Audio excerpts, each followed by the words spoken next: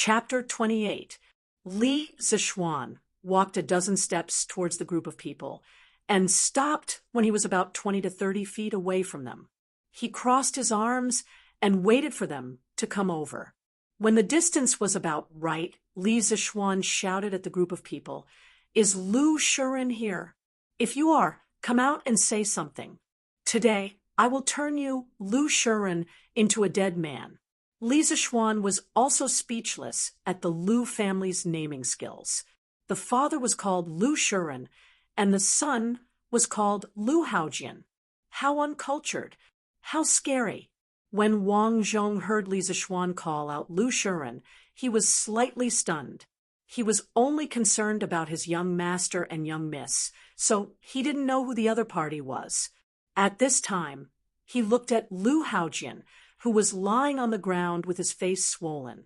After looking at him for a long time, he recognized that he had seen this person before. His face was ashen. When the leader of the group of people saw Li Zixuan, a 14 to 15-year-old child, speak rudely, he was so angry that he shouted, "Where did this stinking child come from? Today, I will teach you a lesson on behalf of your parents. I will teach you how to behave. All of you go and beat him to death." This person was Lu Shiren. He was originally at home with the concubine he had just taken in, but he was interrupted by a servant. When he heard that his precious son had been beaten up in the Han family manner, he was shocked and angry. He put on his clothes and led all the servants and guards in the family to storm towards the Han family manor. When Li Zixuan saw that this person was so angry, he concluded that this was most likely Lu Shiren. When he heard his unpleasant words, he was furious. He didn't wait for the servants to come and took the initiative to attack. He was mainly afraid that so many people would hurt Lan, and Yushi. Using the orchid butterfly steps, he flashed in front of Lu Shiren and fiercely punched his chin. Then, he flew up and kicked his round stomach. Lu Shiren was like a heavy artillery shell, smashing into the group of servants behind him. The group of servants didn't even have time to dodge, and were all injured. When Li Zixuan landed on the ground, his expression was not good. He originally wanted to kick the middle-aged fatty more than 10 meters away to intimidate these people, who knew that he underestimated Lu Shiren's weight and kicked the wrong place. At that time, when he kicked Lu Shiren's round belly, he used too much strength. Although he kicked Lu Shiren away, the rebound from Lu Shiren's belly almost sent him flying. He spun twice in the air before stabilizing his body and landing on the ground. Li Zixuan's expression turned ugly as he had almost failed to act tough. The servant who had gone back to report the news was horrified. It was so fast again. He thought it was a fluke that his young master was kicked away so fast. Now, he kicked away his master, who was obviously several tons heavier than his young master. Moreover, the speed was so fast that no one could react. At this moment, even if he was stupid, he knew that he had encountered a legendary martial arts master. At that moment, he didn't care about his master and those servants. He turned around and ran away, wailing in his heart, "Go back to your hometown. I'm not going to be a servant here in Chang, and any more. Whoever falls in love with this god of killing can have him." Lu Shiren was in so much pain that his face turned the color of pig liver. There was still blood on his chin. After he landed on the ground, he was like a turtle that flipped its shell. He twisted his buttocks a few times, but couldn't get up. This made the dozen servants under him suffer. Originally, when he smashed them, a few of their bones were broken. Now that Lu Shiren was twisting his buttocks and trying to get up, they instantly howled in pain. A few servants who were not injured rushed over and spent a lot of effort to pull their master up. Lu Shiren's face was in a mess. The hat on his head was long gone, and his hair was disheveled. Most importantly, his head was bald, and only his hair was around. Lan who was watching from the side, couldn't help but giggle. Xiao Shi and Yushi also couldn't help but laugh. Lu Shiren was furious at this moment. Just as he was about to fly into a rage, he saw Wang Zhong. He was shocked and didn't bother to tidy up his appearance. He staggered over and said flatteringly, "Butler Wang, why are you here?" Wang Zhong's face was ashen. He pointed at Lu Shiren's nose and roared, "Why am I here? Lu Shiren, you have guts. Your son dared to bully my family's young miss, and you brought people to beat up my family's young master. You have guts. Just you wait. My master won't let you off." Lu Shiren was confused at this moment and said, that young man just now was your family's young master?" Wang Zhong snorted and said, "What do you think?" Lu Shiren staggered back 2 steps when he heard this, and his face turned even paler. He had met Wang Zhong many times before. Back then, when he sold the Han family manor, he had contacted Wang Zhong. He naturally knew that the master Wang Zhong mentioned was someone he couldn't afford to offend. He was just a landlord in the countryside, but Li Jingma was a tycoon in Chang, and he knew many high-ranking officials and dignitaries. He could crush the Lu family with just a finger. Just now, he heard Wang Zhong say that his bastard son bullied Li Jingma's daughter. "It's over, it's all over." Lu Shiren sat on the ground in despair. At this moment, there was a rush of footsteps in the village. Li Zishuan saw Xiao He and Han Lijing running over with a group of farmers holding hoes and machetes. Well, Li Zishuan also saw a fool holding a rolling pin. He couldn't help but feel speechless. Damn it, did you come to fight or to roll dough, to make dumplings? Before this, Han Lijing had gathered the farmers and told them about the big deal that Li Zishuan had told him. When the farmers heard it, they couldn't believe that there was such a good thing. After confirming it over and over again, they thanked the master's family's young master and young miss for their kindness. At this moment, Xiao He hurriedly ran over and told Han Lijing that someone at the entrance of the village had caught the young miss. Han Lijing was furious when he heard this. A burly man with a full beard stood up and shouted, "Han Lijing, what are you waiting for? Kill them. The master has been so good to us. Not only did he reduce our rent, he even brought us such a business deal. Yet, the young miss was caught here.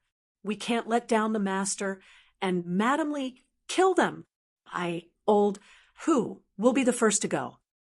"That's right, no matter who the other party is, kill them." Old Han, will go too. Kill them, kill them.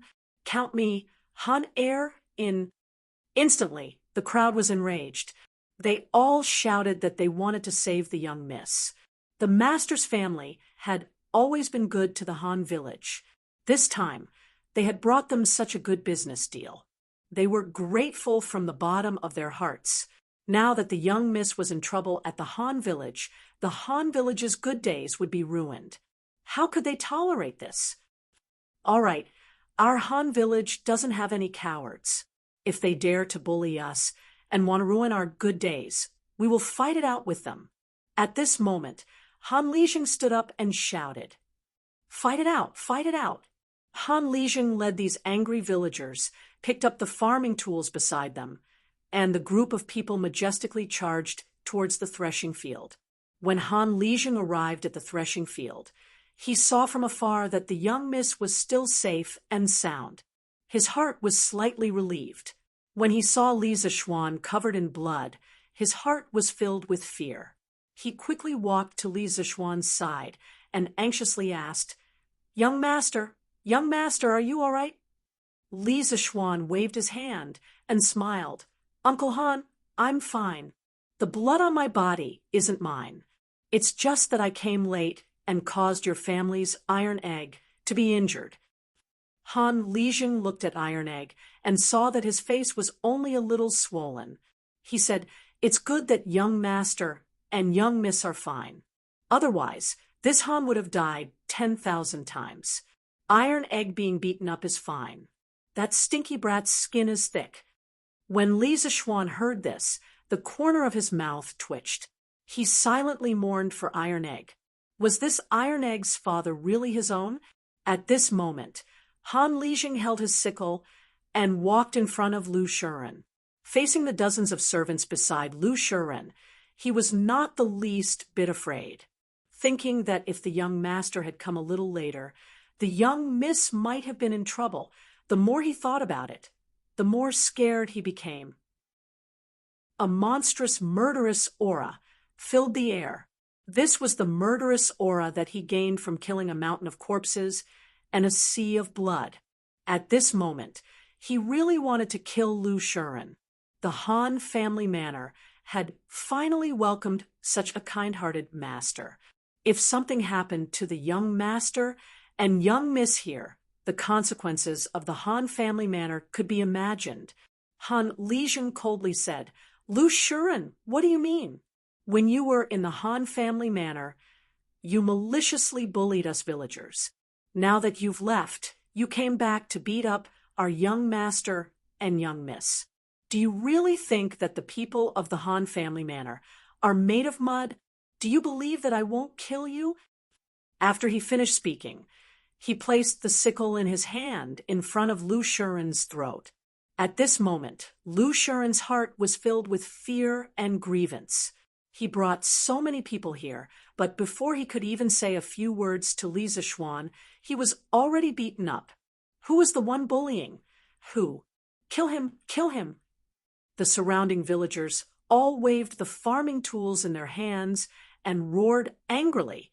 Lu Shiren was scared out of his wits by the angry roars of the crowd in front of him. He fearfully said to Han Lijing, "I was wrong. I didn't know that this person was your young master. Don't kill me. Please spare my life." A trace of warm liquid flowed out from the bottom of his trousers. He was so scared that he actually peed his pants. The surrounding servants also did not expect that the villagers that they used to bully so casually would be so fierce today. They were so scared that they did not care about their master and young master anymore and scattered in all directions. Han Lijing pressed down with his other hand, indicating for everyone to be quiet. He said to Li Zixuan, "Young master, how do you want to deal with them? If young master wants to kill them, Old Han, will do it myself. After that, Old Han, will go to the government to take the blame." Han Yushi was a little touched at this moment, but she was also a little worried. She was really worried that Li Zixuan would let her father take the blame after killing them. However, this was her father's decision, and she could not stop it. Before Li Zixuan could speak, a big man with a full beard stood out and said, "No, young master, let me do it. Old Hu, will take the blame. Old Hu, have long disliked this Lu Shiren." The villagers immediately stood out and shouted, "Let me do it. I will take the blame." Li Zixuan looked at the scene in front of him and was a little touched. This was the simple people of Tang Empire. If you were good to them, they would repay you tenfold or 100-fold, even at the expense of their own lives. However, he did not want to kill the father and son of the Lu family. It was not worth it. He wanted to make them suffer a fate worse than death. Li Zixuan pressed down with his hands and waited for everyone to be quiet. Li Zixuan pushed the sickle away from Lu Shiren's throat and said to Han Lijing, "Uncle Han, even if I want to kill them, I won't let you take the blame. Moreover, I don't want them to die. I want them to suffer a fate worse than death. Uncle Han, get someone to break the father and son's hands and feet, then send them back." Han Yushi looked at him gratefully when she heard that. She thought to herself that she had not misjudged him. Young master was not that kind of selfish person. Li Zixuan said to Lu Shiren, "Lu Shiren, if you are not convinced, you can go to the government and sue me. Li Zixuan, will accompany you to the end." After saying that, he ignored the father and son of the Liu family who had fainted from fright and brought Han Yushi and the others back to Han Lijing's house. Such a bloody scene was not suitable for them to see. The rest was left to Han Lijing and the villagers. Chapter 29. Wow, what a big tiger! Li Zishuan and the others returned to the Han family's courtyard. Lan saw the big tiger at the door and was shocked. She screamed and immediately hid behind Li Zishuan. Li Zishuan patted Lan's head and said gently, Lan, don't be afraid. That tiger is dead. Lan heard this and stuck her head out from behind Li Zishuan. After making sure that the tiger would not move, she slowly walked forward and observed the tiger. Iron Egg was also very curious. He ran over and touched the tiger with Lan. Li Zishuan did not care about them and entered the house with Han Yushi, Xiao He, and Xiao Shi. Young master, I'll go boil some water. You can take a bath later. I'll bring my father's clothes for you to change into, Han Yushi suggested when she saw Li Zishuan covered in blood. Li Zishuan looked at his dirty body. It was indeed time to take a bath. If he went home like this, his mother would faint from fright. He nodded and said, Okay, then I'll have to trouble Yushi. Xiao He, go and help Yushi. Xiao He had already noticed that the young master had changed the way he addressed Han Yushi from Miss Han to Yushi. The little girl looked at the young master suspiciously. When she heard the young master instructing her, she quickly agreed. She did not dare to ask the young master face to face. Moreover, how could a servant casually ask about the young master's feelings?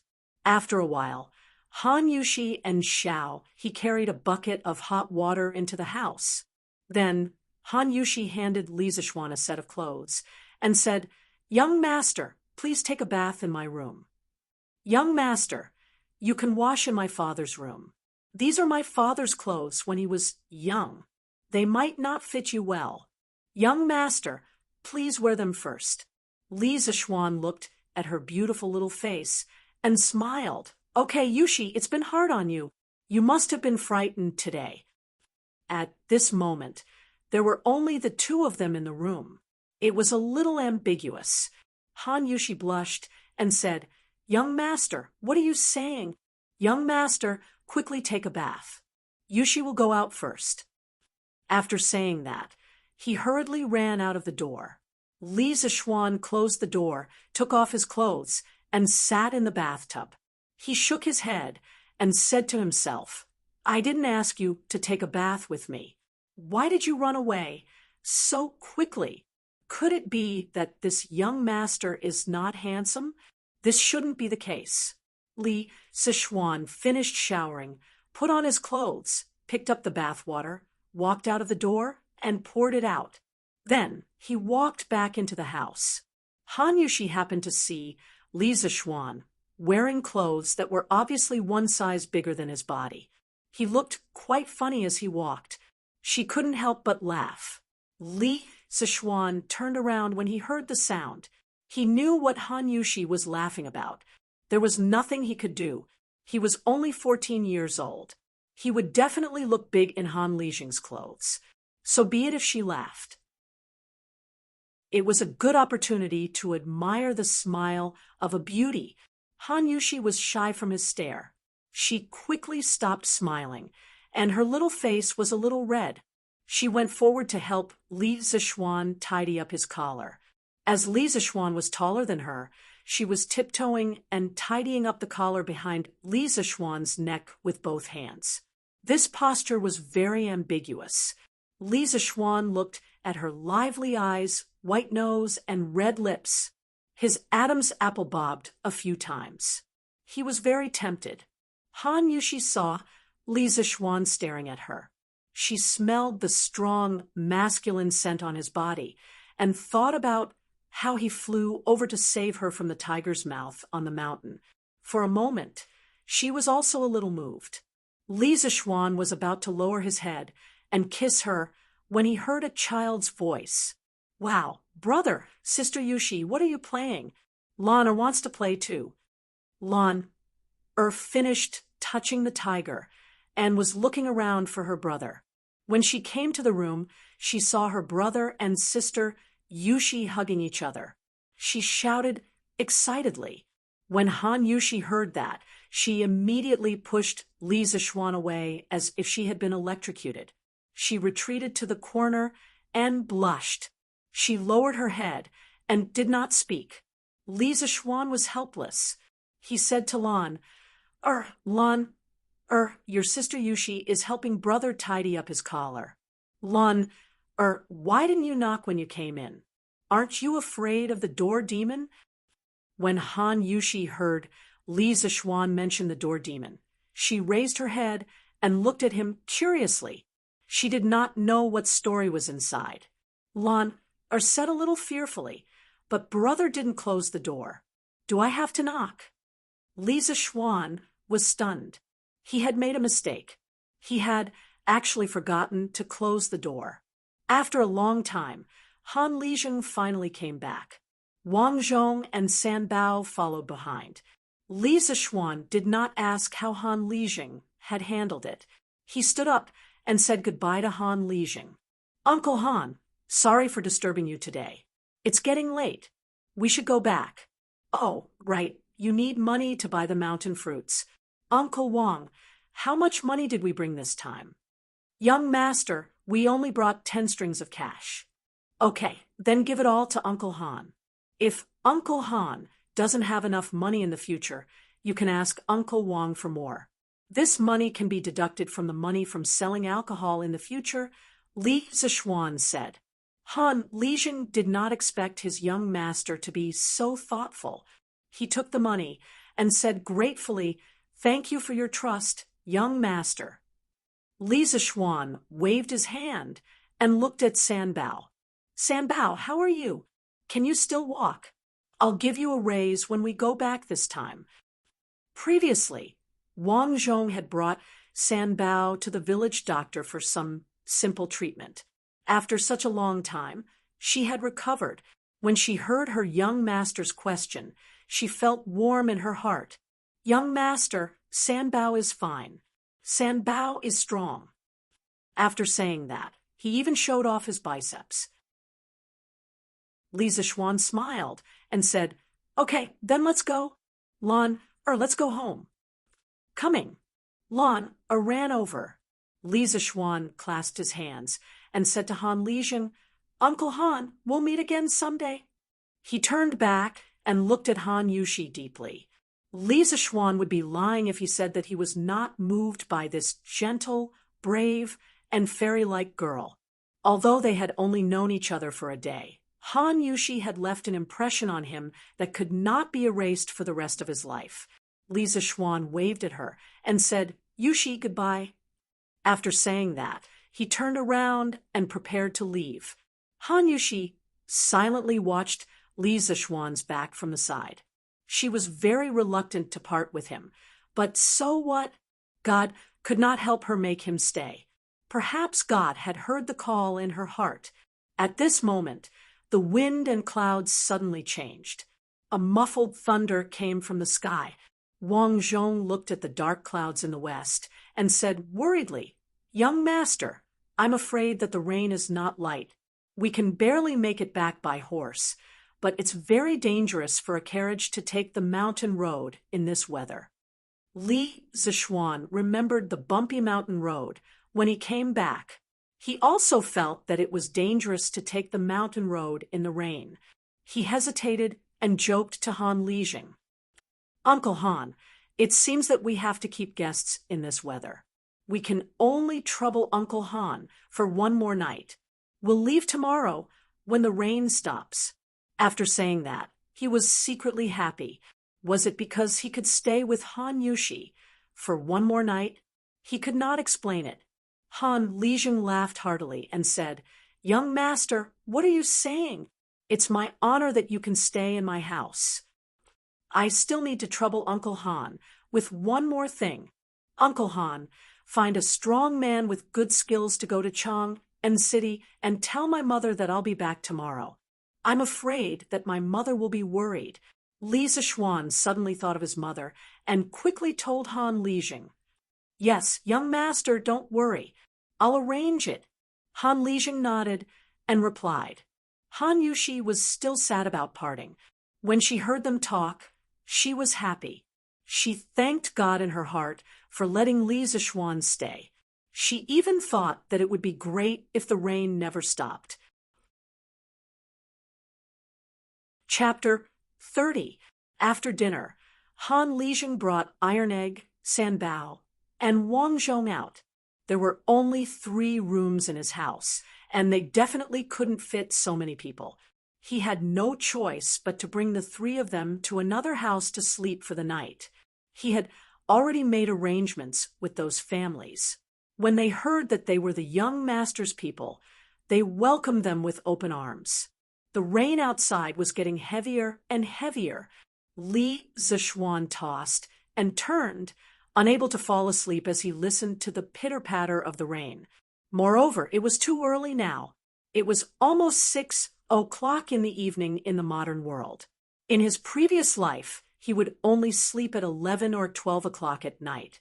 However, in this era, there were no cell phones or computers. There was nothing else to do other than sleep at night.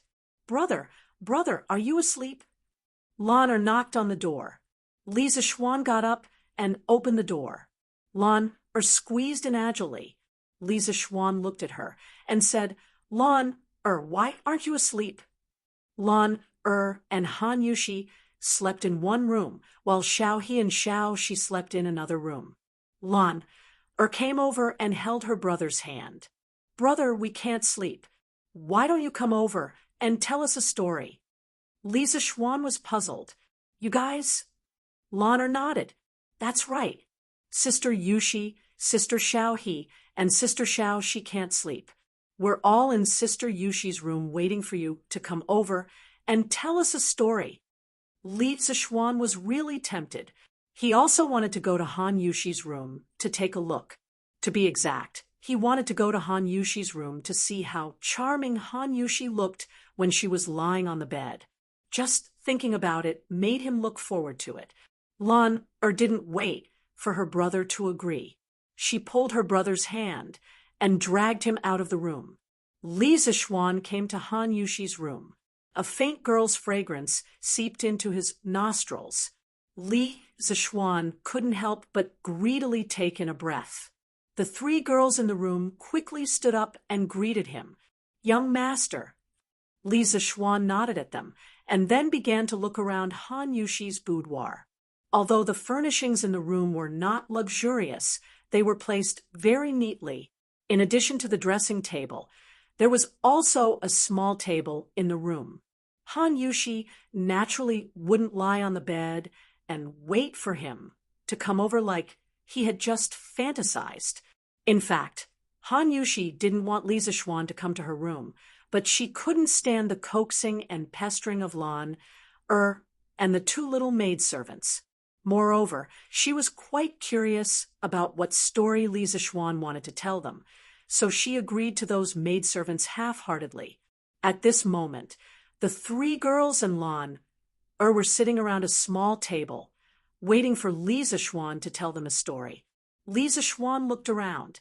There were no more stools. His heart skipped a beat.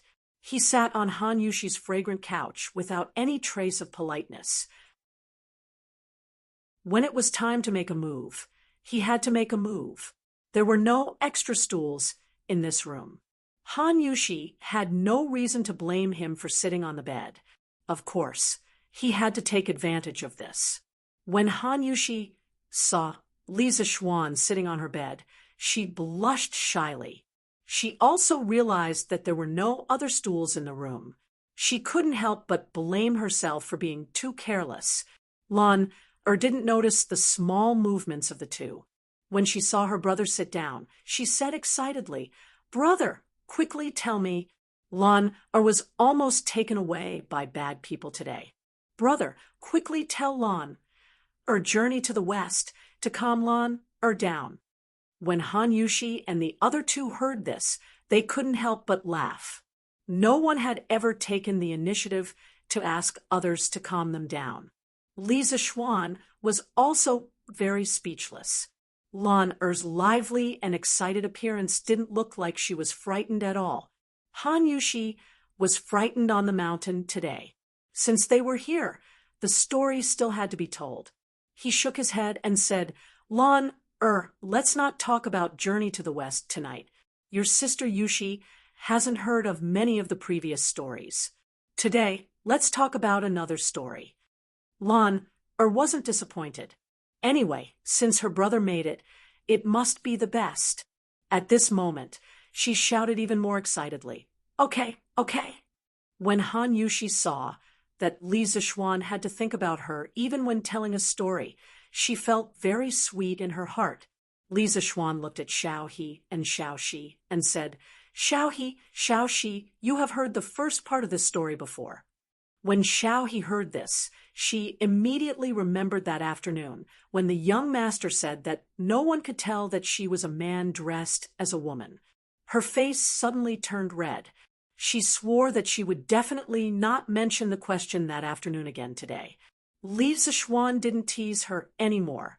He looked at Han Yushi and said, The story that we are going to tell today is called Liang Shanbua and Zhu Yingtai. It was said that during the Eastern Jin Dynasty, there was a woman named Zhu Yingtai by the Zhu family's village in Shangyu County, Zhejiang Province. She was beautiful and smart. She had been learning poetry from her brother since she was young. She admired Ban Zhao and Kai Wenji's talent and learning. She only hated that her family didn't have a good teacher. She wanted to go to Hangzhou to study. Li Zixuan used his own words to tell them the plot that he saw from the TV series in his previous life. Although the words weren't beautiful, the story was beautiful and touching. As Li Zixuan told the story, Han Yushi, Xiaohe, and Xiaoxi were all immersed in the story. Zhu Yingtai disguised herself as a man to study.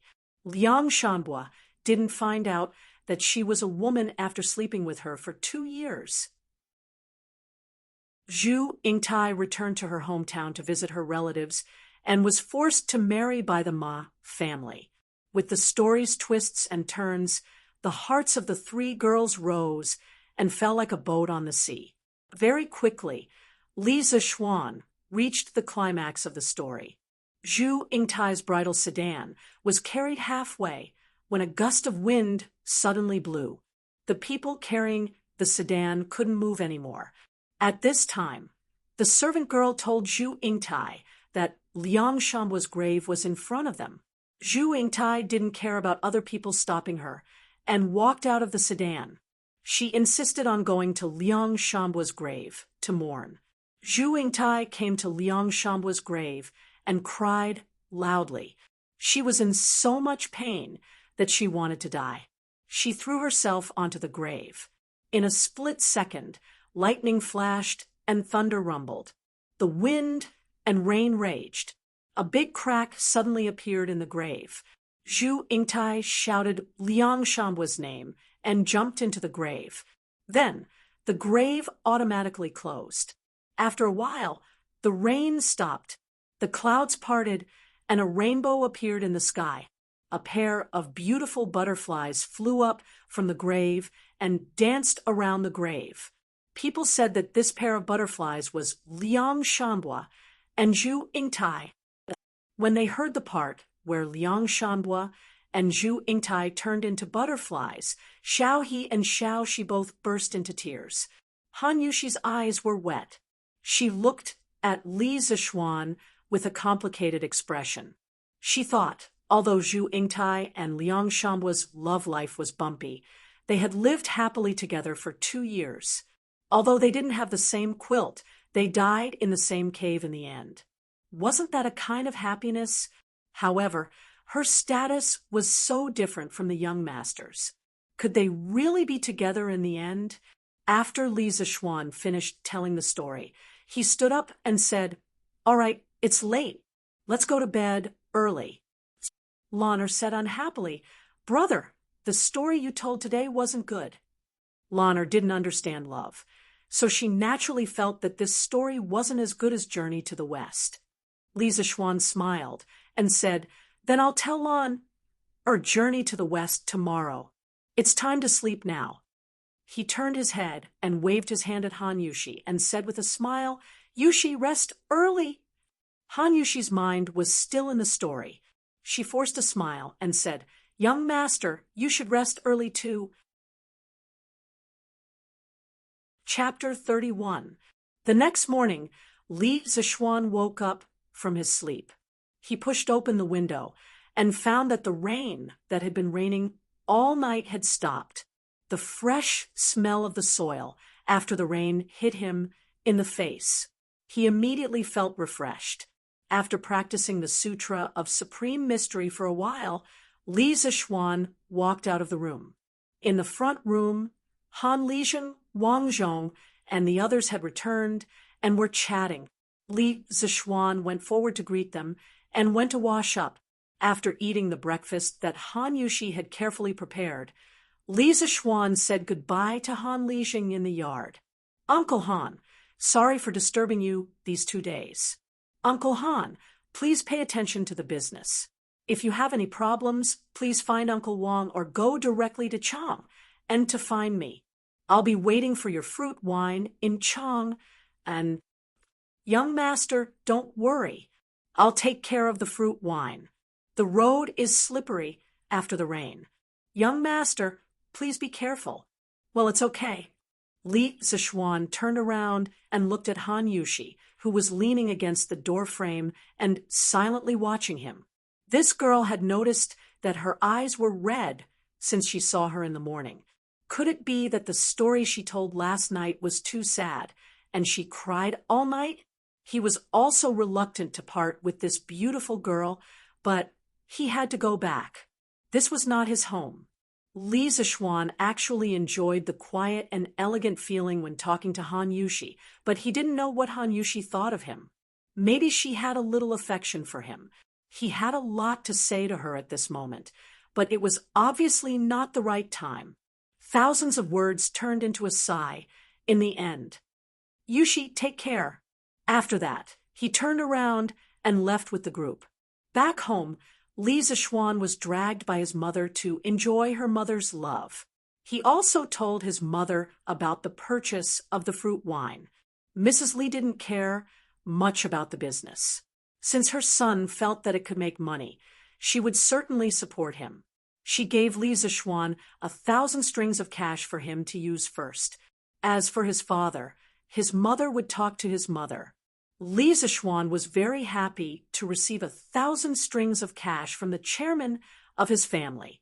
It was good to be a rich second generation. If he liked a business, he could just ask his mother for money to invest. It was not like the time travel novels he read in his previous life. Some protagonists traveled to ancient times and had no money. They had to work hard to make glass and perfume to get their first venture capital. Li Zixuan said that it was too brain-intensive. He didn't want to do it for the time being. His family was already so rich. He didn't need to invent those inventions. What he needed to do now was to think of ways to spend money. A few days ago, his mother was still encouraging him to be a prodigal son. He had a long way to go. When he arrived at the West Court, he was about to go back to the study to plan the modification of the fruit wine when he found Lan waiting for him in the side hall of the West Court. "Lan, what's in the thing you're holding?" Li Zixuan pointed at a thick bamboo tube in Lan hand and asked, "This is Lan General Wei Qing. He's amazing. Brother, let me show you."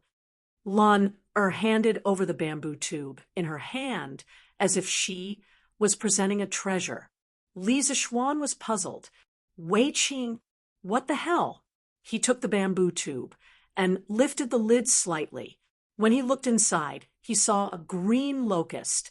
Only then did he remember that the source of the conflict in the threshing field of the Han family village yesterday was the few of them fighting the locust. He didn't expect Lan, to name this locust Wei Qing. Li Zixuan couldn't help but find it funny. However, Li Zixuan's smile froze on his face before it could bloom. Then, his expression changed slightly. The way he looked at Wei Qing became a little uncertain. Li Zixuan didn't study the history of the Tang Dynasty in detail in his previous life. However, he still knew some of the major events that happened in the Tang Dynasty. Some of them were from novels, and some were from television dramas. Li Zixuan remembered that in the second year of the Jingguan era, the Tang Dynasty had an unprecedented locust plague. At that time, the locusts covered the sky and swept across the entire Guangzhou plain. The locusts covered the sky and poured down in torrents.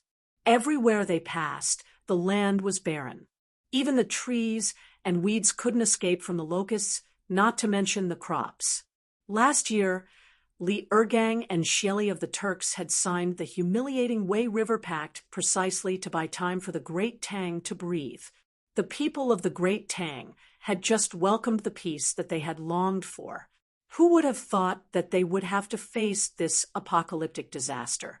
In his previous life, Li Zixuan saw on some forums that when the locusts came, there were rumors among the people that this was God's punishment for Li Ergang killing his brothers and imprisoning his father to seize the throne.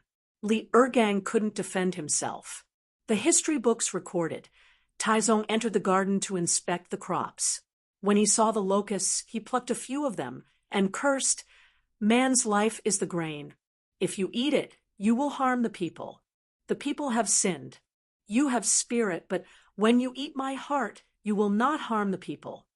When he was about to swallow the locusts, he admonished him to the left and right, "I am afraid it will become a disease."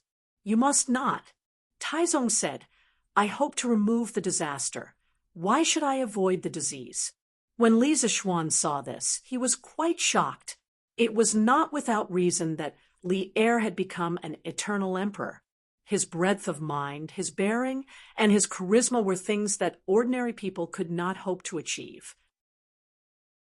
Li Zixuan remembered that under the post, there were some keyboard warriors who commented that Li Ergang swallowed the locusts for show, to show that he loved the people like his own children. Li Zixuan snorted at this. Li Ergang swallowed the locusts despite the danger. No matter what his purpose was, he was worthy of respect.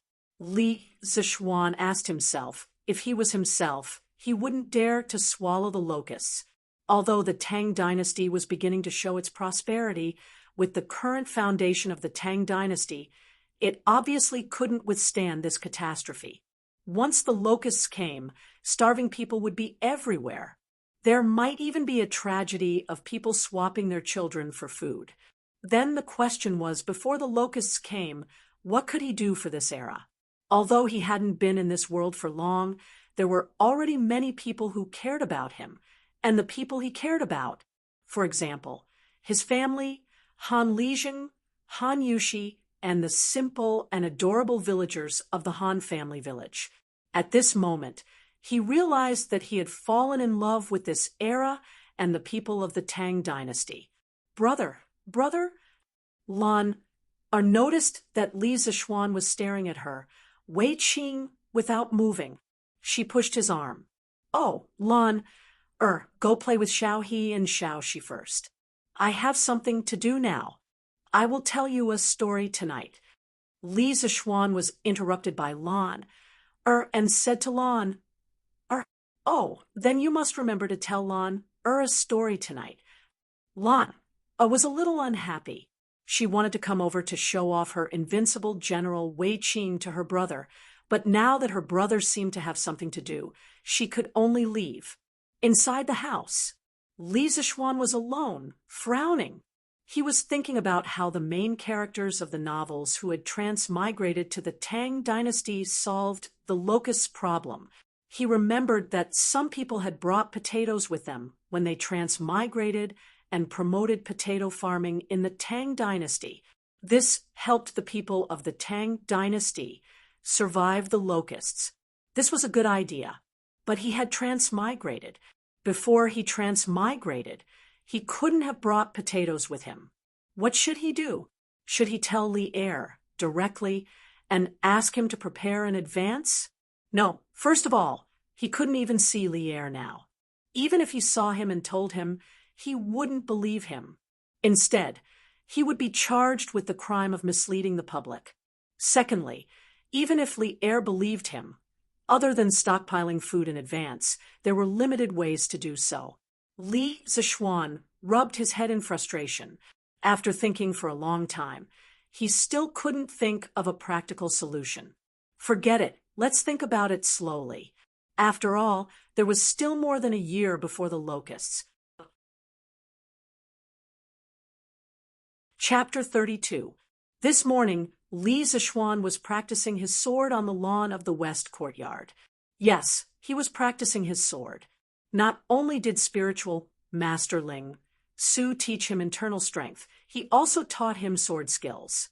Taoist sword skills were quite diverse, and there were many powerful sword skills handed down from generation to generation. But spiritual Master Ling Su was afraid that he would bite off more than he could chew, so he only taught him one sword skill, which was what Li Zishuan was practicing now.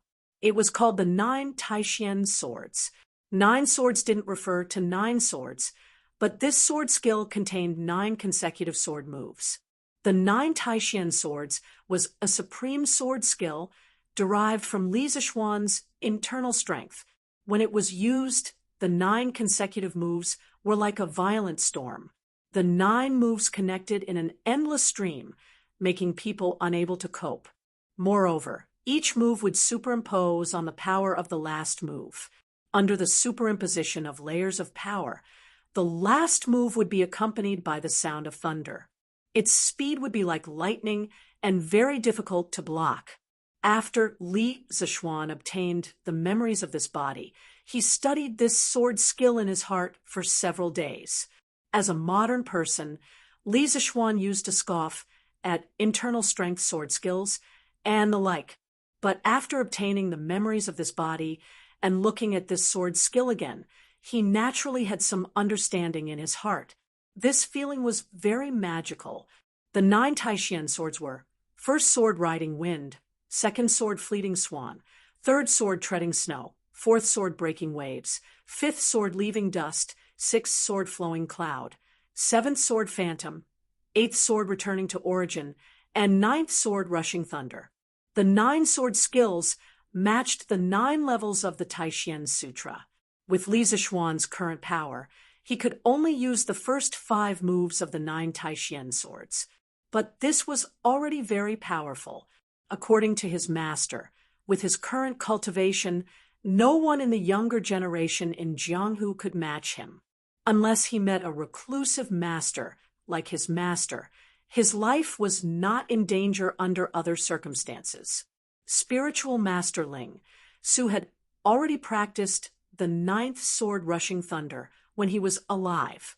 According to him, when he used the 9 swords in succession, even a great grandmaster expert could only hold back his hatred.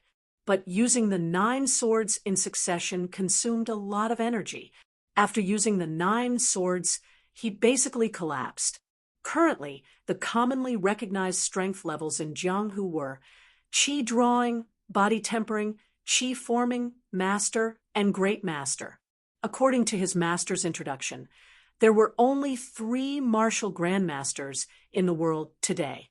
His master was naturally one of them, and he was a peak existence. The other 2 were Shaolin Abbot Xian Kong and Tujue Imperial Advisor Wu Jia. As for the number of grandmasters, there were no clear records, but his master estimated that there were only a few dozen grandmasters in the world.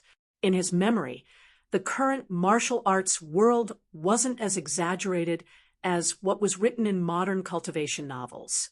Even a great grandmaster expert couldn't extend their lifespan by several hundred years. At most, they wouldn't get sick easily. Although his master had been a great grandmaster for many years, he couldn't escape from old age, sickness, and death. He passed away at the age of 125. In short, martial arts could only make people stronger and more agile.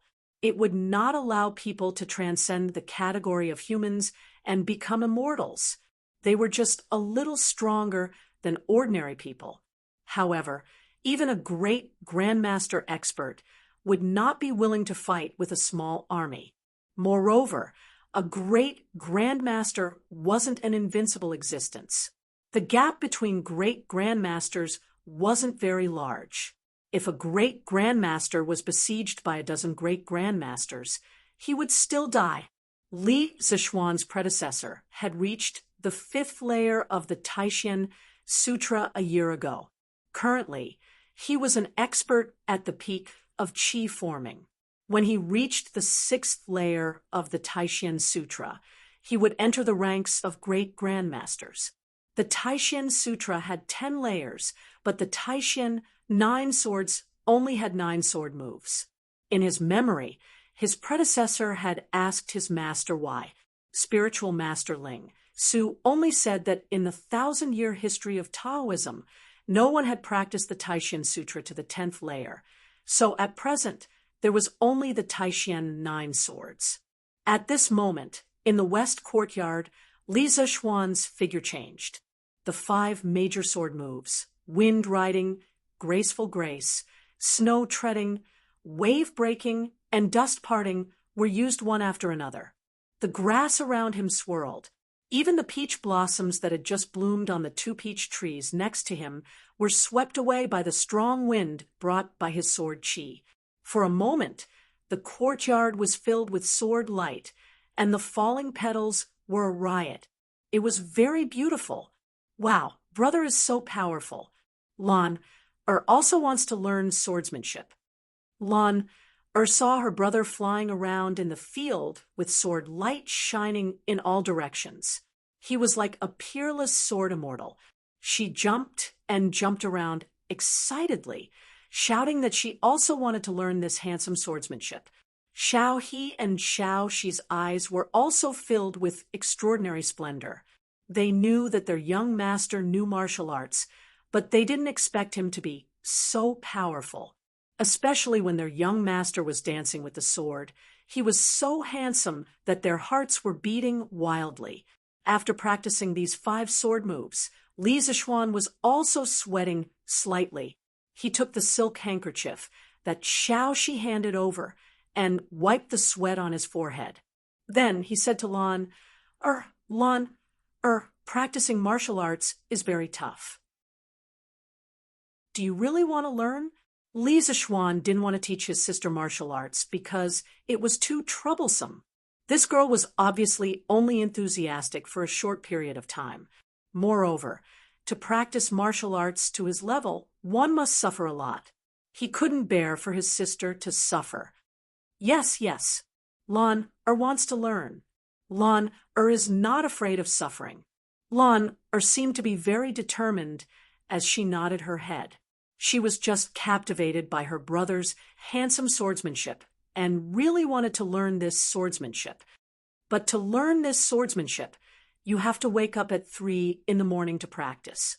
Moreover, you have to continue practicing regardless of whether it's winter or summer. When that time comes, our cute little Lan will become a tanned girl. Lan, do you still want to learn? Li Zishuan said in distress. Lan was a little hesitant. Which girl didn't want to be beautiful? Although Lan wasn't even 7 years old, this little girl had already started to want to be beautiful.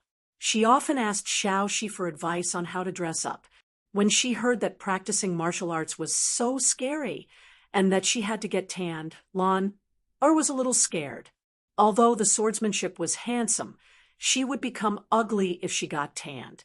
No matter how good the swordsmanship was, it was useless. Seeing that Lan was a little scared, Li Zishuan was a little proud. Just as he was about to turn around and return to his room, he heard Lan shouting, No, smelly brother, you are lying. You wake up at 3 in the morning every day. You wake up later than Lon. Also, brother, your face is so white. You didn't get tanned at all. After Lana reacted, she immediately grabbed onto Lisa Schwan and didn't let go. Damn. I didn't expect to be used as a model by my sister because I slept in. Lisa Schwan was a little embarrassed. He could only justify himself. He lowered his body and looked into Lana's eyes. He tried to make his eyes look more sincere. Lisa Schwan brewed his emotions and said to Lon, cough cough, Lon, your elder brother is one of those rare martial arts geniuses that only appear once in 100 years. It only took me 8 years of hard work to learn this martial art. It's very difficult for others to learn it as quickly as I do. As for why I didn't get tanned in the past 8 years, it can only be said that there is a type of skin that belongs to the natural beauty type. No matter how much you get tanned, you won't get tanned. You understand? As he spoke, Lisa Schwan was a little embarrassed to continue. Damn, I have never seen such a shameless person. At this moment, Lon looked at Lisa Schwan in surprise. It was as if she was meeting him for the first time. Her wide eyes were very cute. Lon held back for a long time, but she still said what was in her heart. Brother, why are you so shameless? Lon is embarrassed to be your sister. Lisa Schwan was speechless. There was silence all around. Then there were 2 giggles. Xiao He and Xiao Shi saw that their young master had failed to fool around in front of Lon, and finally couldn't help but laugh out loud. Li Zichuan was instantly attacked. His old face darkened. He glared at the 2 young maidservants who were gloating at his misfortune. He then looked at Lon, and said sadly, "My heart hurts. Little sister, I have always been so nice to you. Is it really okay for you to insult me like this?" Hearing her brother's strange words, Lon was dumbfounded. Just as she was about to ask, she saw Sanbao walking over. "Young master, the eldest son of the Chung family is waiting for you in the front hall. He said that he has something to talk to you about. Master is accompanying him at the side. He wants you to hurry over." Sanbao came over and bowed to Li Zichuan. "Chung Chumo, why is that guy looking for me? Does he want me to treat him to my chicken again?" Li Zichuan shuddered when he remembered the resentful look shopkeeper Lu gave Chung Chumo last time. He hoped that it wasn't like that. "Lon, go play with Xiao He and Xiao Shi. Brother has something to do, and will leave first." After Li Zichuan finished speaking to his sister, he turned around and rushed to the front hall. P.S. Regarding this book, Swordsman would like to say that the main plot of this book is still history. The addition of some martial arts is just to let the main character act cool in the Tang Dynasty. This book doesn't give the main character a heaven-defying system, but it's not too much to give him some martial arts. Furthermore, the Tang Dynasty originally had a culture of chivalry throughout the country. From the Li Tang Dynasty's rebellion against the Sui Dynasty to the Xuanwu Gate incident of Li Shimin, and then to the Tang Dynasty's foreign wars, there were the shadows of chivalrous men in the Jianghu. It was not nonsense to add elements of chivalry into the book. This book will use history as the main plot and describe the magnificent history. There will also be some chivalrous and tender feelings in the Jianghu. Martial arts is not the same as fantasy. There won't be any nonsense like summoning the wind and summoning the rain. Wanderers were a respected profession in the Tang Dynasty. Without wanderers, the Li Tang Dynasty would not be able to overthrow the Sui Dynasty. Li Shimin would not be able to rely on a coup d'etat to take the throne. After the Tang Dynasty was unified, wanderers started to join the army to prove their worth. many wanderers walked the path of joining the army, making contributions, and receiving titles. Chang, and returned to wanderers. Luoyang was rich and talented. Jade sword and floating cloud ride, golden saddle and moon bow. Fighting cock over Wei Bei, riding horse to Guangdong. Sunbin waits from afar. Gu Jie secretly communicates. Without 1,000 gold titles, who would talk about 10,000 miles of merit. The general descends from the sky, riding into the clouds. The fire of the beacon is like the moon at night. The aura of the soldiers is like a rainbow at dawn. Running amok with friends, carrying feathers to join the army. Dragon banners dim the fog. Bird formations sweep up the cold wind. Chasing to the Hanhai Pass, after the battle the mountains are empty. Returning to thank the Son of Heaven, why not ride a horse? One of the 4 heroes of the Tang Dynasty, Lu Xiaolin's journey to the youth field was the most realistic portrayal of the Tang Dynasty wanderers joining the army to defend the country. It reproduced the heroic scenes of wanderers fighting on the border, fighting on horseback, and not fearing death. Apart from that, wanderers were also a spiritual idol, with symbolic meaning in the Tang Dynasty society. In the strong and prosperous Tang Dynasty, the chivalrous spirit of the people who worshipped martial arts was in line with the spirit of the times. Hence, it was not surprising that there were many wanderers in the Tang Dynasty. Adding martial arts elements in this book was also reasonable. As for the division of martial arts in this book, it was purely made up. Scholars should not take it seriously with the swordsman.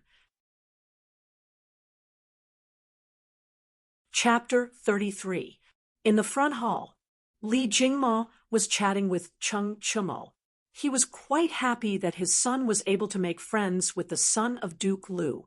It wasn't that he liked to cling to the rich and powerful, but that his son had Cheng Chumo as a friend. His son's safety would be much better in the future. However, Cheng Chumo felt like he was sitting on pins and needles. Although Li Jingmo was only a merchant, he had a wide range of knowledge and experience, and his style of conversation was quite good.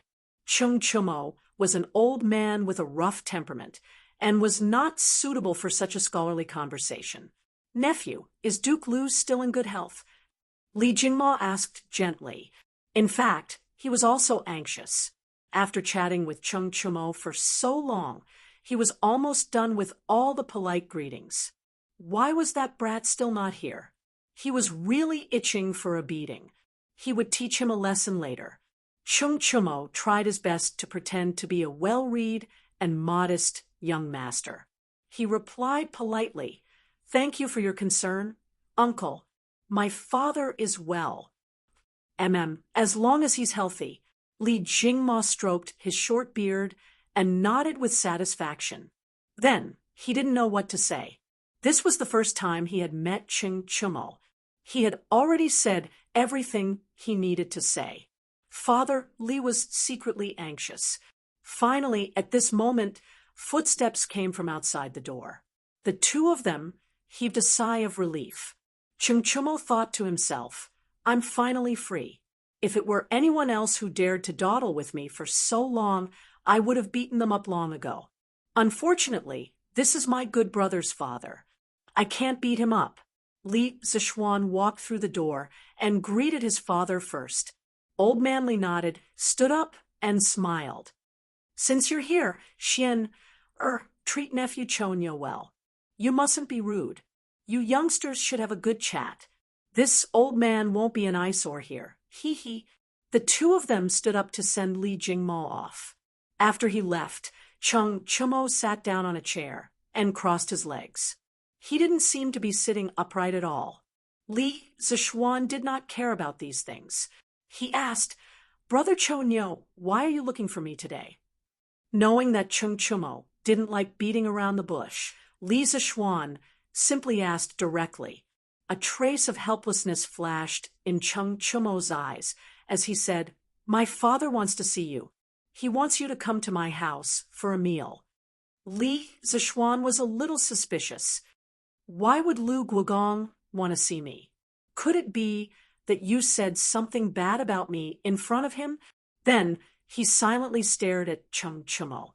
Chung Chumo felt a little guilty under his stare, but he still stiffened his neck and said, "What are you talking about? How could I, Chung Chumo, harm my own brother? It's really just a meal." Li Zishuan stared at Chung Chumo for a long time. Although he still felt that something was wrong, he couldn't find any flaws for the time being. "All right then, I'll pay a visit to Duke Lu. What is your father like? It's not good to go empty-handed on my first visit, right?" Chung Chumo impatiently waved his hand. "You don't need to bring anything. Come with me." Then he suddenly paused, as if he had thought of something. He licked his lips and said embarrassedly, "My father likes to eat that gnawed chicken. Xiaoxian, do you want to bring some?" Li Zishuan laughed heartily. No problem. I was wondering what it was. I'll tell the kitchen to make 10 servings of gnawed chicken and bring them to Uncle Chung." Then he went out to instruct the kitchen. The cook of the Li family, Auntie Zhao, had already learned how to make gnawed chicken under Li Zishuan's guidance. Although it couldn't compare to the taste of the drunken immortal restaurant, if one didn't taste it carefully, one wouldn't be able to taste the difference. Wait. Chung Chumo pulled Li Zishuan back. His face was full of shame. He carefully gestured with one finger and said, My father said to let you make a pot of gnawed chicken and bring it over." A pot? Damn. Were all the people in Old Cheng's family animals like this? Did they eat by the pot? Li Zishuan staggered and almost sprained his waist. On Vermilion Bird Avenue, the two of them rode their horses toward Wide Lane. However, Chung Chumo's riding posture was very strange. He held the reins in one hand and a super large food box under his waist with the other. Under the strange gazes of the passers-by, he used his leg to lightly kick the belly of the black horse under him, urging it to go faster. There was no other way. Chung Chumo felt a little embarrassed for his father, who would invite someone to a meal and then plunder a pot of delicious food from someone else's house. It was so embarrassing. Li Zishuan looked at Chung Chumo from behind. It was rare to see the usually carefree Chung Chumo embarrassed. He found it quite interesting. The two of them, one in front and one behind, urged their horses forward. Soon, they arrived at the gate of the Chung mansion. Looking at the two majestic stone lions and a pair of drumstones in front of the gate of the Chung mansion, Li Zishuan felt a little envious. Previously, he also wanted to get 2 stone lions in front of his house, but he was scolded by his father when he found out. These things could not be bought with money. Although the Li family was rich, they were still businessmen and did not have the qualifications to buy such things in front of their house. Walking into the Chung mansion, Chung Chumo pulled a servant over and asked where his father was. Then he turned to Li Zishuan and said, "Xiaoxian, my father is now practicing martial arts in the backyard.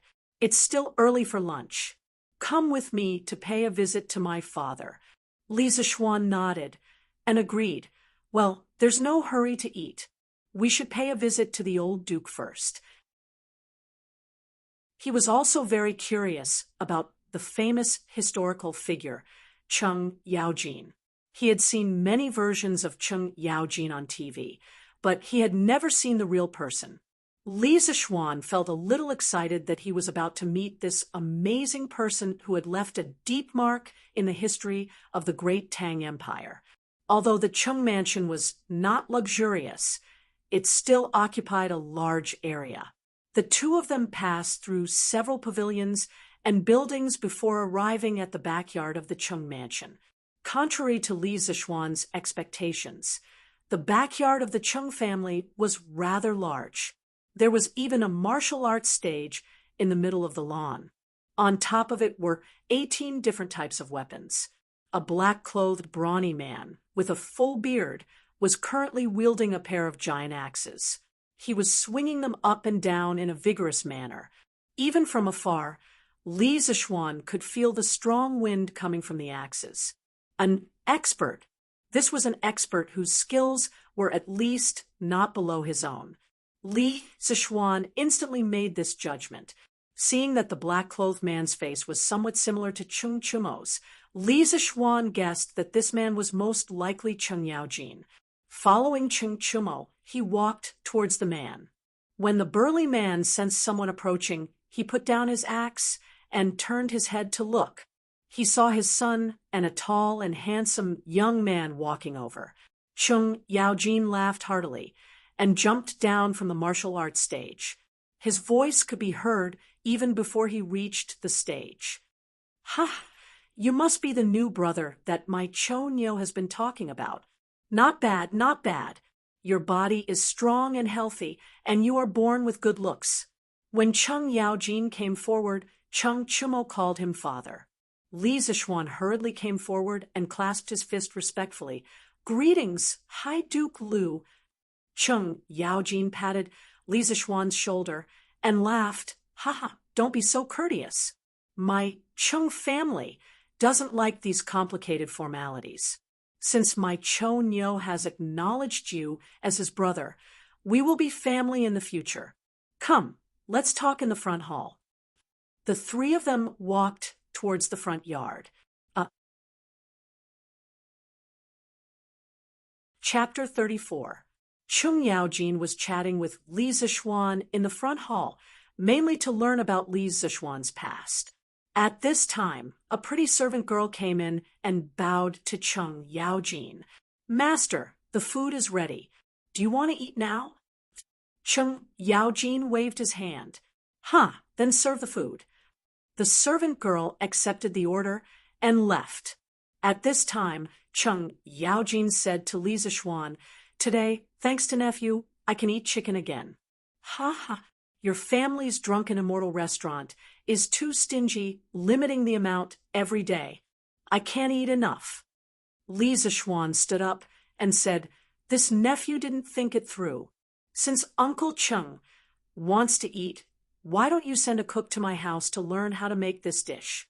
This way, Uncle Cheng can eat as much as you want in the future." Cheng Yaojin was moved, but he still pretended to be reserved. "How can this be? This method of eating chicken is your family's drunken immortal restaurant's business secret. How can it be spread? Old Cheng, will not do such an unkind thing." Finished speaking, he looked at Li Zishuan.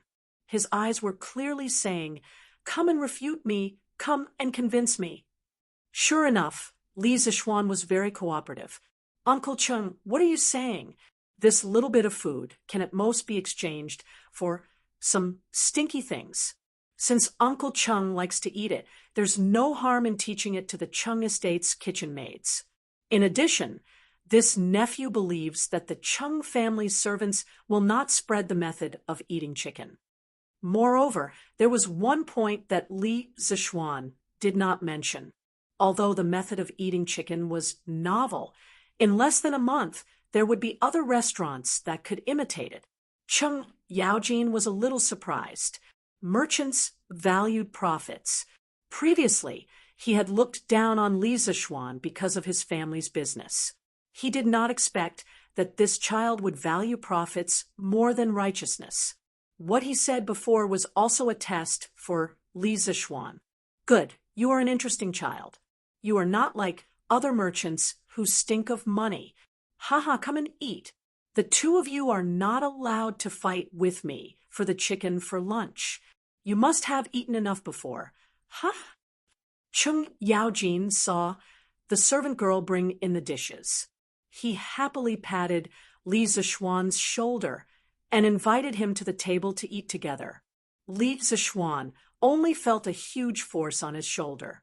If it wasn't for his good martial arts, with Li Zishuan's physique in modern society, Cheng Yaojin's slap would definitely have slapped him to the floor. As for Cheng Yaojin's shameless words, he didn't care at all. He was indeed a little tired of eating chicken. However, Cheng Chuma was not tired of eating it. On the way back, he was carrying a big box of food. Although he was a little embarrassed, he was still secretly happy. He thought that his father would not be able to finish all the chicken and that he would be able to get a share. He did not expect that before the chicken was even served, his father would mercilessly extinguish his hopes. He did not dare to argue with his father. Old Chung would not reason with him and would only talk with his fists. Chung Chumo sat next to Li Zixuan and ate the rest of the dishes fiercely while looking at his father eating. And delicious. Little Xian, you don't have to be polite. Other than this, you can eat whatever you want. Chung Yaojin stuffed a mouthful of chicken meat into his mouth and chewed as he called out to Li Zixuan. Then he felt that his mouth was a little dry, so he poured himself a bowl of wine and ate the chicken meat while drinking by himself. He even forgot to call out to Li Zixuan to drink. Li Zixuan's mouth twitched. However, he was happy that Chung Yaojin did not persuade him to drink. Otherwise, if Chung Yaojin insisted that he drink, he really could not think of an excuse to refuse. He definitely could not use the excuse he used to fool Chung Chumo. If he dared to say that to old Chung, Li Zixuan believed that Chung Yaojin would definitely beat him to death. After the meal, everyone ate and drank to their heart's content. Of course, Chung Chumo was an exception. This fellow did not have a good meal. After the servant girls removed the banquet, Chung Yaojin rubbed his swollen belly and let out a comfortable groan. He picked his teeth and said to Li Zixuan, "Little Xian, your chicken is so delicious. Little Xian, the chicken you gnawed on is really too delicious. I, old Chung, have lived for more than half of my life and have never eaten anything so delicious. How did you think of this thing?" Li Zixuan looked at Chung Yaojin, who did not care about his image, and said, "This was taught by my master. My master not only taught me martial arts, but also taught me some cooking, arithmetic, and the art of investigating things." Oh, that Taoist priest Spirit Void. Chung Yaojin had heard Chung Chumo talk about Li Zixuan's master before. Li Zixuan nodded. Chung Yaojin said curiously, "I only heard that Taoist priest Spirit Void has great achievements, but I have never heard that he also knows how to cook." Was his lie about to be exposed?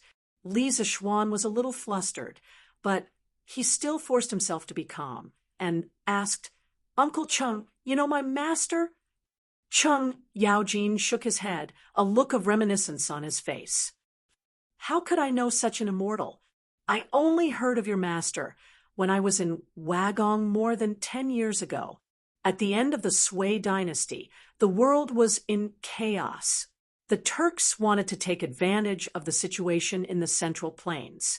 They burned, killed, looted, and committed all kinds of crimes. But at that time, the Central Plains was in chaos.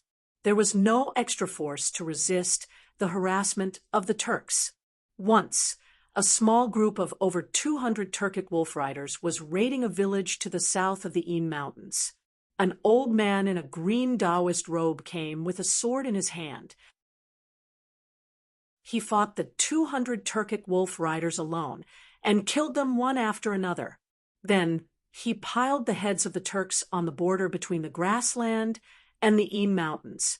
He set up a huge rock and wrote a cross on it, "Those who offend the Central Plains will be killed." Spirit Void. When this news spread, the world was shocked.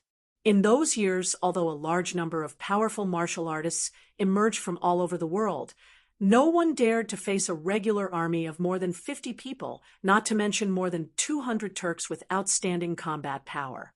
This kind of combat power was simply shocking. Taoist priest Spirit Void became famous because of this battle. After that battle, Taoist priest Spirit Void floated away, and no trace of him could be seen. Later, although the Turks occasionally went south to take advantage of the situation, they did not dare to act like before. At best, they would massacre villages and cities.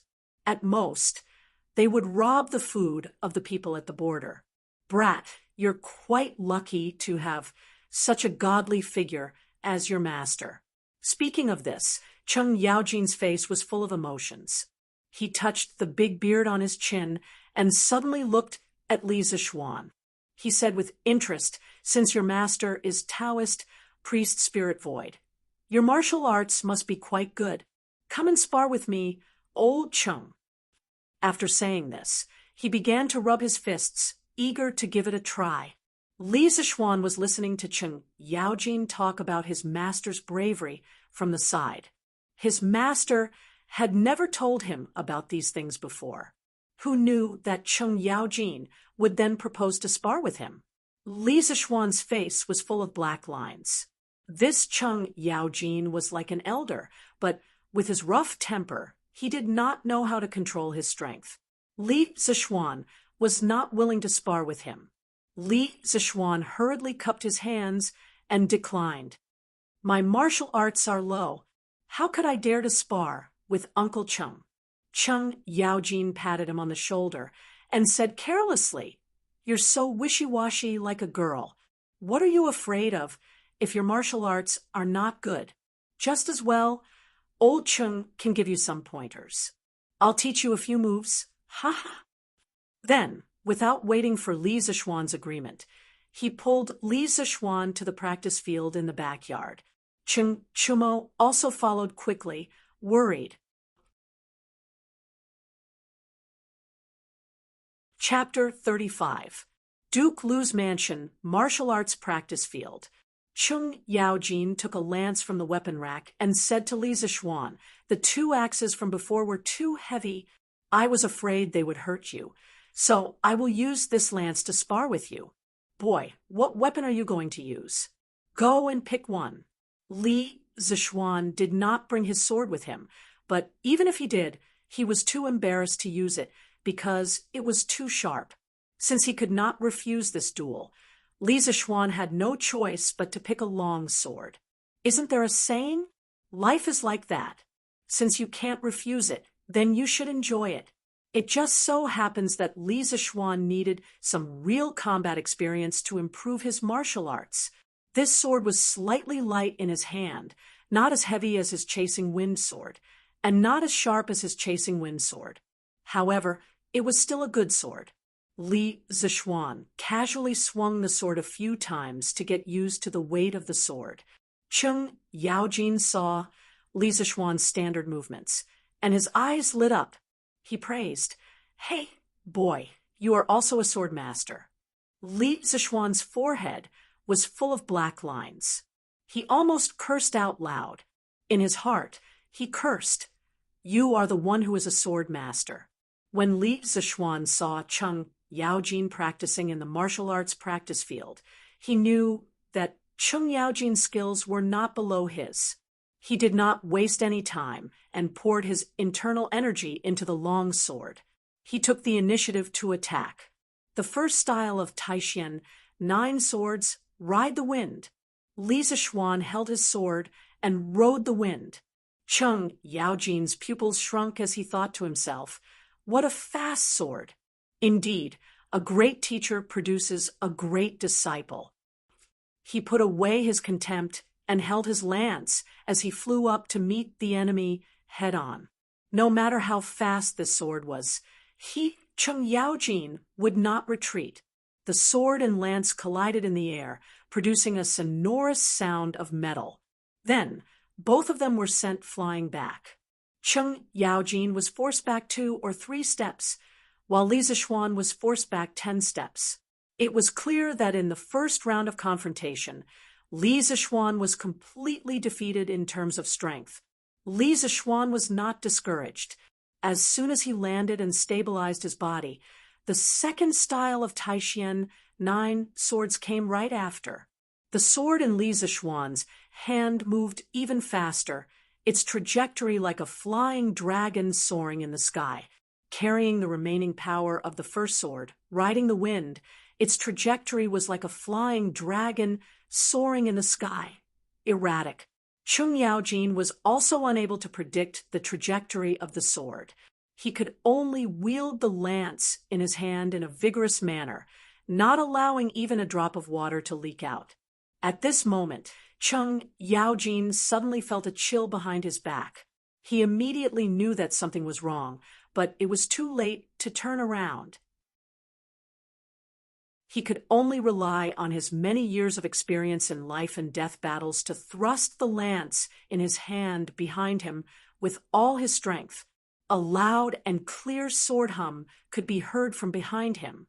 Li Zishuan's sword had been blocked. Li Zishuan also knew that this was not enough to stop Cheng Yaojin. He immediately changed his move. The third style of Taishan, 9 swords, snow treading, left no trace. Li Zishuan's footsteps constantly changed. He waved his sword in all directions. For a moment, only the sound of sword and lance clashing could be heard. After more than 10 attacks, Li Zishuan changed his move again. He used the fourth style of Taishan, 9 swords, Wave Breaker. Wave Breaker was furious. Li Zishuan's momentum changed. He stepped on the ground, and his whole body soared into the air. He raised his long sword and bent his waist. His whole body bent into a circle. Then he and his sword were like a large wheel with sharp blades. He spun rapidly. It was as if he was riding the wind and breaking the waves. He flew towards Cheng Yaojin. Facing this ferocious and bizarre sword, Cheng Yaojin turned pale with fright. He no longer dared to hold back. Both of his feet fiercely stomped on the ground, causing the martial arts stage to rumble. Cheng Yaojin also soared into the sky, using his horse lance as a battle axe. He used the flying axe to attack Li Zishuan. The two collided fiercely in the air. It was like a comet hitting the earth. The rumbling sound spread throughout the Cheng mansion. The sword and lance separated upon contact. The two were once again sent flying. The difference was that this time, Cheng Yaojin retreated 5 steps before stabilizing himself. Li Zishuan only retreated 8 steps before stabilizing himself. Li Zishuan used 4 swords in succession. The power stacked layer by layer. In terms of strength, the gap between him and Cheng Yaojin became smaller and smaller. After stabilizing himself, Li Zishuan did not stop. Using the power of the first 4 swords, he continued to use the 5th sword of the 9 Taishan swords, Absolute Dust. After fighting for so long, he could see that Cheng Yaojin was a master. Even if he was not in his prime, he could still block his sword. Therefore, he used the 5th sword with all his strength. The sword was bleak and cold. The cold light at the tip of the sword emitted a bright light. This sword, Absolute Dust, arrived in a flash. Cheng Yaojin had fought for many years, but he had never seen such a fast sword. He roared. Relying on his many years of battle experience, he predicted the direction. Using all his strength, he fiercely smashed the lance in his hand towards the sword tip. Suddenly, the stage was filled with smoke and dust.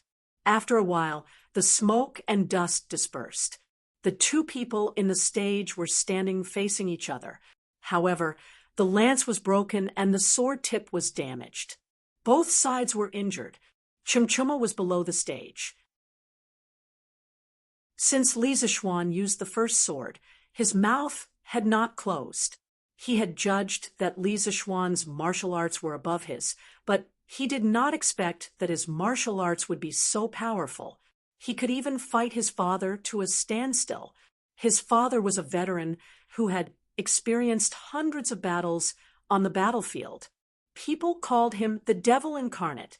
What kind of monster was this brother of his? He was younger than him by 2 years, but his martial arts were comparable to his father's. Watching Li Zishuan's dazzling swordsmanship raining down like a torrential storm, his father was barely able to resist by relying solely on his advantage in strength and years of battle experience. No matter how stupid Chumchuma was, he knew that Li Zishuan's martial arts were not on the same level as his own. Li Zishuan had already begun to draw closer to the masters of the older generation. Comparisons were odious. Chung Chumo's little heart had received tens of thousands of blows. Haha, not bad, not bad. Little Xian, you've reached the peak of qi transformation at such a young age. The younger generation will surpass us in time. I haven't had such a good fight in a long time. Ha ha ha. Chung Yaojin threw away the broken lance in his hand and laughed loudly. His laughter was so loud that it reached the clouds.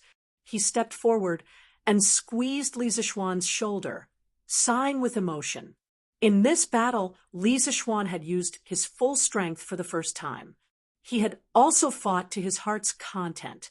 He threw the sword in his hand into the weapon rack and wiped the sweat off his face. He modestly said to Chung Yaojin, "Uncle Chung is too kind. Thank you for holding back. Otherwise, this nephew would not have been able to last until the end." He was right. If Chung Yaojin had used his full strength from the beginning, he would not have had the chance to use these 5 swords. After all, there was an absolute gap in strength. In the end, he was able to tie with Chung Yaojin. On one hand, Chung Yaojin was old and definitely not as strong as he was in his prime. On the other hand, he relied entirely on the mysteries of the 9 Taixuan swords. Every move was linked, and the power was constantly superimposed. Chung Yaojin laughed and waved his hand. "If I say you're strong, then you're strong. What's there to be modest about? You're too hypocritical. Young people should be arrogant. Don't be like those old scholars who are sour." What else could Li Zixuan say? These words could be said by Chung Yaojin, but he could not say it himself. He was also very helpless. He could only bow and accept the advice.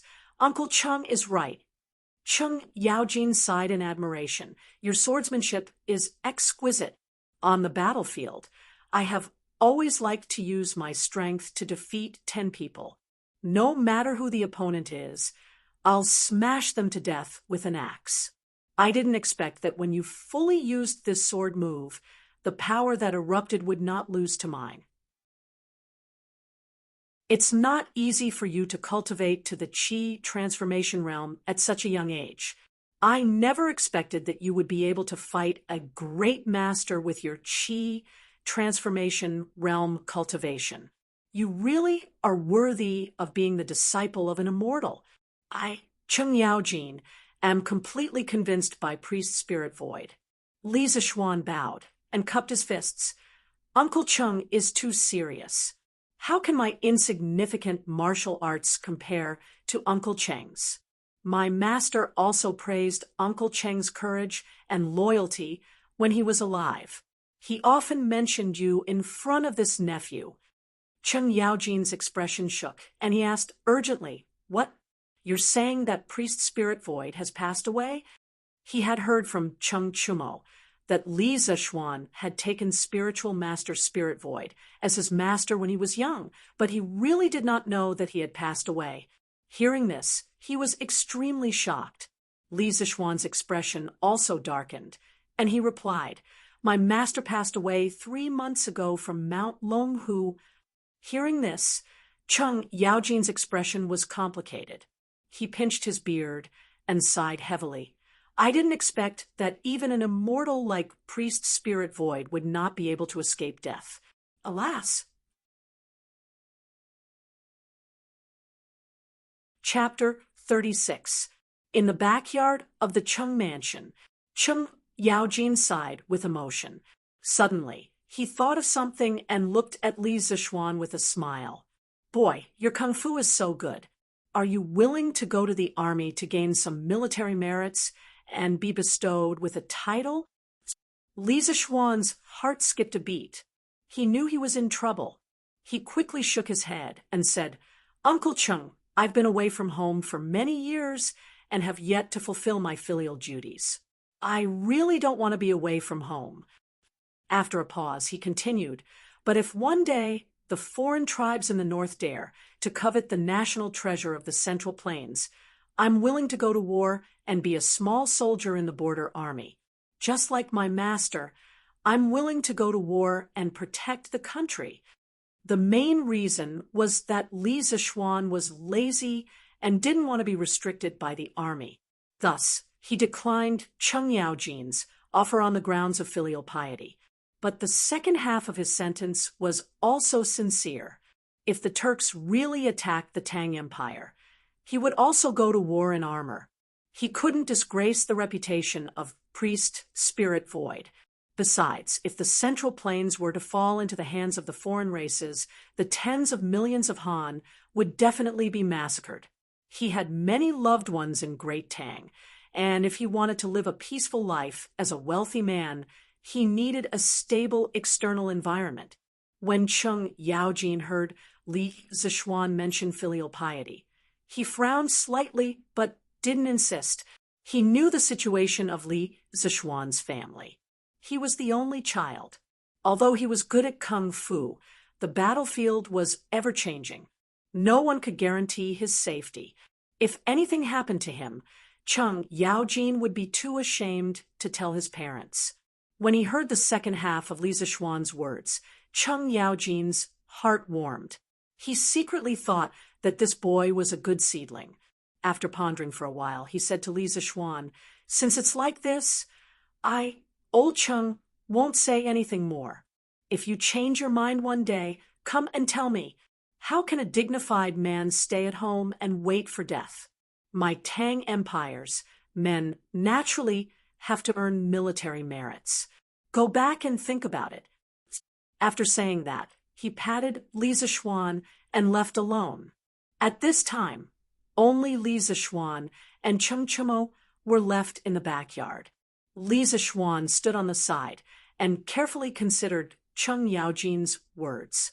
After a long while, he shook his head and said to himself, "I'll just be a rich man." At present, the Great Tang is still filled with fierce generals and powerful soldiers. The borders are safe and secure. There's really no need for me.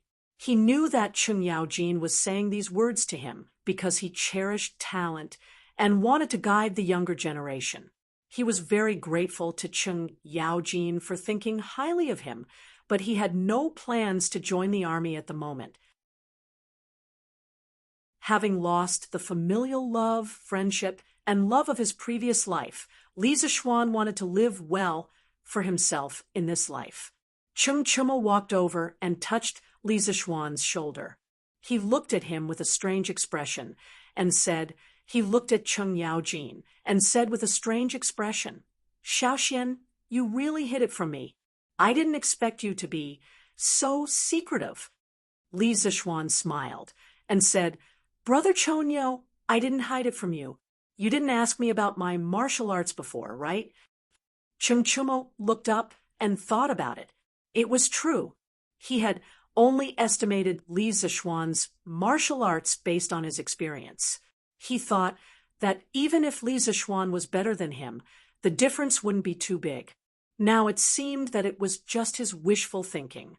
Cheng Chimo patted Li Zishuan's shoulder dejectedly and said, "Xiaoxian, your martial arts are really good. Other than Uncle Qin and Uncle Yuqi, I haven't seen anyone who can force my father into such a difficult situation. Moreover, you're younger than me by 2 years. Today, I've been dealt a blow by you." Li Zishuan saw that Cheng Chimo's mood seemed to be a little down. He patted his shoulder and comforted him. "Brother Chonyo, what are you saying? You and I are brothers. If you need help, how can I not help? No matter how good my martial arts are, I wouldn't use it against my own brother, right?" Cheng Chimo thought about it. "That's right. If that's the case, won't I have such a great master to help me when I fight in the future?" Thinking of this, Cheng Chimo chuckled and said, "Xiaoxian, I like your words. Ha! You're indeed a good brother. If one day I get into a fight with someone, you have to remember to help me." Li Zishuan was speechless. This idiot, he really didn't know what to say to him. Cheng Chimo was happy for a while. He then touched Li Zishuan and asked Xiaoxian what my father said. Are you really not going to reconsider it? My father wants to send me to the Northern Army next year to gain some military merits. Do you want to go with me? With our martial arts, we'll definitely be able to gallop on the battlefield and kill the Turks until they piss their pants. Ha ha. Li Zishuan shook his head expressionlessly and said, I don't want to join the army for the time being. I have to stay at home and fulfill my filial duties. When I change my mind, I'll come and talk to Uncle Chung. Chung Chumo chuckled and said, Ha, make it up, keep making it up. You think I don't know you? You're just lazy and don't want to go to the battlefield. That's why you're using this excuse to fool my father, right? If my father finds out, he'll beat you to death. Ha ha. After saying that, he looked at Li Zishuan with a gloating expression. Li Zishuan's face was full of black lines. He didn't expect this idiot to see through him. He said unhappily, Oh, I just remembered that my cook went home to visit her parents. I'm afraid she won't be back for the next 2 months. The cook from the public house shouldn't come to my house for the time being, right? This idiot just called him brother, and now he wanted to betray him. Chung Chumo immediately panicked and said shamelessly, Don't, I said the wrong thing. Xiao Xian, you're really a filial son. The heavens can be my witness. At this moment, Chung Chumo really hated himself for speaking the truth. If because of this sentence, his family could only eat chicken 2 months later, even if he was not beaten to death by his own father, he would regret it to death. Looking at this scoundrel, Li Zishuan laughed and said, But why did I hear someone say that I'm lazy by nature and that I'm using filial piety as an excuse to avoid joining the army? Chung Chumo stuttered for a while. Then he stretched his neck exaggeratedly and looked around. He said, Who said that? Why didn't I hear it? Xiao Xian, you must have heard wrongly. Oh, there was a dog barking here just now. You must have heard wrongly. Li Zishuan looked around and asked curiously, Where's the dog here? Chung Chumo stretched his neck and said, Why not? Look, it's right behind you. Woof, woof. Li Zishuan had just turned around when Chung Chumo immediately mimicked a dog and barked 3 times. Chung Chumo shouted, The dog ran away. It barked just now. Did you hear it? Li Zishuan was speechless. This idiot was going all out in order to eat the chicken as soon as possible. He said helplessly, Okay, I just remembered. I seem to have remembered wrongly. It wasn't my cook. It was my mother's maid who wanted to go home to visit her parents. Chung Chumo was furious. He didn't expect to be tricked by Li Zishuan. He pointed at him and shouted, Good boy, you dare to lie to me. After saying that, he rolled up his sleeves and was about to beat him up, but he didn't think about it. With his martial arts, he didn't know who would be the one to beat who. In an instant, the backyard of the Chung residence was filled with smoke and dust. Then came Chung Chumo's wailing and howling. Ow, damn it! We agreed not to hit people in the face. You're really shameless. I'm going to cut ties with you. Ow.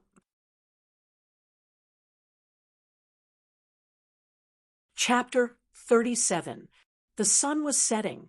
Li Zishuan was in a very good mood after beating up this idiot who didn't know the immensity of heaven and earth. Under the strange gaze of the Chung family's housekeeper, he left Chung Chumo lying on the ground with a bloody nose and a swollen face. How many people in Chang and city could beat up Lu Guogong's son without fear of retaliation? I'm just that awesome. Humph! Li Zishuan was secretly pleased. The next day, Li Zishuan woke up early for the first time. He didn't know why he couldn't fall asleep. Maybe it was because he had been home for so many days and slept in every day. Plus, there wasn't much entertainment at night, so he went to bed early. After washing up, he went to the front hall. His parents and Lawner were preparing to eat. Hey, let's eat together. Li Zixuan quickly went in and sat beside Lan. Oh my, did the sun rise from the west today? Our young Master Li woke up so early? Father Li saw Li Zixuan coming over to eat breakfast with them and teased him as if he was an alien. Li Zixuan's mouth twitched. He didn't know what was wrong with his father. Last time he woke up late, he scolded him. This time he woke up early. He was still scolding him. Just as he was about to speak, he saw that his mother couldn't sit still. How can you talk to Xian like that, speaking so strangely early in the morning? You'll sleep in the study tonight, Mrs. Li said angrily as she pinched Father Li's waist. Father Li grimaced from the pinch. His face darkened when he heard his wife's last sentence. He secretly hated himself for having such a cheap mouth. He stopped talking and buried his head in the food. Li Zixuan was amused, but he didn't dare to laugh out loud. Lan didn't care so much. Seeing this scene, she was so happy that she couldn't stop giggling. Ha ha ha, that's great, that's great. Lan can finally sleep with Mom tonight. Father Li almost vomited blood when he heard this. He had doted on his daughter for nothing. Father, Mother, yesterday at the house of High Duke, Lu Guogong saw that I was good at martial arts, so he asked me if I wanted to join the army. He wants me to go to the army to gain experience. The family laughed and joked for a while before Li Zixuan began to talk about business. A trace of worry and anxiety flashed across Mrs. Li's face. Mr. Li was stunned for a moment. He pondered for a while and said slowly, "Since Lu Guogong said so, it means that he thinks highly of you and wants to promote you. It's your fortune. As the saying goes, scholars, farmers, workers, and merchants. Although my Li family is rich, in the end, we are only merchants. My great Tang was founded on martial prowess. Duke of Lu, your actions are to pave the way for your future. I didn't think that Xian would have such an opportunity. Xian, did you agree with him?" Sigh, listening to Dad's words, it further proves that the status of merchants is indeed low. It seems that I have to find an opportunity to make a contribution and become a marquis or a duke so that Dad and Mom can be happy. Does this guy think that marquis and dukes are cabbages? Interrupting his thoughts, Li Zixuan shook his head at Dad and said, "I didn't agree. I've been away from home for 8 years and have just returned. I haven't fulfilled my filial duties in front of my parents. So how can I go to the battlefield?" Mrs. Li heard and immediately breathed a sigh of relief. She was gratified and happy. Her son had been away from home for so many years and finally came back. She was really worried that her son would go to war. She didn't expect her son to be successful, just safe and sound. Mr. Li heard and sighed softly. He was a little disappointed, but also relieved. He asked, "Then Lu Guogong didn't blame you, right?" Li Zixuan smiled and said, "Father, Lu Guogong is such a person. Why would he blame me for such a small matter? Besides, Chung Chumo and I are good brothers. He treats me like a nephew." Mr. Li heard and finally breathed a sigh of relief. He was also happy for his son's encounter. He smiled and said, "If that's the case, then little Xian, you should interact more with the House of Duke in the future. Don't treat this friendship coldly." He was already old and didn't care about fame and fortune. However, he had to consider Li Zixuan's future. "Father, I'm not the kind of person who fawns over those in power." Li Zixuan turned his head and looked at the sky at a 45-degree angle. He said proudly and playfully, "Little brat, I'm doing this for you. Who are you calling a fawning over those in power? I think you're itching for a beating again, aren't you?" Old man, Li was furious. He. Lan giggled happily at the side. Mrs. Li looked at them and smiled. This is what a family should be like. It's good to have a family reunion. Brother, it's so boring. Why don't you tell Lan some more stories? Lan followed her brother to the west courtyard after breakfast. However, she didn't see anything interesting. She just wanted to listen to stories. This girl had been sticking to him all the time recently. Li Zishuan squatted down and casually plucked a weed in front of him. He twisted it a few times in his hand and said gloomily, "Didn't I already tell you Journey to the West?" What else is there to tell? The Journey to the West, in his stomach, had already been tricked by Lan with all kinds of excuses. For example, one day Lana ran over to him with a frightened expression and yelled, "Brother, brother!" Lan just saw such a big rat in the room. Lana was scared to death. Brother, quickly tell Lan Journey to the West to calm her nerves. This girl's expression and actions were really on point. They were so vivid and lifelike. It would be a pity if she didn't become a child star in the modern era. Li Zishuan knew that the girl was lying. How could there be a rat in her room? He wouldn't believe it even if he was beaten to death. However, he couldn't resist her coaxing and pestering. He could only obediently tell her the story. Another example was one day Lan ran over while wiping her tears. She cried and said, "Brother, little Gray is dead. Boo-hoo, Lan is so sad." Lan wants to listen to Brother's story. Boo-hoo, little Gray was a little gray dog that Lan had raised for more than 2 years. Li Zishuan saw Lan crying so sadly. His heart was broken. He didn't care if Lan was lying or not. He told her 2 chapters of Journey to the West without hesitation. Who knew that the next day, when Li Zishuan went to the backyard to look for Lan, he saw little Gray wagging its tail and intimately biting the hem of his clothes, trying to worm its way into being friends with him. Li Zishuan, who felt that his IQ had been crushed, flew into a rage and kicked little Gray away. Little Gray rolled on the ground and whined pitifully at him. Sigh, if this girl was in the modern era, she would definitely be a movie queen. Recalling what had happened in the past few days, Li Zishuan couldn't help but sigh. At this time, Lan came over with a smile. She shook Li Zishuan's arm intimately and said slyly, "Since Journey to the West is finished, Brother can tell Lan something else. As long as you don't tell Liang Shanhua and Zhu Yingtai from last time." Li Zishuan rubbed his head in distress.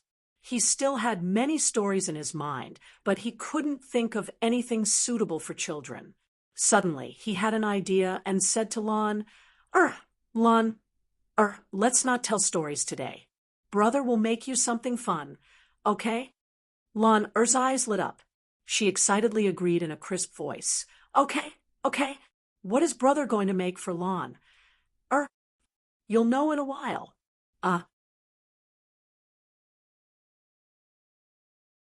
Chapter 38. Li Zishuan ran to the kitchen, and after searching for a long time, he finally found a very thick piece of wood. After examining it carefully, he realized that it was actually a yellow birch. He secretly praised his good luck. Yellow birch wood was fine and sturdy, easy to polish. It also had good grip strength and was not easily deformed. It was a good material for making skateboards. That's right, Li Zishuan wanted to make a skateboard for Lan. However, it was a skateboard with handles in front. This kind of skateboard had a higher safety factor. Li Zishuan carried the piece of wood with one hand and came to his small courtyard. Lan was still waiting for him here. Lan saw her brother carrying a large piece of wood over and ran forward to ask, "Brother, are you going to make a puppet for Lan? But what's so fun about puppets?" This little girl was still picky. Li Zishuan pinched Lan's porcelain doll-like face in amusement and said with a smile, "Of course, it's not a puppet. What kind of skill does a puppet require?"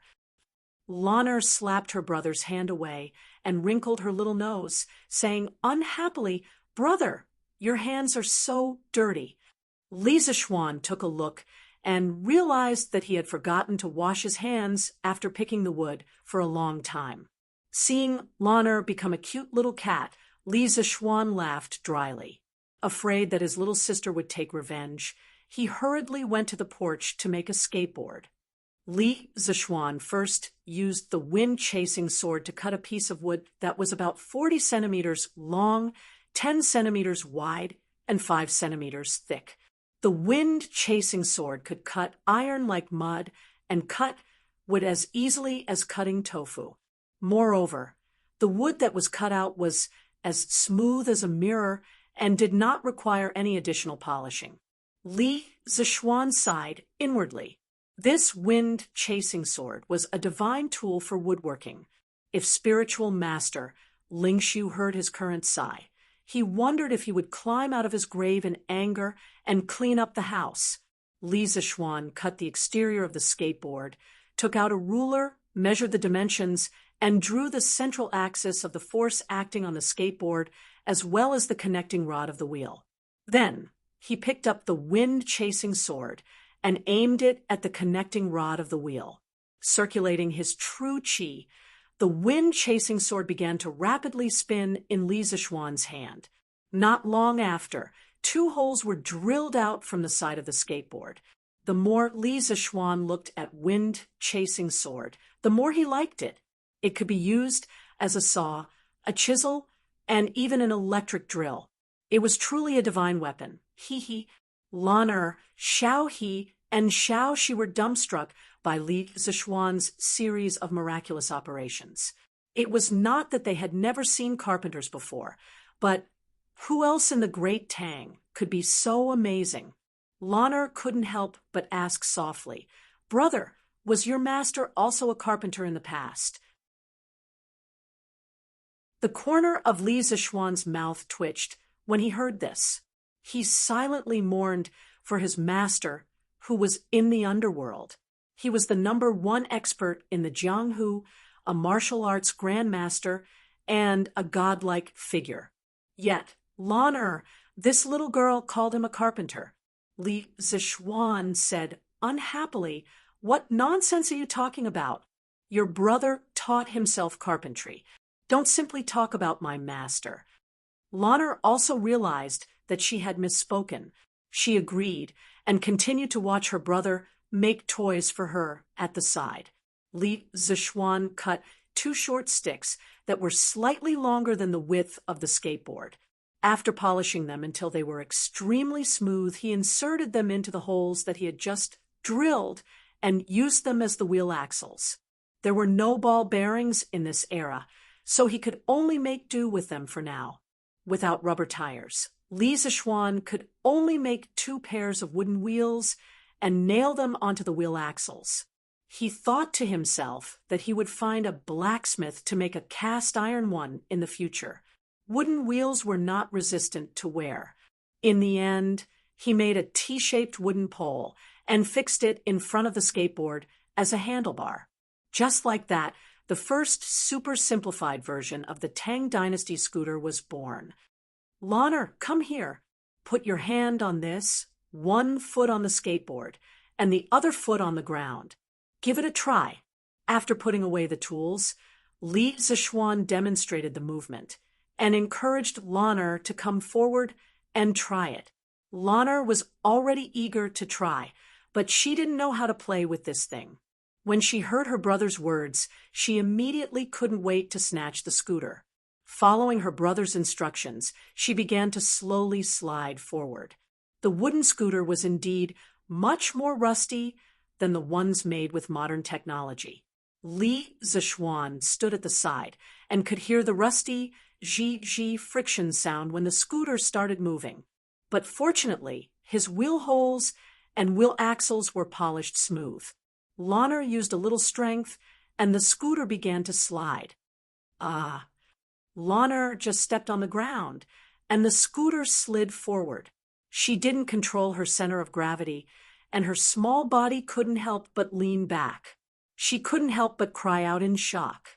The two little maids were watching with their hearts in their throats. Lisa Schwann wasn't worried. The scooter wasn't fast. Once Lana adjusted her center of gravity, she would be completely fine. Even if an accident happened, he was confident that he could save his little sister. Sure enough, at first, the little girl was very careful and didn't dare to step too fast. She was like a graceful lady, stepping there with small steps. After she got used to it, the little girl became bold and began to go crazy. "Oh, brother, look, Lana knows Qigong. Come and catch up." Lana stepped lightly and saw the scenery around her rushing back. Feeling the speed of the wind, Lana was extremely happy and couldn't help but cheer. Sure enough, no matter what era it was, the scooter had a fatal attraction for children. Looking at his little sister, who was cheering in front of him, Lisa Schwann's thoughts flew back to his previous life. At that time, the streets were filled with naughty children who rode on scooters and raced with each other. They would play for a whole day and never get tired of it. Perhaps he could give this scooter to the children of Tang Dynasty more than 1,000 years in advance. As for whether the parents of the naughty children would have a headache or not, it was none of his business. By that time, Chong and city would be filled with naughty children riding on scooters. It was quite interesting when he thought about it. Lana played for a while and felt that her brother's west courtyard wasn't big enough. She stepped on the scooter and went to the front courtyard to play. Lisa Schwann shook his head in amusement and followed her with Xiao He and Xiao Shi. Li Jingmo went to the clothing store in the West City this morning. A few days ago, after the introduction of a few old business friends, he recruited a new shopkeeper for the clothing store. His name was Sun Huaiming, who was in his 30s. He was smart and capable, and he was also quite honest. Today, Li Jingmo went to take a look at the business situation of the clothing store and found that Sun Huaiming was extremely smart. He had introduced many new ready-to-wear styles, which were very popular. In just a few days, the business situation of the clothing store was obviously much better than before. Li Jingmo was in a very good mood after reading it. He gave Sun Huaiming some words of encouragement before returning. As soon as he entered the house, he saw his daughter stepping on a strange wooden board and rushing toward him. Lana saw her father at the door and was overjoyed. She wanted to show her father her new toy immediately, so she shouted happily, "Daddy, Daddy, look, Lana knows Qigong." As she spoke, she stepped hard on the scooter and rushed toward Li Jingmo. The speed of the scooter was getting faster and faster, and she was getting closer and closer to Li Jingmo. "Ah!" After a while, Lana screamed. The little girl only cared about increasing her speed and was too fast. Now, it was too late to slow down. She couldn't help but be frightened. Li Jingmo also noticed the danger at this moment. He could avoid being hit, but behind him was the door of the residence. If Lana crashed into it, her head would be broken and she would bleed.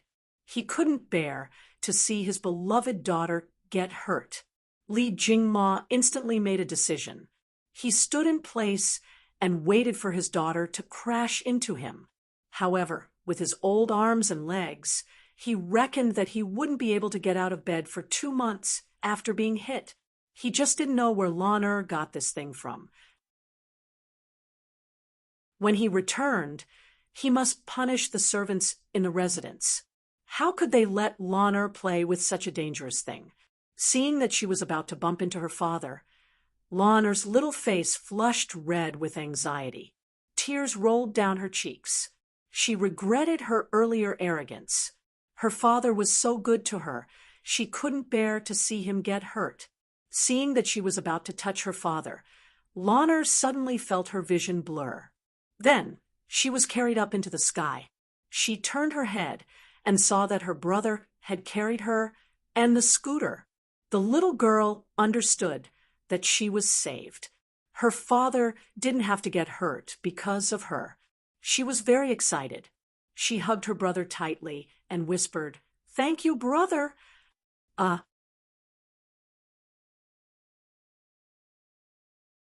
Chapter 39. In the front hall of the Lee residence. "You stinking brat. You don't do proper work all day long. You're always messing around with messy things. How can you let Lan play with such dangerous things?" Li Jingma paced back and forth, pointing at Li Zixuan's nose as he scolded him. Today's matter was too dangerous. "Father, it was Lan who wanted to play. It has nothing to do with brother," Lan said weakly as she tugged at her father's sleeve when she saw her father scolding her brother. "I haven't even scolded you yet. You're a girl, but you're always like a wild brat, following your brother around.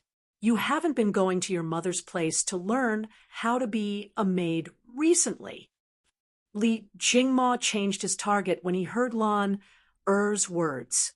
Lan Er's eyes were red from her father's scolding, and tears were about to fall. She tugged at her brother's hand, lowered her head, and bit her lip, not daring to say anything. She also felt that she was in the wrong today. Li Zixuan couldn't stand it anymore. He reached out and hugged the pitiful Lan saying to his father, "Father, Lan is still young. If she wants to play, let her play. Why do you have to force her to learn this and that? Our family has so much money. Do you think we'll be short of food for Lan in the future?" Although Li Jingma didn't expect his son and daughter to learn how to earn money for the family, when he heard Li Zixuan speak so matter-of-factly, as if all the money in the family was earned by him, he was so angry that he almost vomited blood. After calming down, he said, he calmed down and calmed himself down. "So what if the family has so much money? Isn't it earned by your father? Why? Do you want to stay at home for the rest of your life? Besides, Lan is almost 7 years old. If she doesn't learn how to be a maid, how can she get married in the future?" Li Zixuan was speechless. Lan wasn't even 7 years old. His father was thinking so far ahead. Although he knew that his father was angry, Li Zixuan was still a little unhappy. "Father, I won't stay at home and wait for death.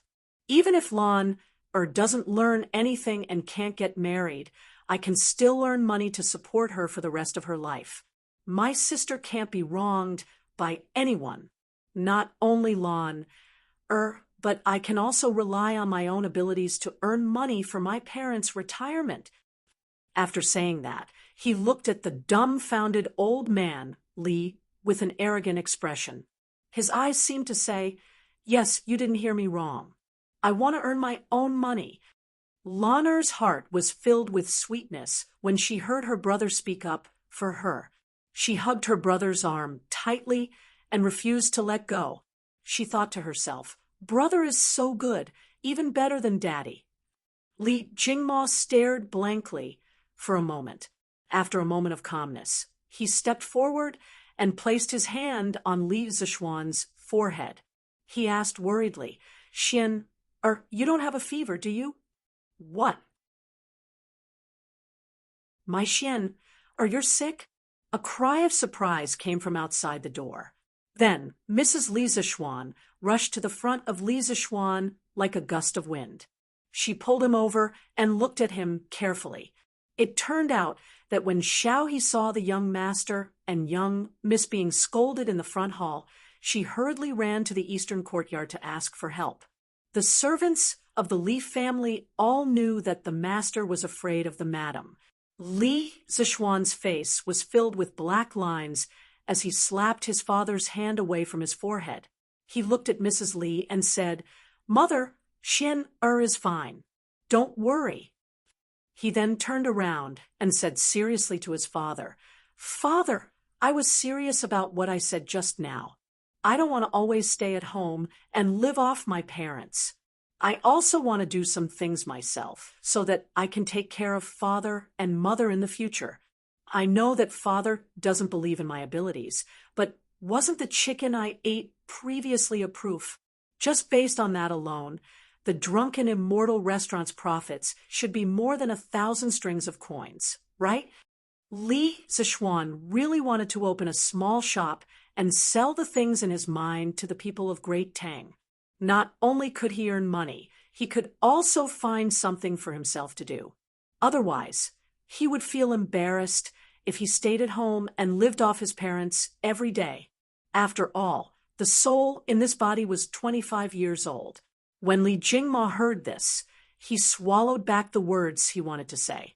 The profits the drunken, immortal restaurant had brought in for the past half a month were more than 1,000 strings of coins. A few days ago, he heard from shopkeeper Liu that the drunken immortal restaurant had increased the daily supply of drunken immortal restaurant under the strong demands of the customers. There were too many high officials and dignitaries in Chang and city. Blindly limiting the supply would offend many people for no reason. It was really not worth it. Later on, Li Jingma simply decided not to limit the quantity of drunken immortal restaurant and even launched a takeout service. As a result, the sales of drunken immortal restaurant increased dramatically. In less than half a month, the profits were close to 4,000 strings of coins. Even though Li Jingma had done business for decades and had seen hundreds of thousands of strings of coins, he was still shocked by the profits from drunken immortal restaurant. When he heard Li Zichuan's words, Li Jingma's heart wavered. Just as he was about to agree, he suddenly felt a familiar pain in his waist. I say, you old fart. So you want to force Xian to go out and earn money? What's the point of keeping so much money in our family? Are you going to bring it into the grave?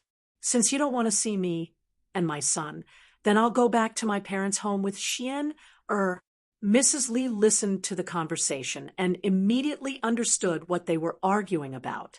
She was instantly angry. Old man Li grimaced in pain from being choked. He was full of grief and indignation, thinking that this woman was unreasonable. He quickly explained, "SSS, madam, it's not what you think. Let go first." Mrs. Li was not satisfied. She really loved her son. At this time, seeing that Li Jingma seemed to want to drive her son out of the house and rely on himself, Mrs. Li could not bear it. Her eyes turned red with anger, and the strength in her hands increased. Old man Li's face gradually turned from red to purple. Old man Li felt very wronged at this moment, but his wife did not give him a chance to explain. He immediately sent a signal for help to his son with his eyes. Li Zichuan was a little amused.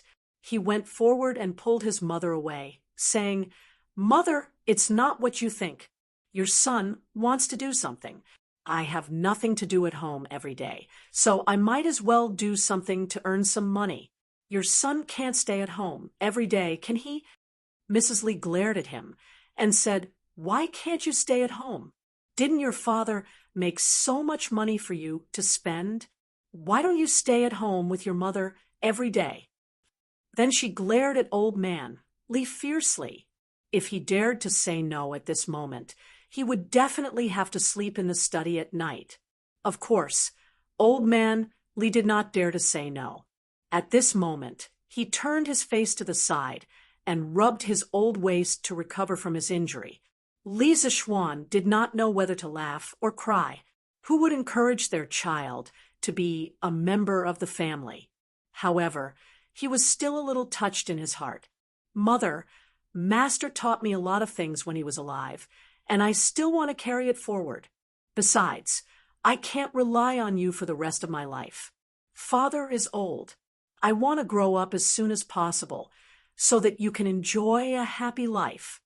Hearing their son's sincerity, the two old people were relieved. Their son had grown up and knew how to be filial to his parents. For parents in the world, there was nothing happier than this. Mrs. Li looked at her son with a face full of love and said, "Since Xian wants to do something, Mother will support you. If you need anything, you must tell me. You hear me?" Li Zishuan hurriedly nodded in agreement. He turned around and said to Li Jingma, "Father, I can definitely build an even bigger business empire." Li Jingma looked at his son's confident face and stroked his beard in relief. He said, "Since Xian'er is so confident, then go ahead and do it." Li Zishuan agreed. Lan interrupted. Lan also wants to help Big Brother do big things. Lan doesn't want to be paid. Everyone was amused by Lan innocent words. Li Zishuan smiled and rubbed Lan head. He wanted to pull Lan out. Suddenly, he seemed to have thought of something. He stopped in his tracks and walked back to Li Jingma, who was full of gratification, and said, "Father, since I want to start my own business and open a shop, you can't not give me the capital, right?" Li Jingma said in a muffled voice, "Then how much do you want?" Li Zishuan smiled and probed, "It's not much. Just give me half a month's profit from the drunken immortal restaurant's chicken. It'll be 1,000 strings. Is that okay?" When Li Jingma heard this, his eyes lit up. This little brat probably thought that the chicken he was eating was still limited to 200 servings a day. He pretended to be generous and said, "How can 1,000 strings be enough? Father will give you 2,000 strings as the initial capital." Li Zishuan was overjoyed. His father was still quite generous. He hurriedly thanked his father and left with Lan. Seeing his son's happy face and thinking that he had taken advantage of him, Li Jingma couldn't help but laugh dryly in his heart. Hee, old ginger is still spicier.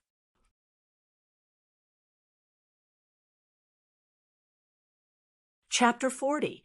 Li Zishuan was very happy to receive 2,000 strings of cash from his father. Don't underestimate this 2,000 strings of cash. According to the current purchasing power, it was almost equivalent to hundreds of thousands of yuan in the future. Li Zishuan had to plan his new shop well and what he could sell. First of all, he needed to build a technical team. As his shop expanded in the future, he would need to make more and more new things. Of course, he couldn't do everything himself. In some aspects, he was just a theorist. In practice, he was not as good as today's craftsmen. Don't underestimate the wisdom of the ancients. They only lacked suitable guidance. They were not as stupid as modern people, especially before the Ming and Qing dynasties, when the ancients' thinking was not restricted.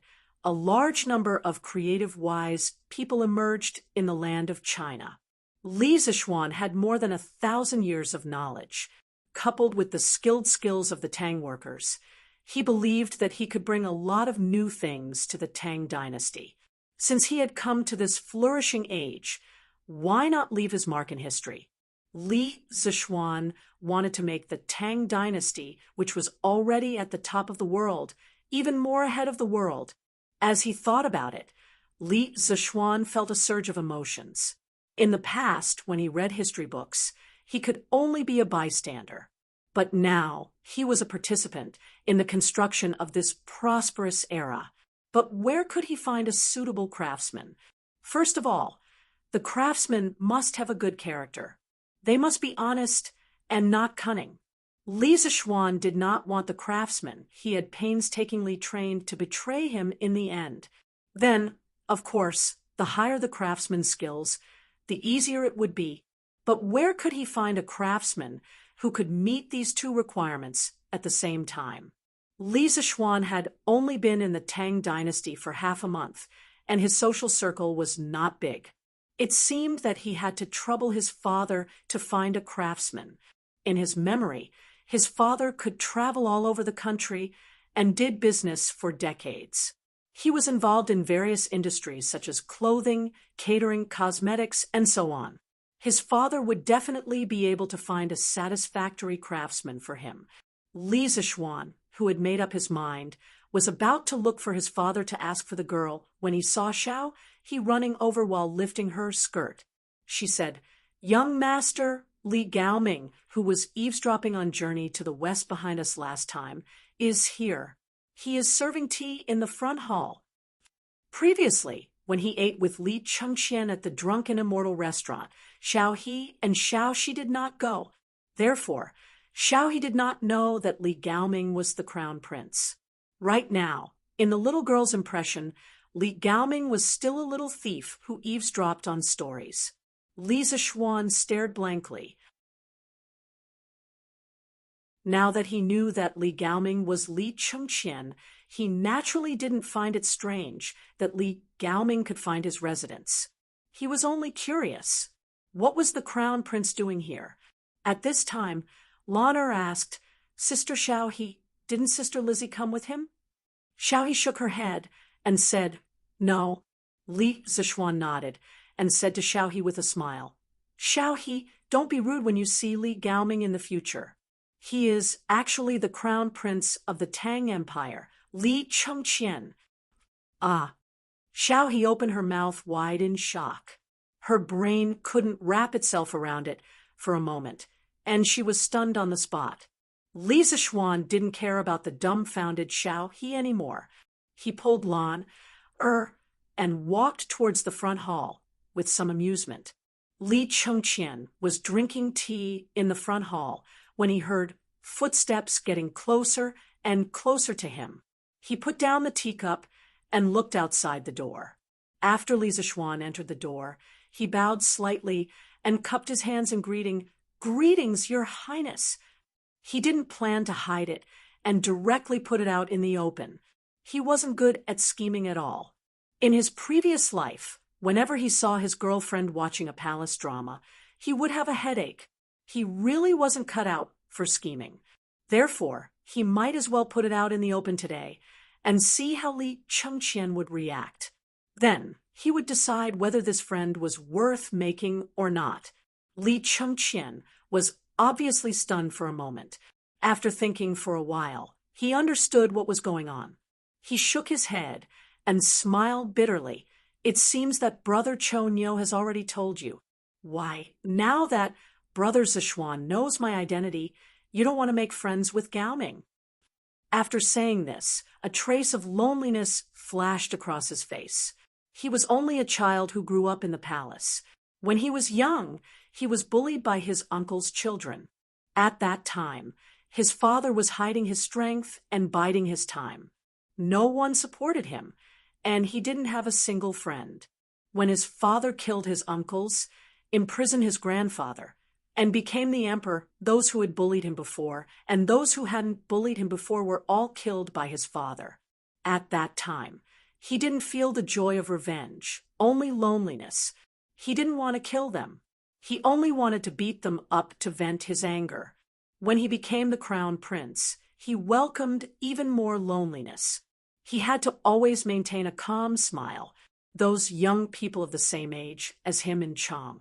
And City either deliberately kept a distance from him, like Ching Chumo, or deliberately got close to him, wanting to use his identity to gain some benefits. Only in the dead of night would Li Chengqian look at the high palace wall alone, fantasizing about how wonderful the outside world was. Not long ago, when he went out of the palace with Changle's younger sister, he met Li Zishuan, heard the interesting story, and ate the interesting food. From the bottom of his heart, Li Chengqian was very envious of Li Zishuan's free and real life. He really wanted to make such a friend. He didn't expect that Ching Chumo had told Li Zishuan his true identity so early. Perhaps Ching Chumo had also warned Li Zishuan to keep a distance from him. Thinking of this, a trace of disappointment flashed across Li Chengqian's eyes. As expected, being in the royal family, one was destined to be alone.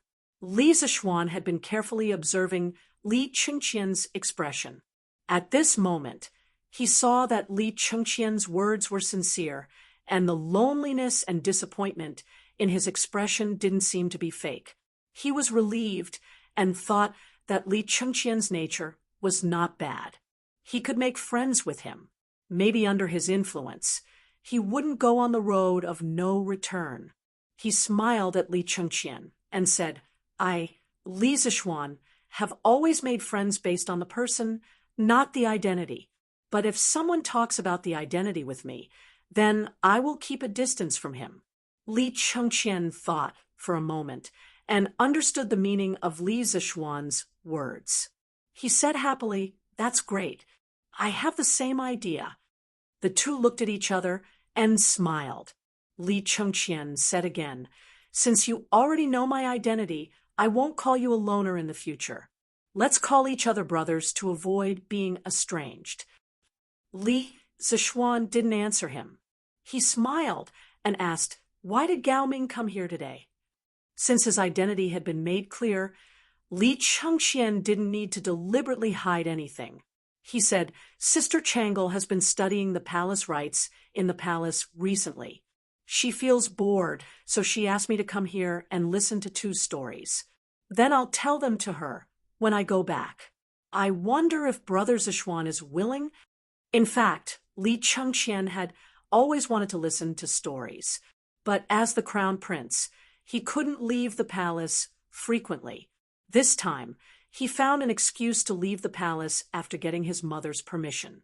Li Zishuan understood his purpose for coming. He couldn't help but curse silently. This crown prince was really idle. He specially left the palace to listen to stories. Hey!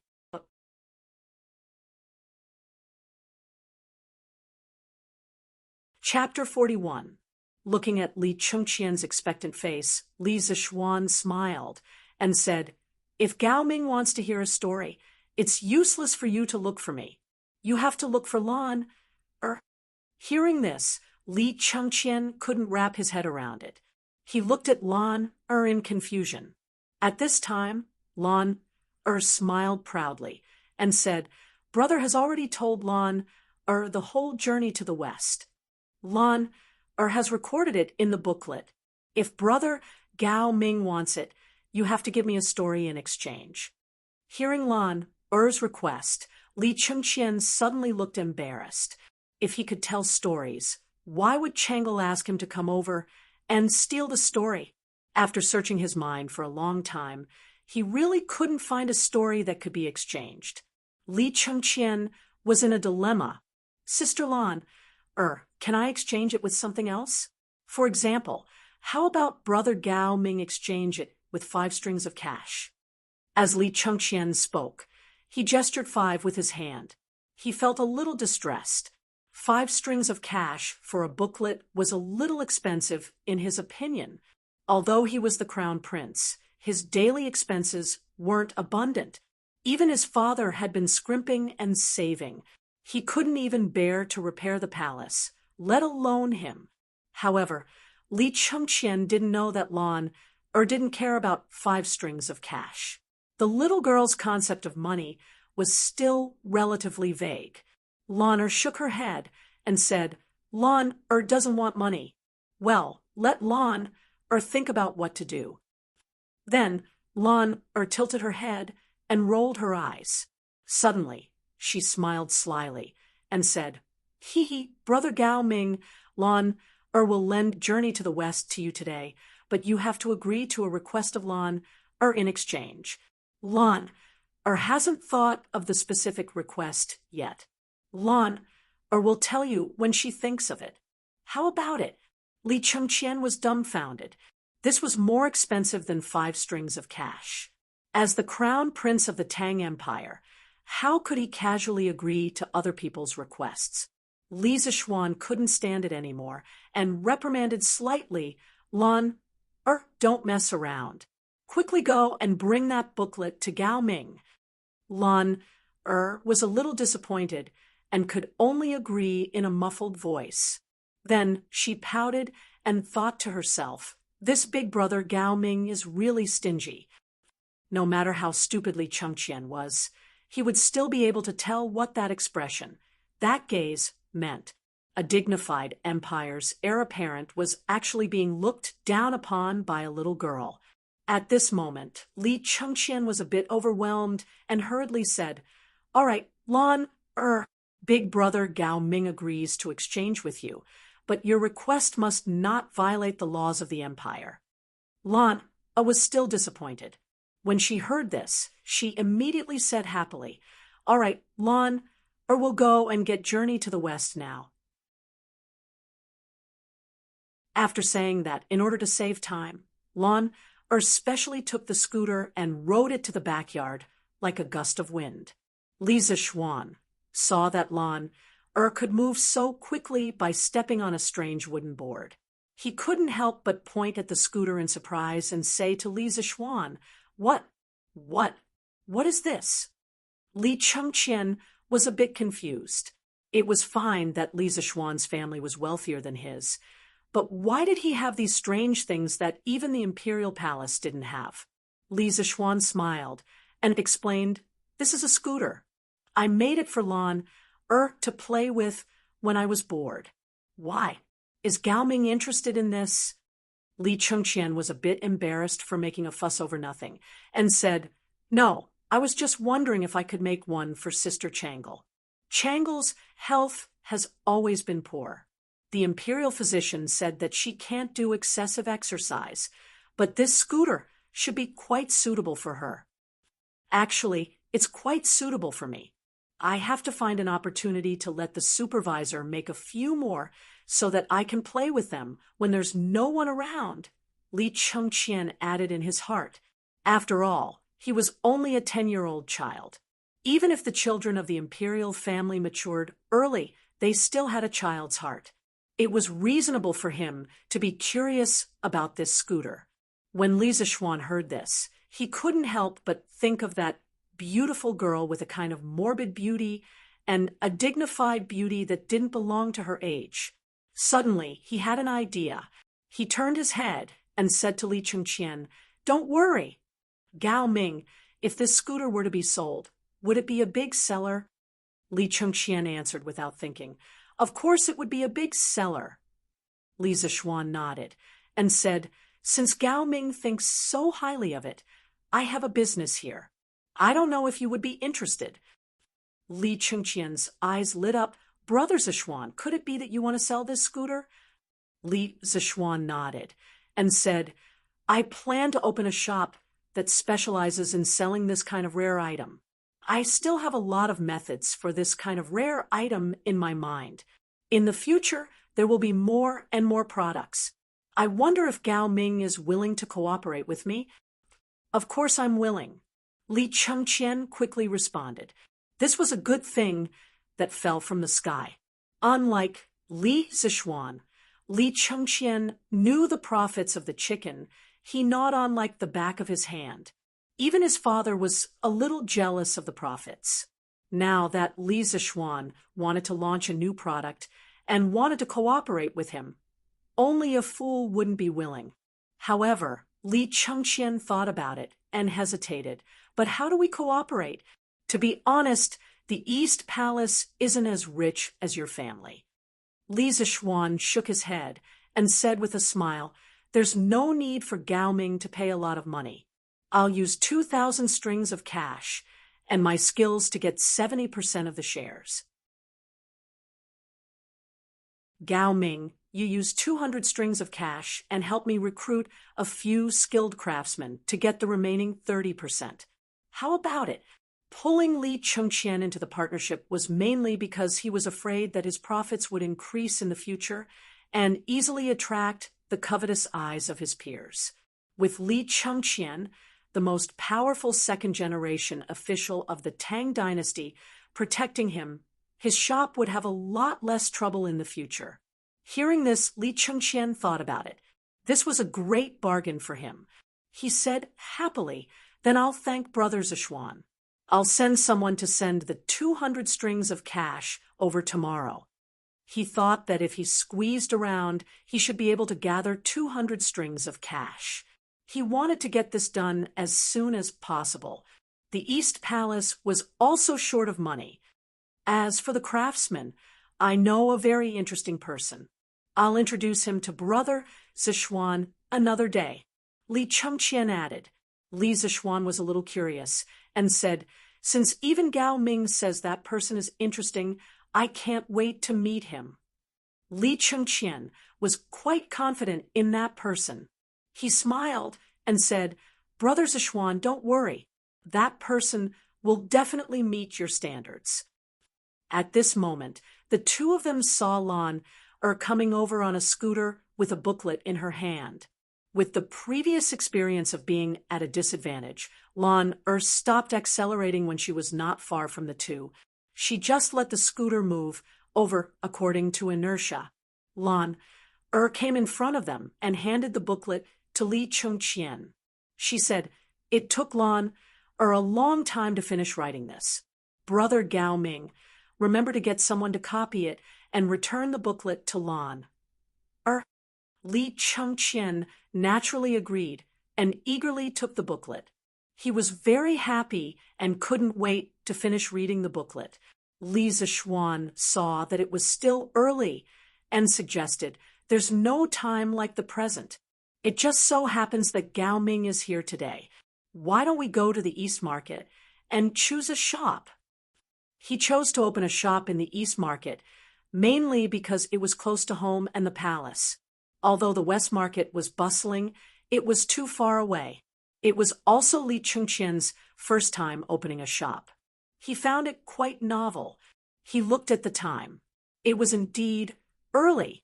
Since he had taken a day off from his mother, it would be a waste to return to the palace so early. Thinking of this, Li Chengqian eagerly said, "Of course. Let's go now." Lan hurriedly said, "Lan wants to go too." Just like that, the four of them went out and walked towards the East Market. The other person was Steward Wang. Li Zishuan didn't know the market and wasn't good at bargaining, so he brought Steward Wang along.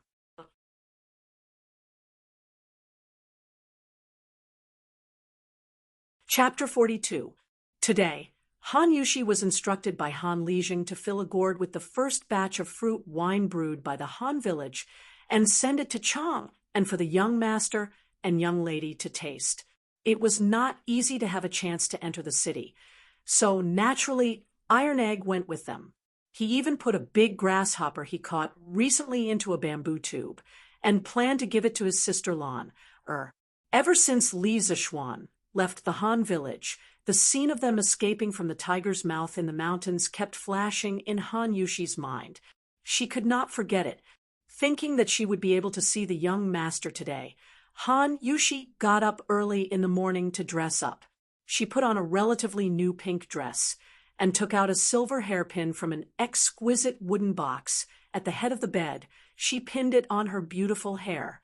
This silver hairpin was left to her by her mother. Han Yushi, who was already fresh and refined, became even more beautiful. She was like a fairy descending to the mortal world. She was so radiant that she attracted the attention of passers-by along the way. Fortunately, the Tang Dynasty was still relatively clean. Generally, no one dared to kidnap women in public. The siblings entered the city from the Yenqing Gate in the east of Chang, and looking at the neat streets and magnificent buildings, Iron Egg did not know where to put his eyes. He looked around randomly, like Granny Lu entering the Grandview Garden for the first time. They did not know that from the moment they entered the city, a pair of eyes had been watching them. To be more precise, they were watching Han Yushi, a man with a face full of pockmarks and dressed like a scholar carefully followed behind Han Yushi with two servants. The scholar with a face full of pockmarks stared at Han Yushi's figure from behind and drooled as he looked at her. "Young master, if the old master knows about this when we go back, he will break our legs." The short servant next to him saw his young master's lustful face and knew that his young master did not have good intentions towards the girl. He could not help but persuade him with a bitter face. The pockmarked young master was lustful at this time. How could he listen to him? He said impatiently, "What are you afraid of? Didn't you see that these two came from a village outside the city? Later, when we enter the alley in front, the two of you go up and knock them out. Carry the older one to my house outside the city, and throw the younger one to a random place outside the city to bury them. No one will know, hee hee." After he finished speaking, he licked his lips and sneered wickedly. "TSK, TSK, this little lady is really charming. She's even prettier than the courtesans of the Emerald Smoke House. This young master has traversed the fields of flowers for so many years, but I've never seen such a stunning beauty." When the two servants saw their young master like this, they guessed that they wouldn't be able to persuade him otherwise. Their faces were bitter. In the past, the young master had done this kind of thing many times. However, after being discovered by the old master, the ones who were punished were always the servants. This time, they could only pray that things would go smoothly and not be discovered by others. When Han Yushi and Iron Egg walked into the alley between Xianping Square and Shengping Square, they felt that there were a few people following behind them. She stopped in her tracks and turned around to look. Han Yushi saw a wretched man with a face full of pockmarks staring at her lecherously. She immediately felt angry and flustered. However, when she looked up and saw that there were no pedestrians around, this alley was remote and narrow. Han Yushi was very anxious at this moment. "Little lady, how about coming home with me? How about I take you in as my 8th concubine?" The pockmarked man chuckled and said, as he spoke, he wanted to go forward and touch her.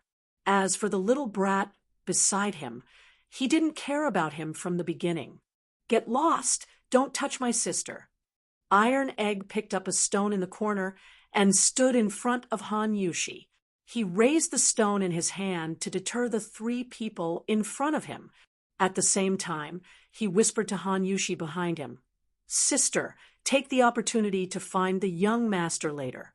They can't catch up with me." Han Yushi quickly shook her head.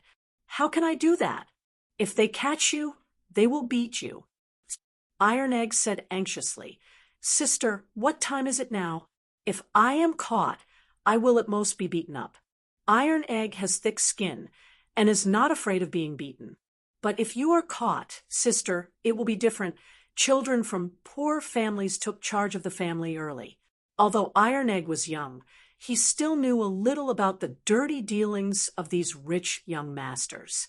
He understood that if his sister fell into the hands of this scum, she would definitely suffer a fate worse than death.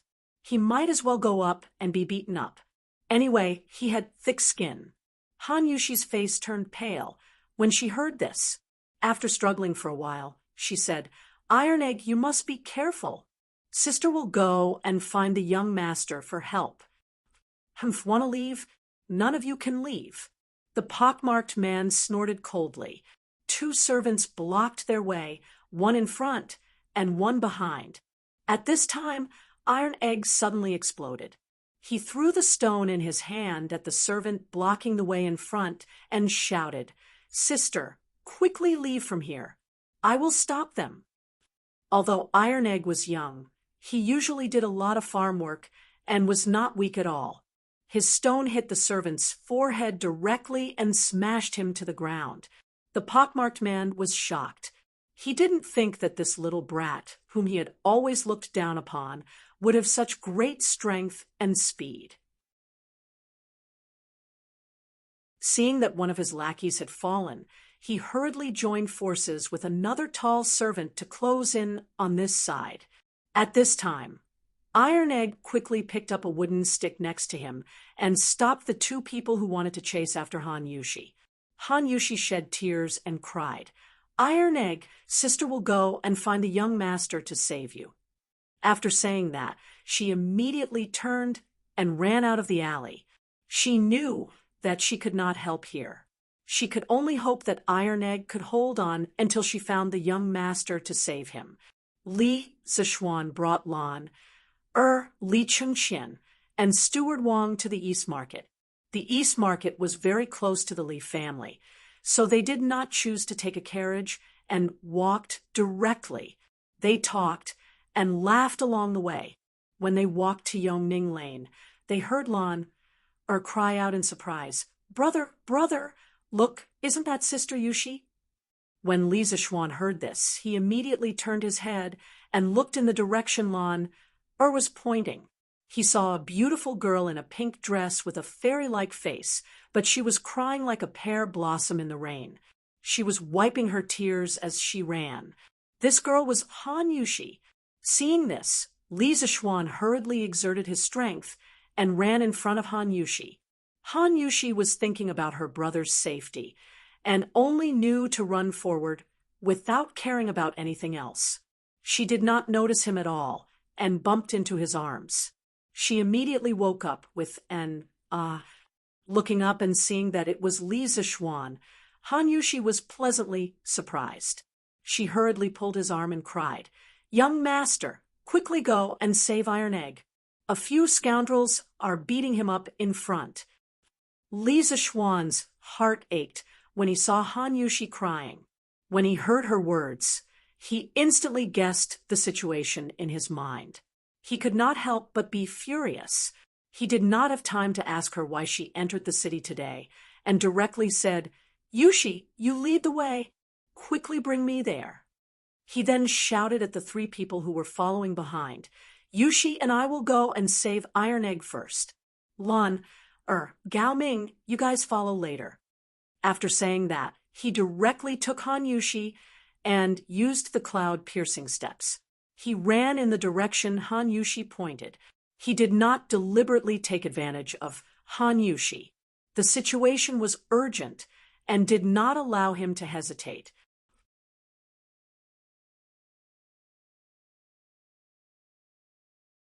Chapter 43. I told you to meddle in other people's business. I'll beat you to death today. Seeing the beauty that was about to be sent to his mouth suddenly fly away, the pockmarked man was very angry. He kicked Iron Egg, who had been knocked to the ground more than 10 times, and cursed as he kicked. Even though Iron Egg's skin was thick, he could not withstand such a fierce kick from an adult man. He was only a child who was not even 7 years old. At first, Iron Egg could still curse at this scumbag. Now, he was vomiting blood from the kick and was like a pool of mud on the ground. He was already on the verge of death.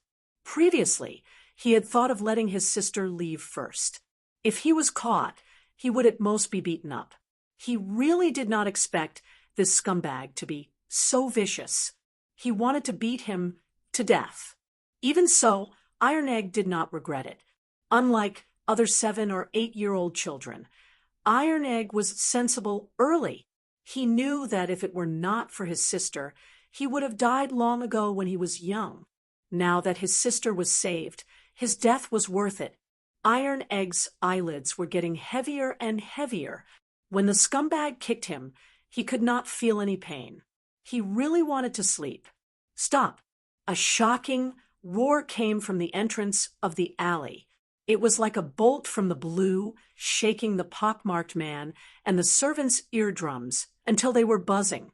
The pockmarked man could not help but take 2 steps back in a daze. Iron Egg! Han Yushi ran over with tears in her eyes.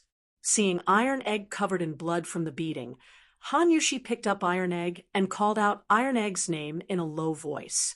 "Oh, little lady, you called for help so quickly? But can this pretty boy really save you? I think, little lady, why don't you marry me obediently and be my concubine? What future do you have with this gigolo? How can he be as handsome as me?" The freckled man was overjoyed when he saw that Han Yushi had returned. He did not care much about the gigolo beside him. He was not even half as handsome as him. Even though Li Zixuan was filled with rage, he was amused by the shameless pockmarked man in front of him. He touched his face doubtfully and looked at the pockmarked man. After confirming that the scum was talking nonsense, he didn't waste any time and directly flew over to punch him in the head. That scumbag was still being narcissistic at the side when he saw a fist coming towards his face. It was too late for him to dodge. Roar! The pockmarked man was sent flying far away with a punch. The 2 servants, who hadn't reacted just now, hurried over to help their young master up. The scumbag's mouth was full of blood. He angrily pointed at Li Zixuan and said incoherently, "Little rabbit, do you know who this master saw, young master, is? Do you know who my father is? You two filth, trash, hurry and tell him." Then he rubbed his face and took a deep breath. The tall servant came forward and said arrogantly, "Boy, you're finished. Our young master is Chao Xiaoyun. Our master is Chao Rui, the county premier of Wanyan County in Chong, and you dare to hit our young master. You're dead." Li Zixuan snorted and didn't want to talk nonsense with them. He directly went up to fight. Iron Egg was still dying, and his injury was unknown. He had to find a doctor quickly. Perhaps Li Zixuan used to be afraid of these officials. After all, he was just a commoner. Commoners didn't fight with officials. But now he had the help of Cheng Chumo and Li Chengqian. How could he be afraid of a small county premier? After beating up the three people, Li Zixuan kicked the tall servant and said, "Tell your master to come and get him. I want to see what kind of person can give birth to such a scumbag." At this time, Lan and the others had already arrived. When Lan saw Tai Dan lying on the ground covered in blood, her eyes turned red. Although she had only stayed for a little more than a day at the Han Manor, she had already formed a very deep friendship with this little brother she had just met. Lan knelt beside Han Yushi and looked at the miserable Iron Egg. She cried, "Brother Iron Egg, what's wrong with you? Get up, Lan, or we'll treat you to some chicken." Tai Tai forced his eyes open and said intermittently, "Sister, Lan, Iron Egg is fine. Iron Egg helped you catch a grasshopper, more powerful than Wei Qing. It's over there." After saying that, he pointed to the wall with difficulty. Li Zixuan and Lan looked over there and saw an overturned bamboo tube on the ground. A bigger grasshopper was jumping not far from the tube. Lan didn't have the heart to catch it. She just wanted her brother Iron Egg to get better quickly. At this time, a rooster ran out of a courtyard and flew past everyone. When it saw the grasshopper on the ground, it quickly flapped its wings and pecked at the grasshopper. It ran away like a wisp of smoke. Although Lan felt sorry for the grasshopper, now was obviously not the time to care about it. Li Zixuan saw it and suddenly felt something. It was as if he had suddenly thought of something. Li Chengqian asked, "Brother Zixuan, what happened?" Li Zixuan waved his hand and said, "We'll talk about this later. The most important thing now is to send the Iron Egg to the medical hall. Gao Ming, I know you have guards with you. I'll have to trouble you to ask them to help send the Iron Egg to the medical hall." Although Li Chengqian was curious about how Li Zixuan knew there were guards behind him, it wasn't appropriate for him to ask. He nodded and shouted into the air, "Wu San, come out." A person scuttled out of the alley and bowed to Li Chengqian. "Your subordinate is here. Send someone to immediately send this child to the Imperial Physician Bureau. Have them treat him with all their might," Li Chengqian ordered. "Yes." Wu San waved behind him, and two soldiers immediately came up. They carried the Iron Egg away, but he stayed behind Li Chengqian. Since he had been discovered by Li Zixuan, he had nothing to hide. Li Zixuan comforted Han Yushi for a while before angrily walking towards Chao Xiaoyun, who was lying on the ground. He had roughly examined the injuries on Iron Egg's body.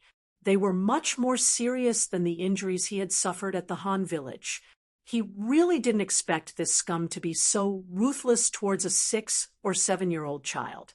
If he had come a little later, Iron Egg would have really been beaten to death. Li Zixuan was grateful to Iron Egg from the bottom of his heart. He was really a good child. Last time at the Han village, Iron Egg risked his own injuries to protect his sister. This time, he risked his life to protect Han Yushi. although Han Yushi was Iron Egg's elder sister, and it was natural for Iron Egg to protect her. In Li Zishuan's eyes, Han Yushi should be his woman first, although she wasn't yet, then Iron Egg's elder sister. The 2 times that Iron Egg was beaten and injured were both related to him. Li Zishuan admired this well-behaved child from the bottom of his heart. He planned to keep him by his side after Iron Egg's injuries were healed, teach him some things, and nurture him well. Li Zishuan really wanted to give this ruthless Chao Shaorun a good thrashing. Looking at his pockmarked face, Li Zishuan really didn't know where he got the confidence to say that he was handsome. Lan was also very angry at this moment. She had also seen that Iron Egg's younger brother had been beaten very seriously. The little girl ran over to Li Zishuan and angrily pointed at Chao Shaoyun and said, "Brother, Iron Egg is Lan's younger brother. This bad guy just bullied Iron Egg, which is bullying Lan. Bullying Lan is bullying brother. Brother, you must avenge Iron Egg." Li Zishuan didn't expect his little sister to speak so logically now. He was a little surprised. It seemed that the little girl was really angry now. Li Zishuan said in a deep voice, "Lan, don't worry. Brother will avenge Iron Egg."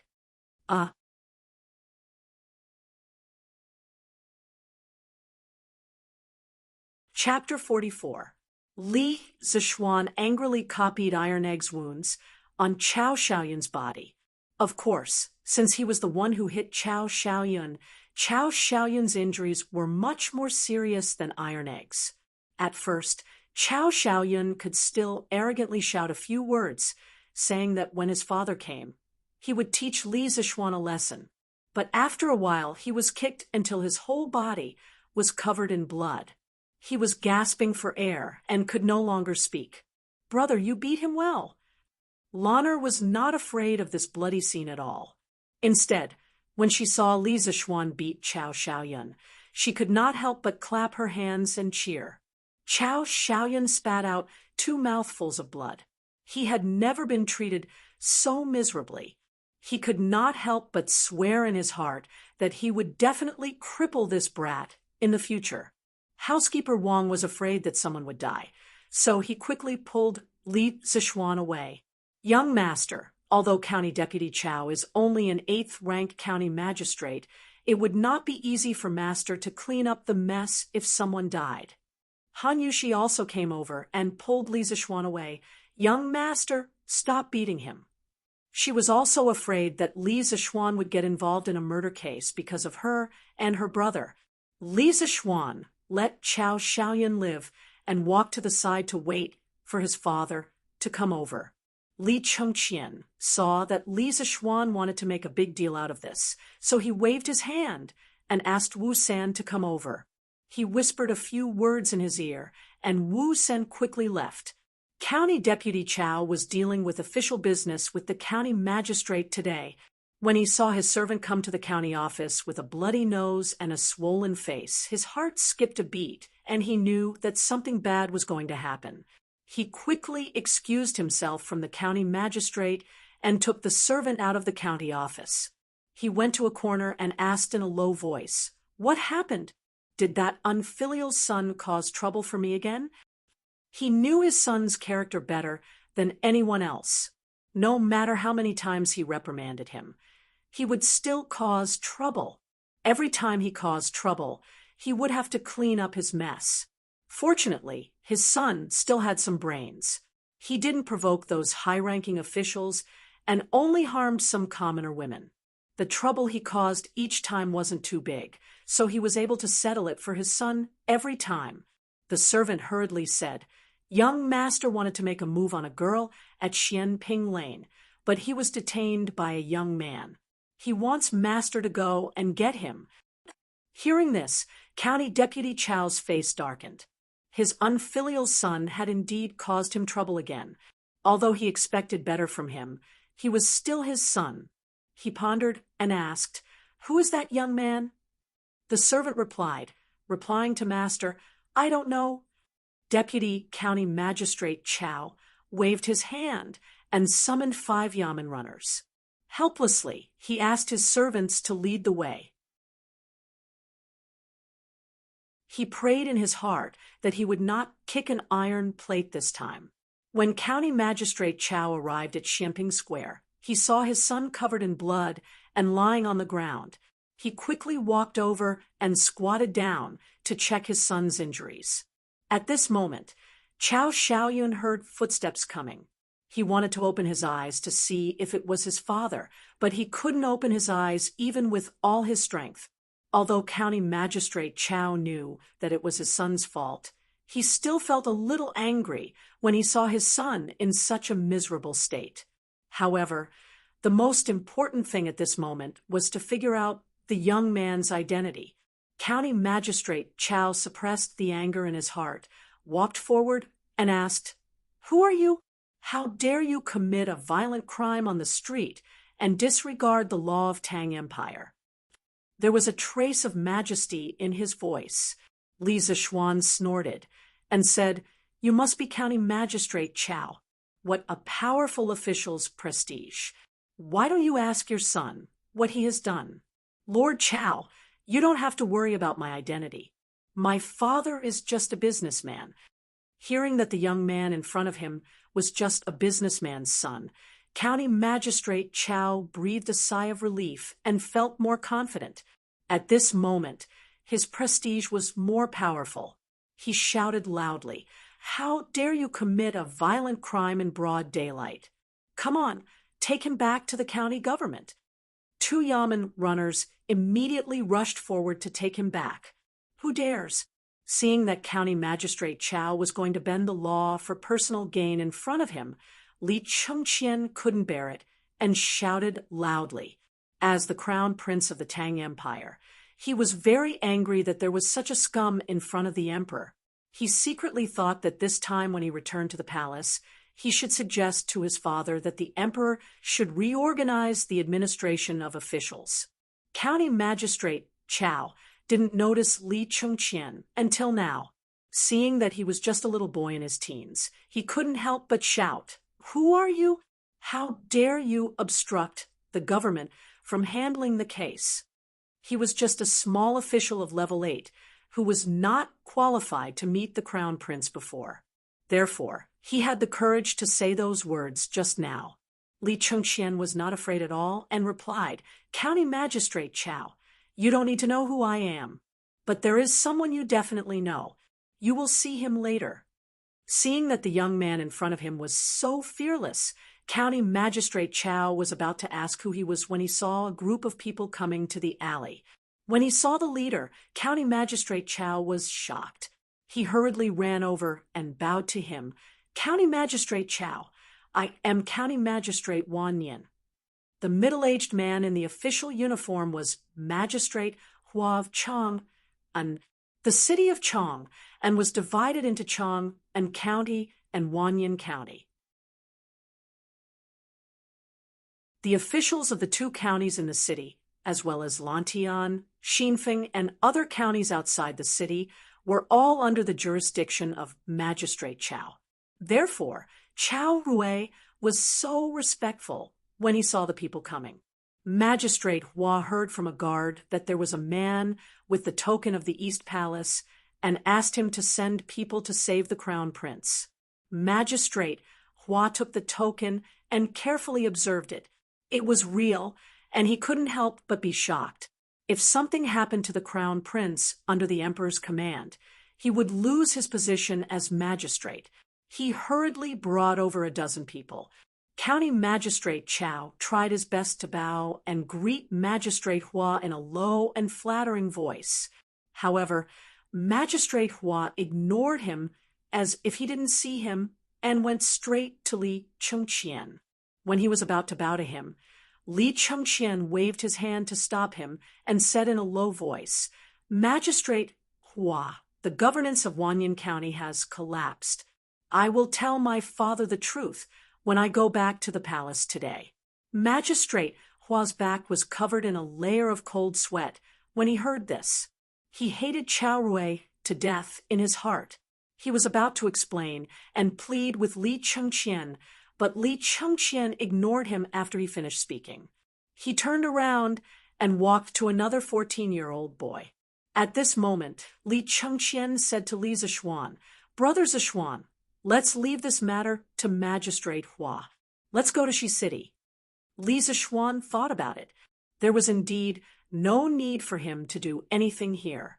Chao Xiaoyan had been beaten to such a state. If he beat him again, he would be beaten to death. Moreover, Li Chengqian had already warned Magistrate Hua personally. As long as there was nothing wrong with his brain, he wouldn't dare to cover for Chao Rui and Chao Rui. Looking at Chao Xiaoyan's behavior, he knew that this was not the first time he had done this. Now, he had gotten rid of a scourge for the people of Chang, and Li Zishuan walked to the side and pulled Han Yushi up. He took Lan, and Li Chengqian to Shi City.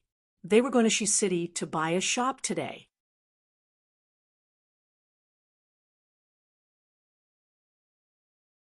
Chapter 45. When they arrived at the East Market, Steward Wang found someone from the broker house and explained his intentions. That person brought them to a shop that had recently shown interest. In the end, Li Chengqian and Li Zishuan took a fancy to a wood-carving shop called Heavenly Craft Pavilion. The shop was rather large. It was a small 2-story building. People could live on the top floor and store their goods, while the bottom floor could be used as a storefront. Moreover, the shop's location was excellent.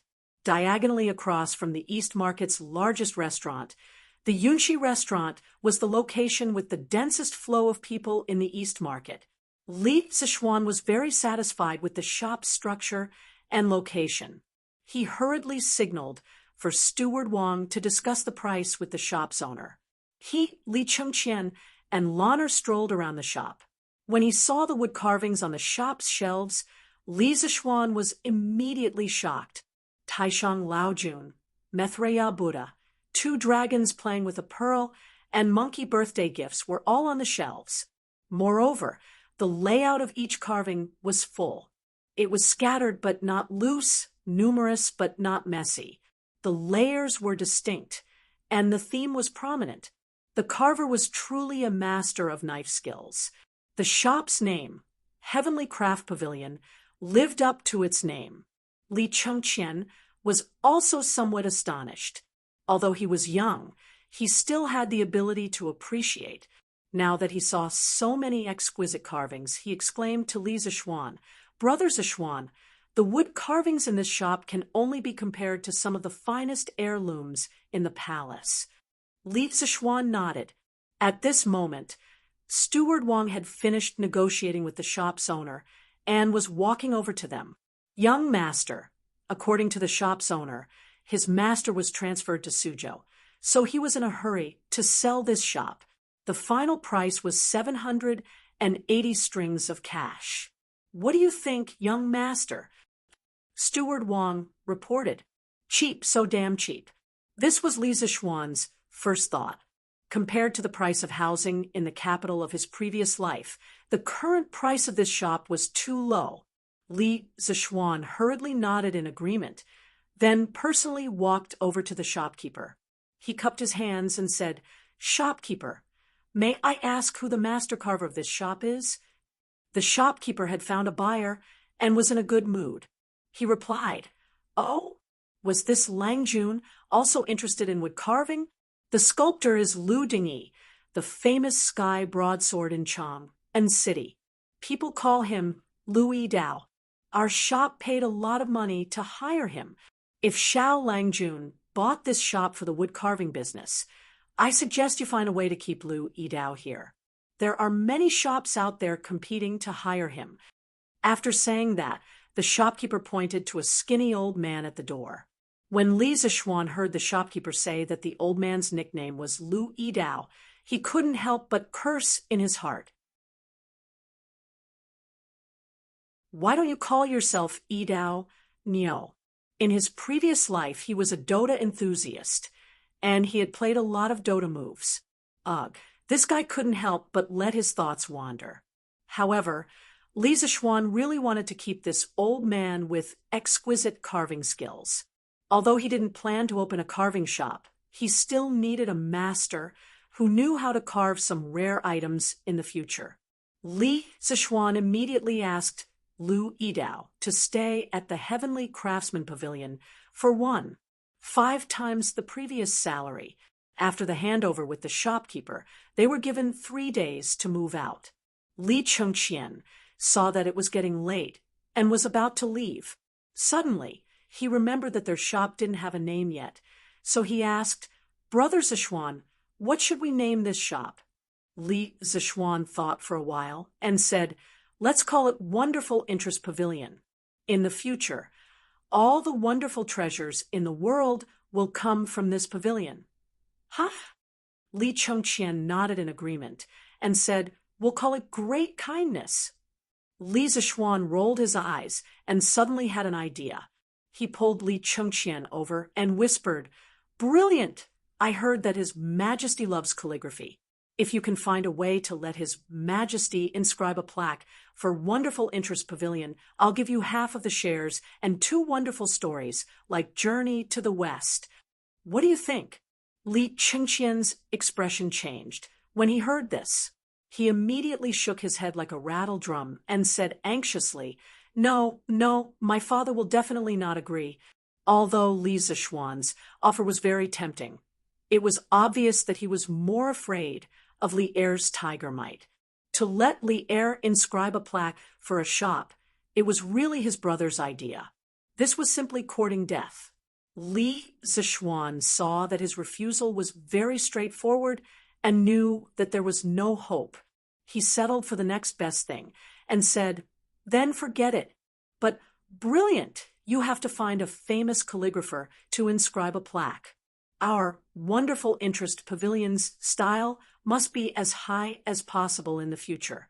The plaque can't be shabby." Li Chengqian thought for a while and already had a plan in mind. He nodded in agreement and said, "That's not a problem. Oh, right. Tomorrow I'll bring over that very interesting person with excellent skills in machinery for you to meet. I see that Brother Zixuan often has some wonderful ideas. Perhaps the 2 of you can collide and create some sparks." Li Chengqian didn't see any problems with this sentence, but as a modern person, Li Zixuan saw a big problem. He cursed in his heart, "I'm not gay."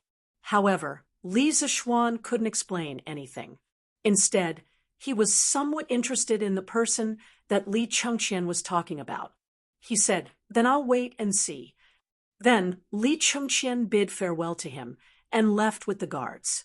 Li Zixuan took Lan, Yushi, and a few others and hired a carriage to go to the Imperial Medical Department to pick up Iron Egg.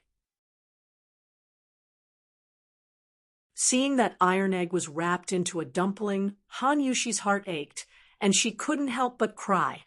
Lan's eyes were also red. Iron Egg saw that his sister and Lan were sad for him and hurriedly comforted them. Sister Lan, don't worry. Iron Egg is fine. It doesn't hurt anymore." It would have been better if he didn't say anything. As soon as he spoke, Lan immediately cried out. Li Zixuan saw that Iron Egg could already speak, and his injuries were bandaged. He wanted to take him home to take care of him.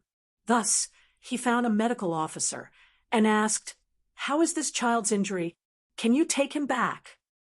Iron Egg had no relatives or friends in Chang, and today he was injured because of Han Yushi. No matter what, Li Zixuan had to take him back to the residence and have someone take good care of him. When Li Zixuan came to the Imperial Medical Department, he brought Li Chengqian's warrant. This medical officer naturally didn't dare to offend him. He replied, "The child's broken bones have been connected. Next, he only needs to rest. You can take him back, but you must be careful." Li Zixuan nodded. He invited a few students from the Imperial Medical Department to carefully carry Iron Egg into the carriage. Naturally, A few bedding had been prepared in the carriage to avoid bumps. Li Zishuan let Han Yushi and Lan enter the carriage to take care of Iron Egg. He also instructed the driver to walk slowly. He and housekeeper Wang followed behind the carriage on foot. The group rushed to the Li residence. Iron Egg saw that the young master wanted him to sleep in the carriage while walking by himself. He was immediately moved. He wanted to get up and refuse, but Li Zishuan sternly stopped him. Iron Egg's heart suddenly felt warm. He thought to himself, they are both young masters. Why is it that his young master is so good to us country bumpkins, but Lu Haojian and Chao Xiaoyun are so bad to country bumpkins? Bruiser had saved people twice, and both times he had been beaten. Although he had succeeded in saving people, he had been injured each time. He had a thirst for power. He wanted to be as strong as his young master, or even as strong as his father. That way, he would be able to protect his family from being bullied. Seeing that his young master was so good to his family, Iron Egg had a glimmer of hope. He thought, maybe if I beg the young master, he can teach me martial arts. Even if his young master was unwilling, Iron Egg planned to go back home and ask his father to teach him a few moves. Yes, Iron Egg was not stupid. He also knew that his young master's martial arts were better than his father's. After experiencing so many things, Iron Egg also understood many things. He wanted to become stronger.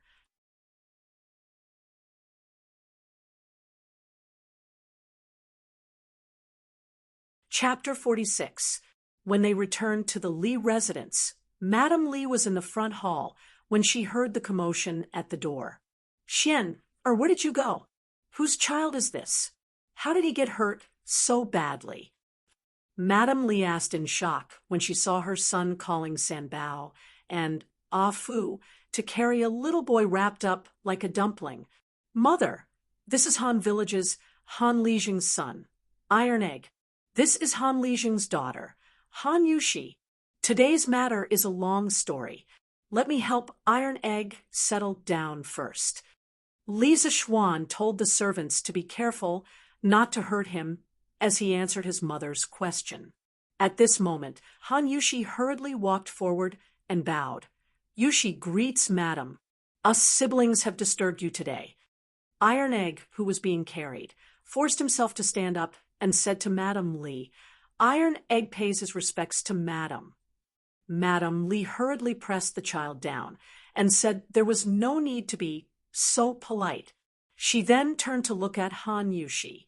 Seeing her beautiful appearance and pitiful appearance, she was truly a peerless beauty.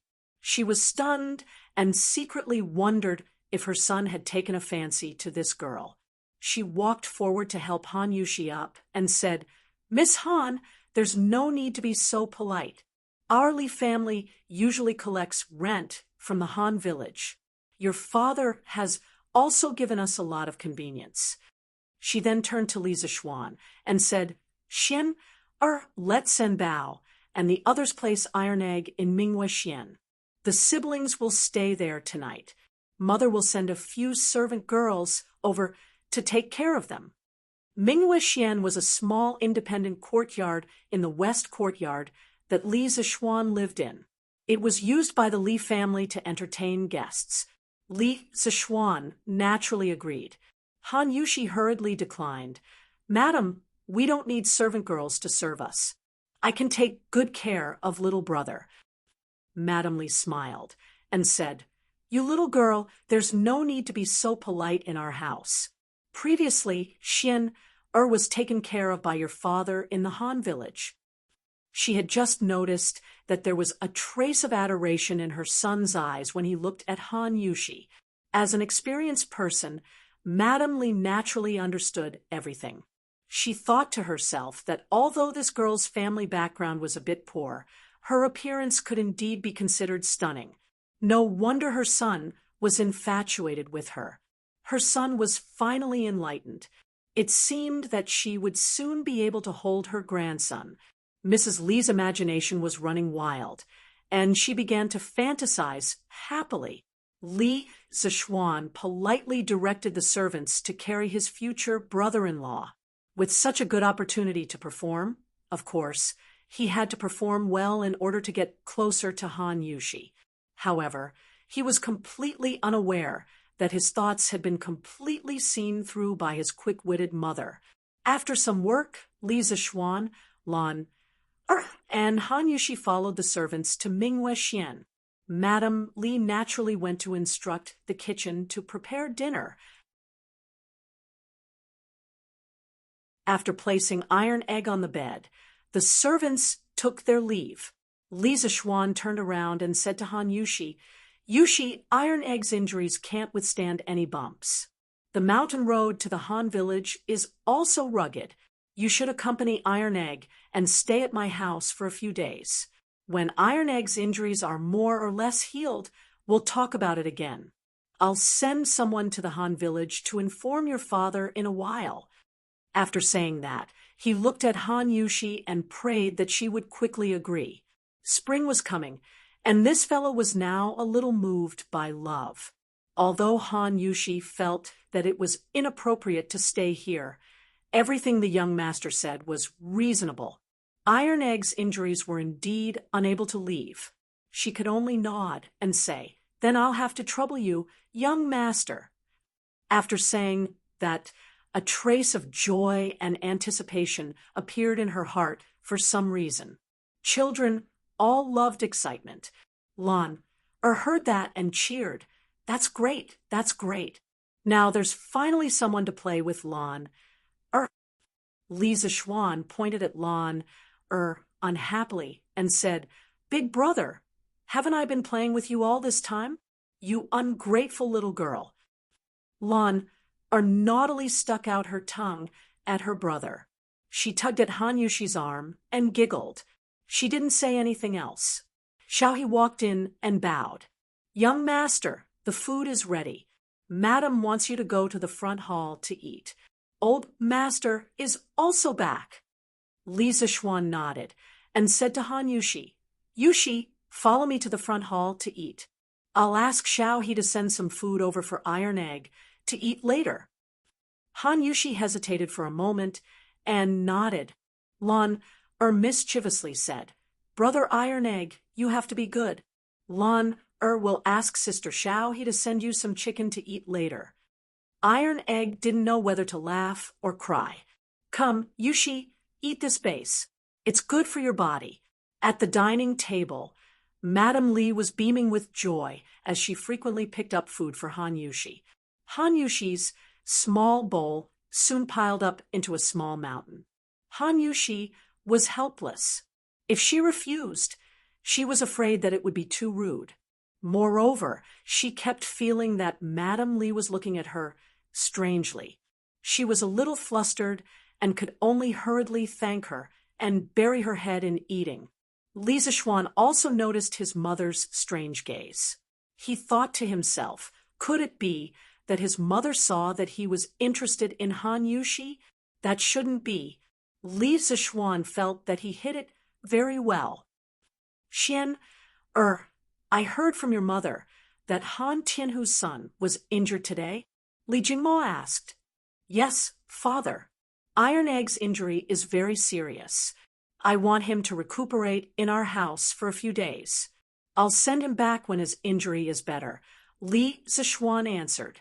Li Jingmo nodded. "Yes, that's how it should be. Your father and I have some friendship before. Since his son is recuperating in our house, we have to take good care of him. But speaking of which, why was Iron Egg injured?" There are actually people who dare to commit murder and injure people at the foot of the emperor. Isn't this disregarding the national law? When Li Zishuan heard this, he felt that the latter half of his father's words were very familiar. After thinking for a moment, it turned out that County Magistrate Chow had just told him this afternoon. He couldn't help but find it funny. He told his father about how they went to Shi City in the afternoon and met Yushi and the others who were bullied. Bang! When Father Li heard about Chow Xiaoyun's evil deeds, he immediately slammed the table angrily. This is really preposterous. He actually snatched a commoner's daughter in broad daylight and maliciously injured her. I've heard of this Chao Xiaoyun before. He used his father's official position to snatch commoner's daughter and committed all kinds of evil deeds. He's really guilty. Madam, Li also said angrily, this kind of evil person really deserves to be killed. Xian, what happened after that? Li Zishuan said. Later, Gao Ming called the capital magistrate and ordered him to handle the case impartially and not to play favoritism. Their Chao family will definitely be finished this time. Madam Li let out a sigh of relief. She held Han Yushi's hand and gave her a comforting look. Li Jingmo reacted quickly and asked doubtfully, Xian, who is this Li Gaoming? Why is he able to call the capital magistrate? Li Zishuan didn't plan to hide this matter from his parents. In any case, they would find out sooner or later. He said, Father, this Li Gaoming is the current crown prince, Li Chengqian. A single sentence stirred up 1,000 waves. This was simply earth-shattering. Other than Li Zishuan and Lan, everyone else in the room was dumbfounded. They were just ordinary people. The crown prince was too far away from them. They never thought that Li Zishuan would be related to the crown prince. Li Jingma's psychological quality was better. After all, he had been in the business world for decades. He was the first to come back to his senses. He muttered, Xian, why is the crown prince with you? Li Zishuan really wanted to tell his father that his words were ambiguous. He wasn't gay. However, now was obviously not the time to joke. Thus, he told his parents about him and Li Chengqian opening Strange Interest Pavilion. When Father Li heard that his son dared to take 70% of the shares, he was so shocked that his mouth fell open. He secretly thought that his son was really a newborn calf that wasn't afraid of a tiger. How bold! Li Jingma planned to talk to his son alone after dinner. He wanted to remind him to pay attention to the etiquette between a ruler and his minister. He didn't want to be too rude and offend the crown prince. When Madame Li heard that her son was opening a shop with the crown prince, she immediately felt that her son was promising. She was very happy. Just like that, the family finished dinner with their own thoughts. Li Jingma stood up and said, Xian, come with me to the study. I have something to tell you. After saying that, he directly walked to the study with his hands behind his back. Li Zishuan hurriedly stood up and followed. He also had something to tell his father.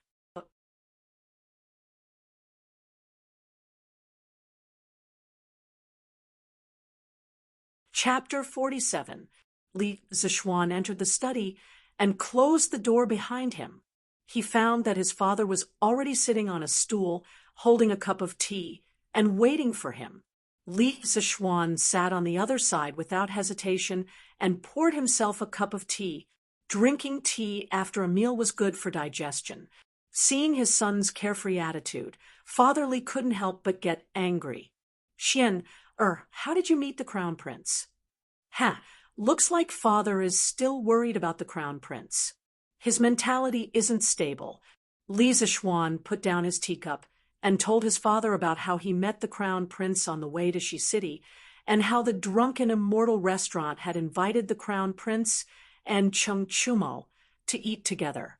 Father Li stroked his beard and digested the information. Xian, you have to follow the rules in front of the crown prince. Pay attention to the etiquette between a ruler and a minister. You can't be as undisciplined and reckless as you are at home. As the saying goes, accompanying a ruler is like accompanying a tiger. If you anger the crown prince, even I won't be able to save you. Thinking of that, brat Li Zishuan, if he had to bow and scrape before him, he wouldn't have been able to do it. However, Father Li's words were for his own good. Li Zishuan couldn't be bothered to explain and could only reply vaguely, "Father, don't worry. The Crown Prince and I are friends. He won't use his status to pressure me." Father Li glared at him. "Even so, you can't overstep the etiquette between a ruler and a minister. What if the Crown Prince decides to settle the score one day?" "Yes, yes, yes. Father is right. I'll listen to you." In order to avoid being lectured by his father, Li Zishuan quickly nodded in agreement. Seeing his son's behavior, Father Li knew that he didn't listen. He snorted angrily and didn't bother to persuade him anymore. "Why did you only give the Crown Prince 30% of the shares of your strange interest pavilion? Why don't you give him 30% tomorrow? Our family doesn't lack money. There's no need to offend the Crown Prince over such a small matter." Li Zishuan immediately stomped his feet and said anxiously, "No, this won't do. That won't do.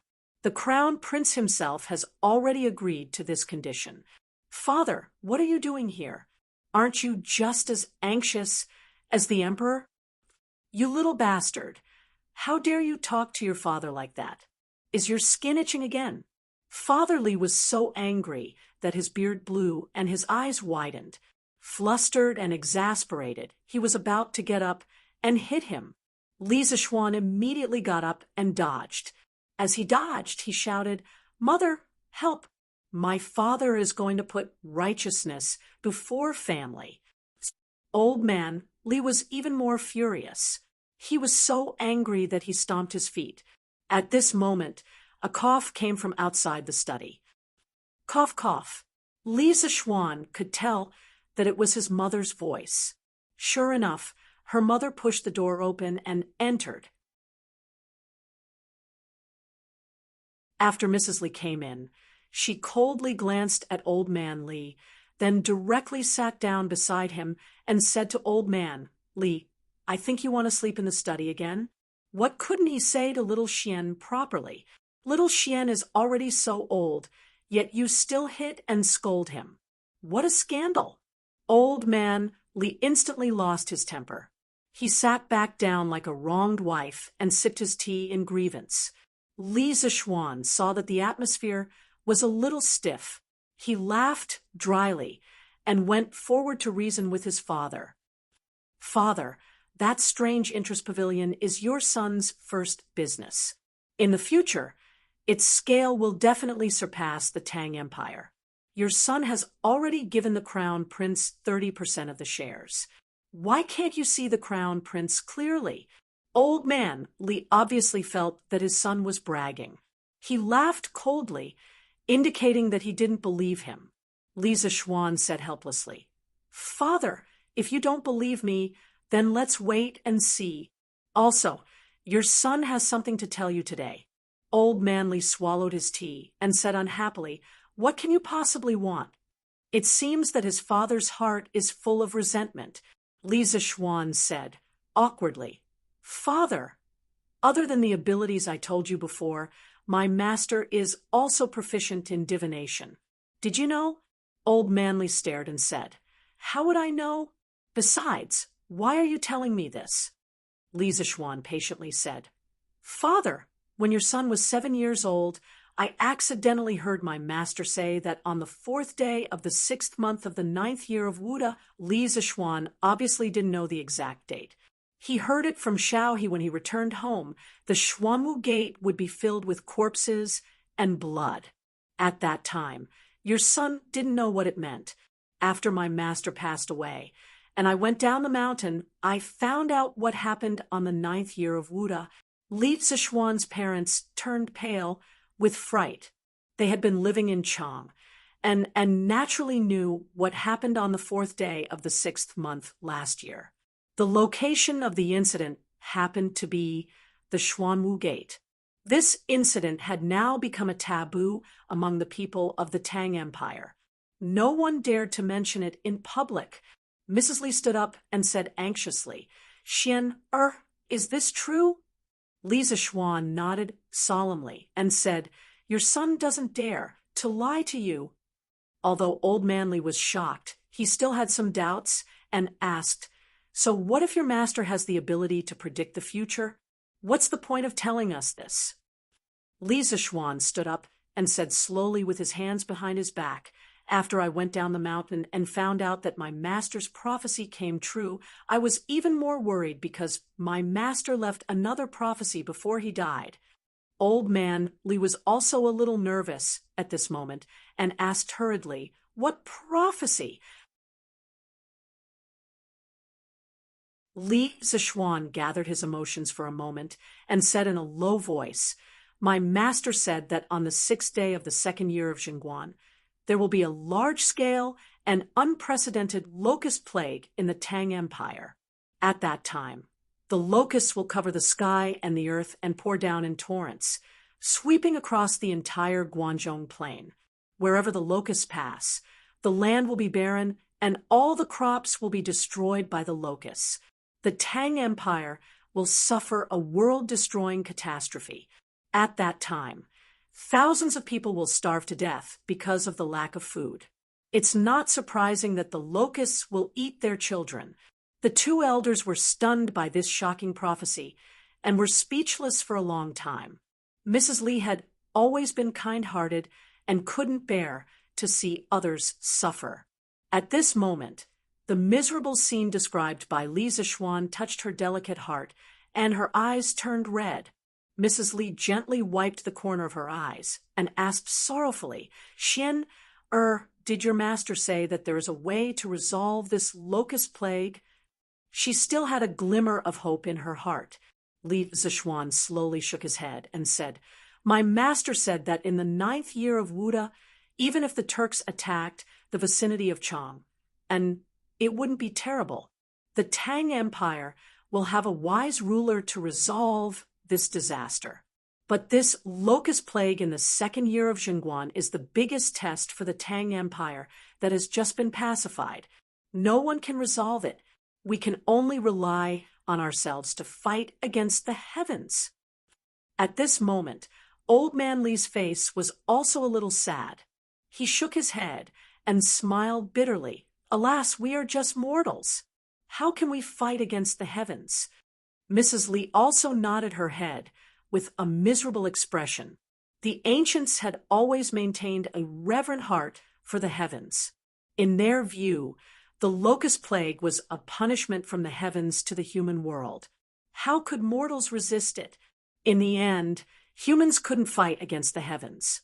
Li Zishuan saw that his parents had accepted their fate and had no fighting spirit. He couldn't help but shake his head.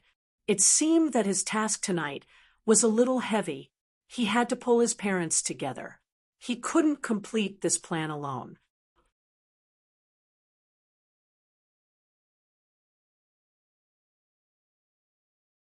Chapter 48.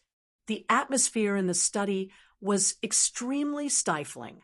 Li Zongyuan's parents had already believed in their son's prophecy, but even if they knew about it in advance, what could they do? At most, they could stock up a batch of food in advance to ensure that their family members wouldn't starve to death.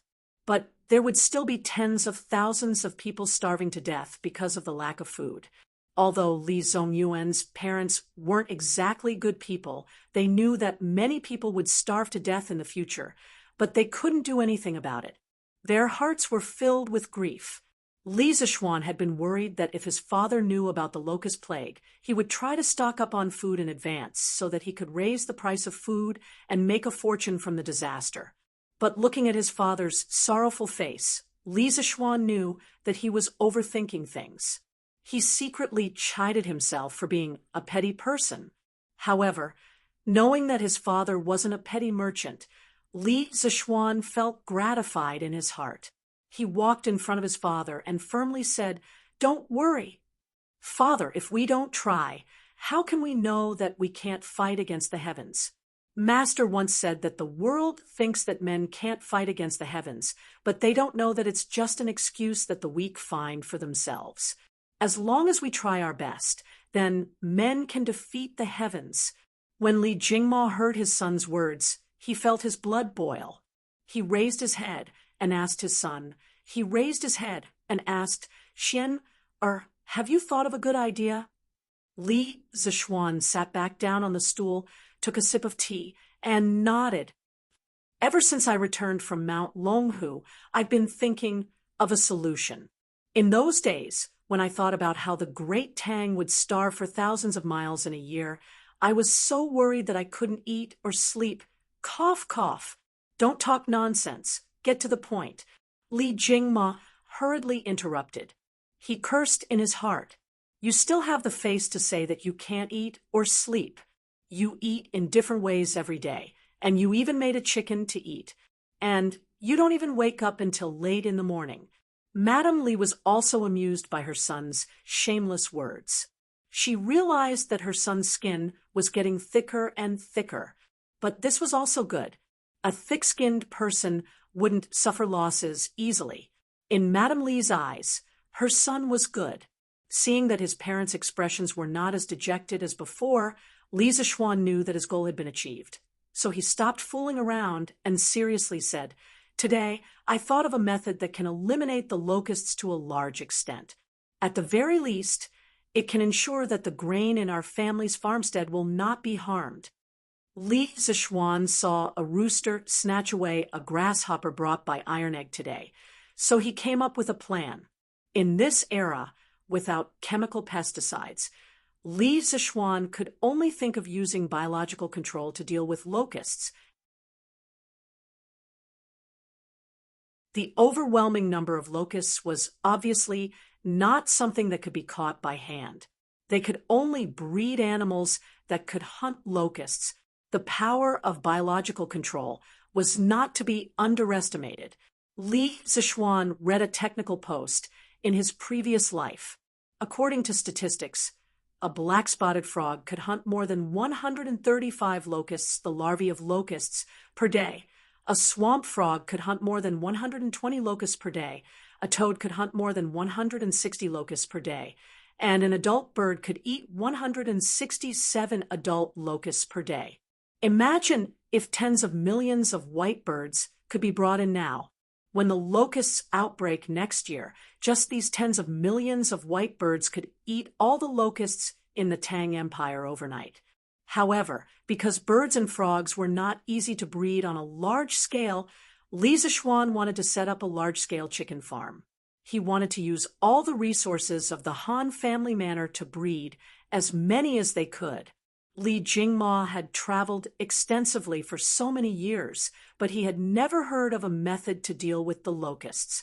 Hearing this, he asked curiously, "Xian, or what method have you thought of?"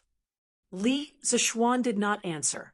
Instead, he asked, "Father, if there is a method to deal with locusts that can guarantee that the Han family manor will not suffer any losses when the locusts come, but it will require our family to fork out a large amount of money. Father, are you willing to do it?" Li Jingma glared at him and said angrily, "You brat, what kind of person do you think your father is?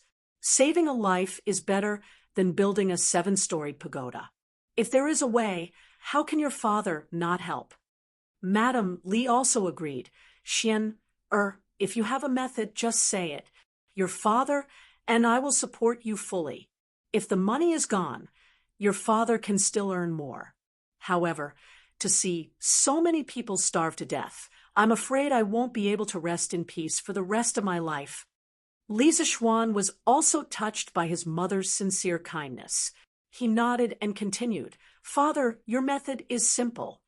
Father, your son's method is very simple. Our family will be responsible for providing the Han family village with chicken seedlings.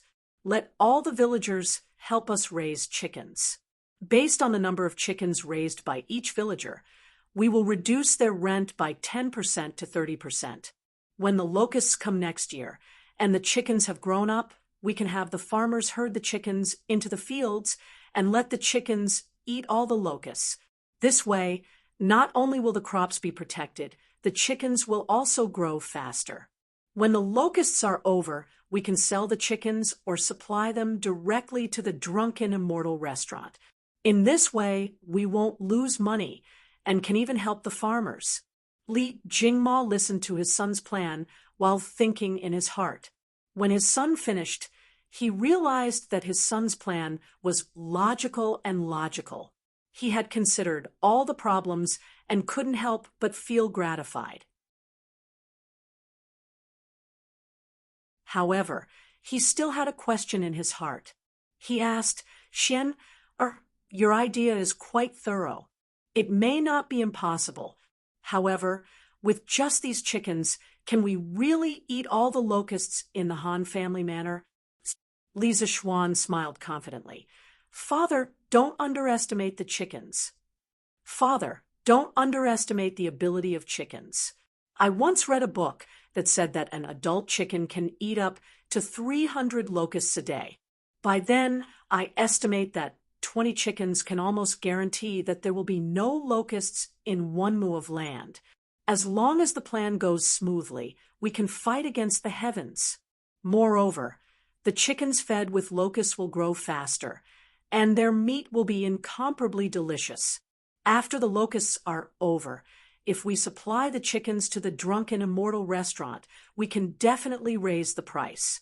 Although Li Jingma didn't know which book would record such a boring matter, seeing his son's solemn vow, he nodded thoughtfully.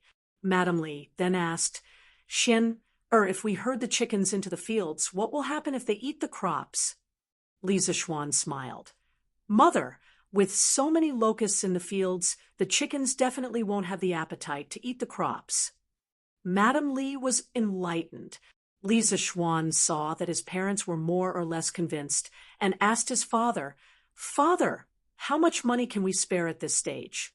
Li Jingma thought for a moment, then said, Give me 3 days, and I can probably spare 300,000 strings of cash for you. When Li Zishuan heard this, he was shocked.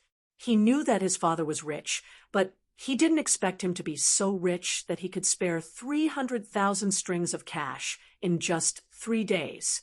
Currently, the entire Tang Empire's annual revenue was only about 20 million strings of cash. Moreover, this 300,000 strings of cash was only a portion of the liquid assets. Adding in the immovable assets, Li Zishuan couldn't imagine how rich his family was.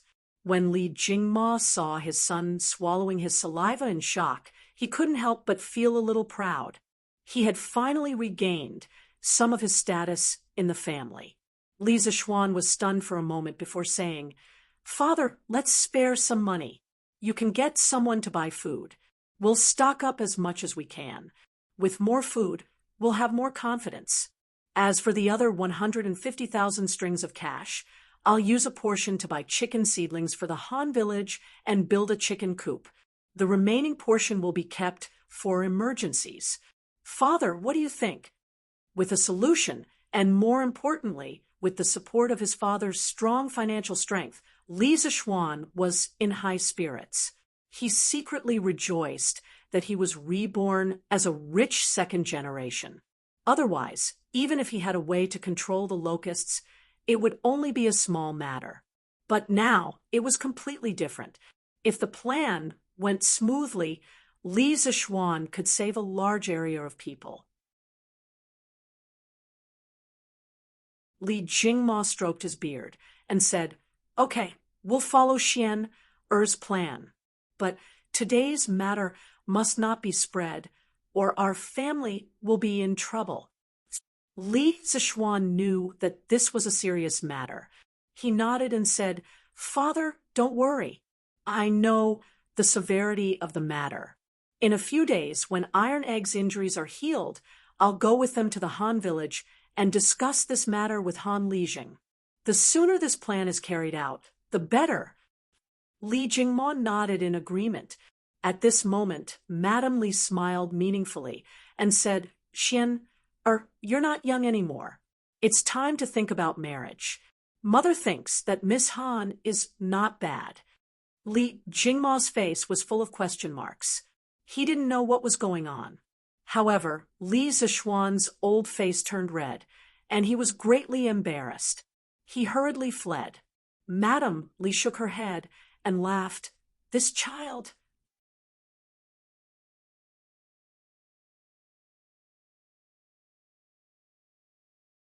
Chapter 49.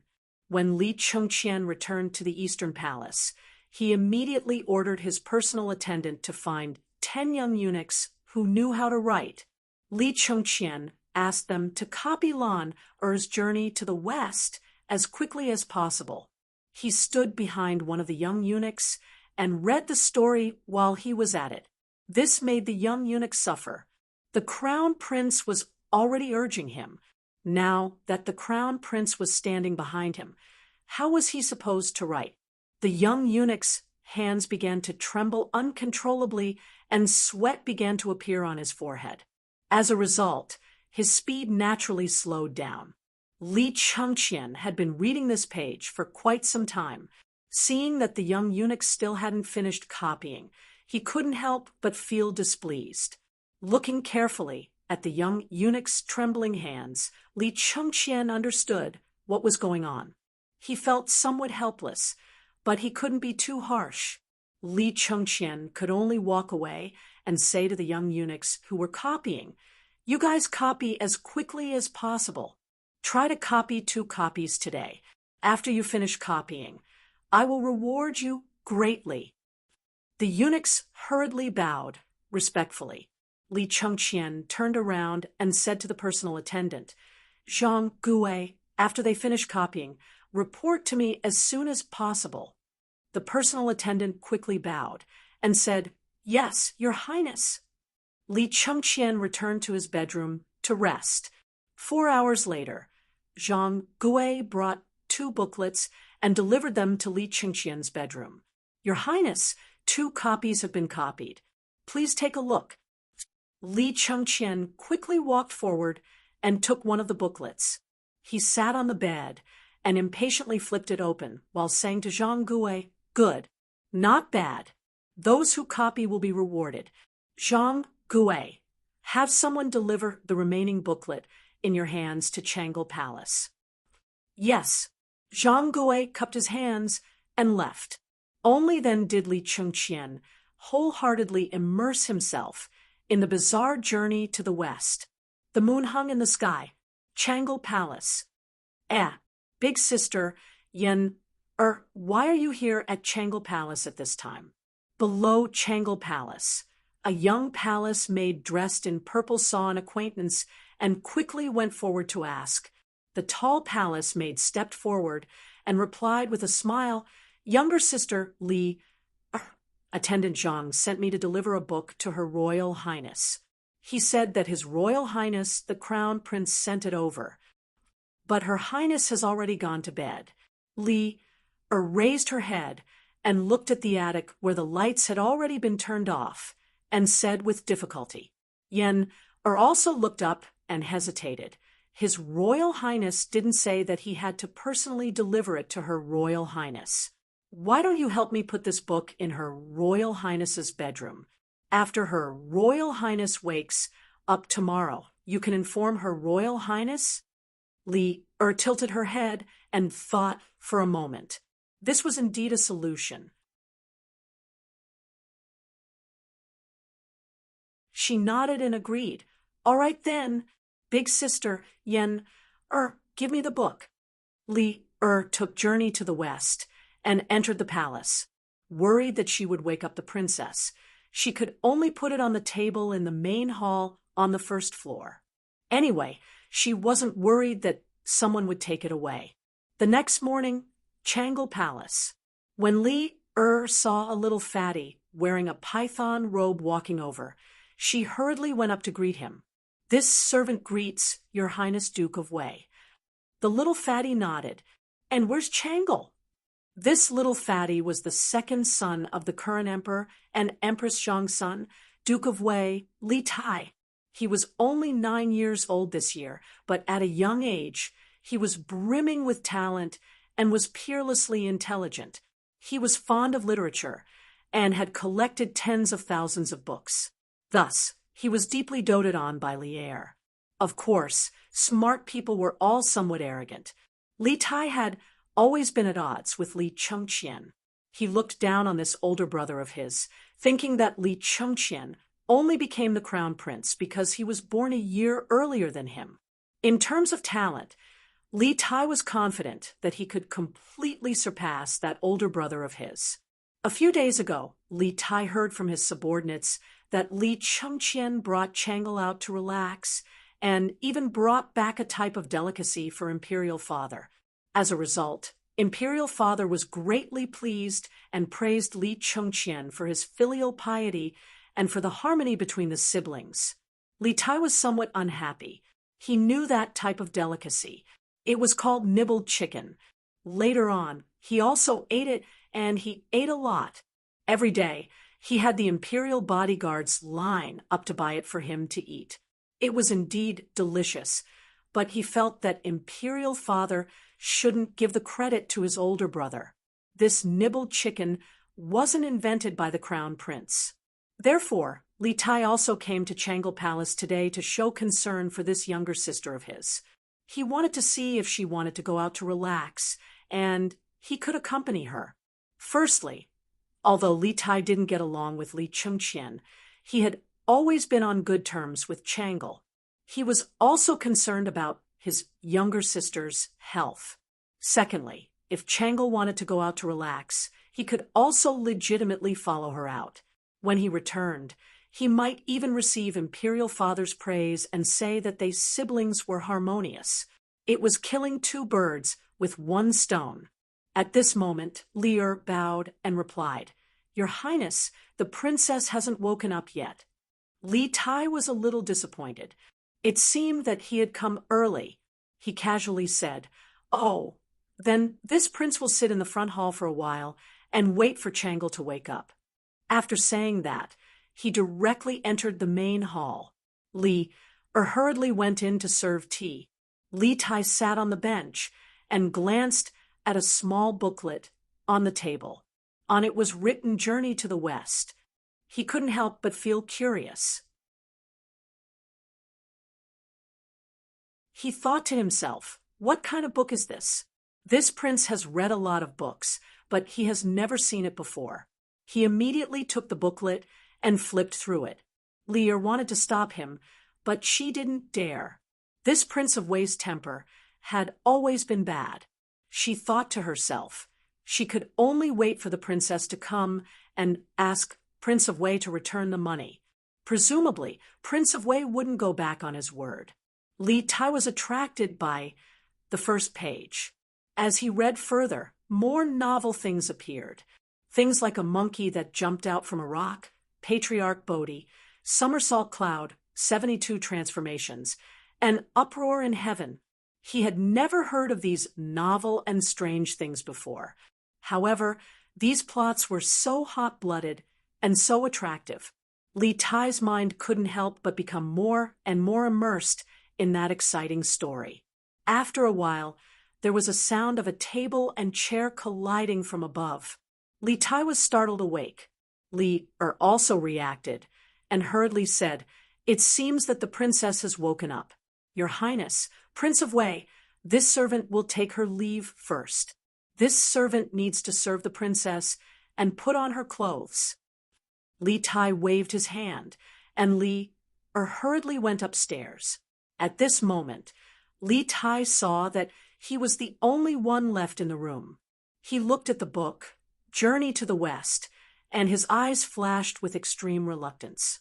After pausing for a while, a trace of hesitation and struggle flashed in his eyes. In the end, when he saw that there wasn't much time left and that Changle would come down in a while, Li Tai gritted his teeth, and a trace of determination finally flashed in his eyes.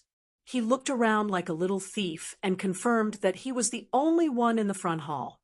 Then he stuffed Journey to the West into his long sleeves at lightning speed.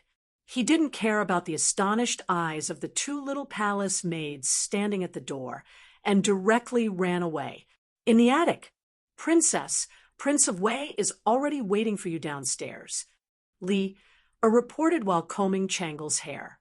"Oh, Brother Qingke came to look for me? Li hurry up.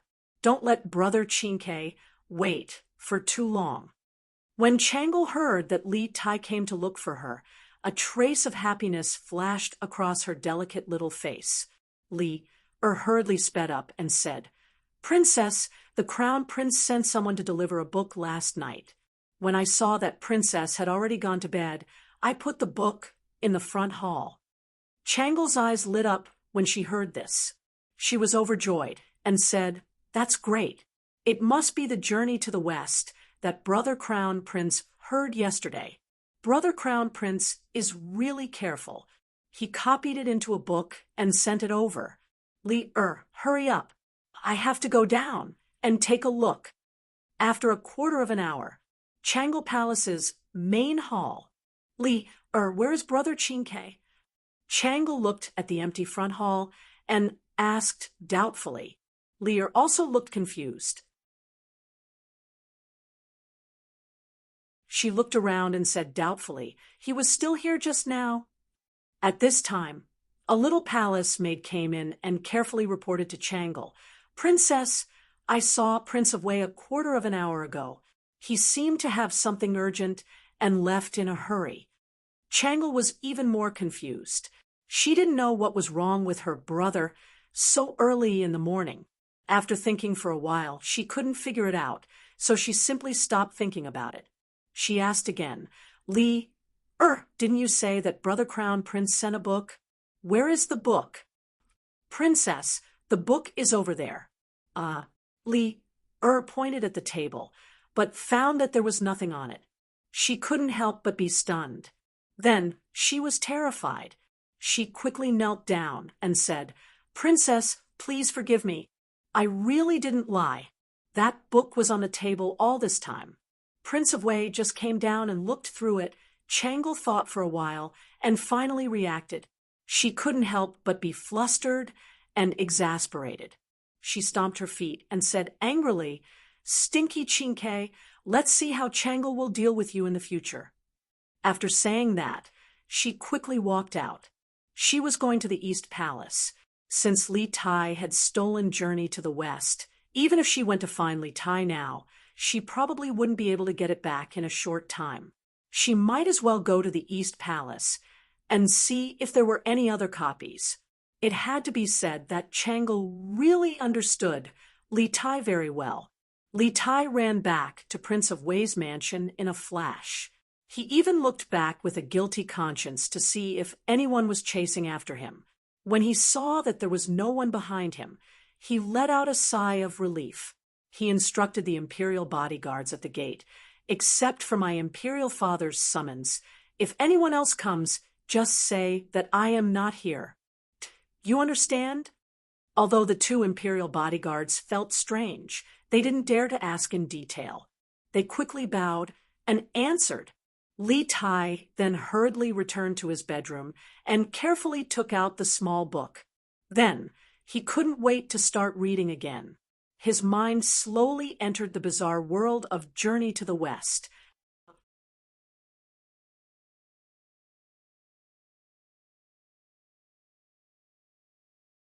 Chapter 50.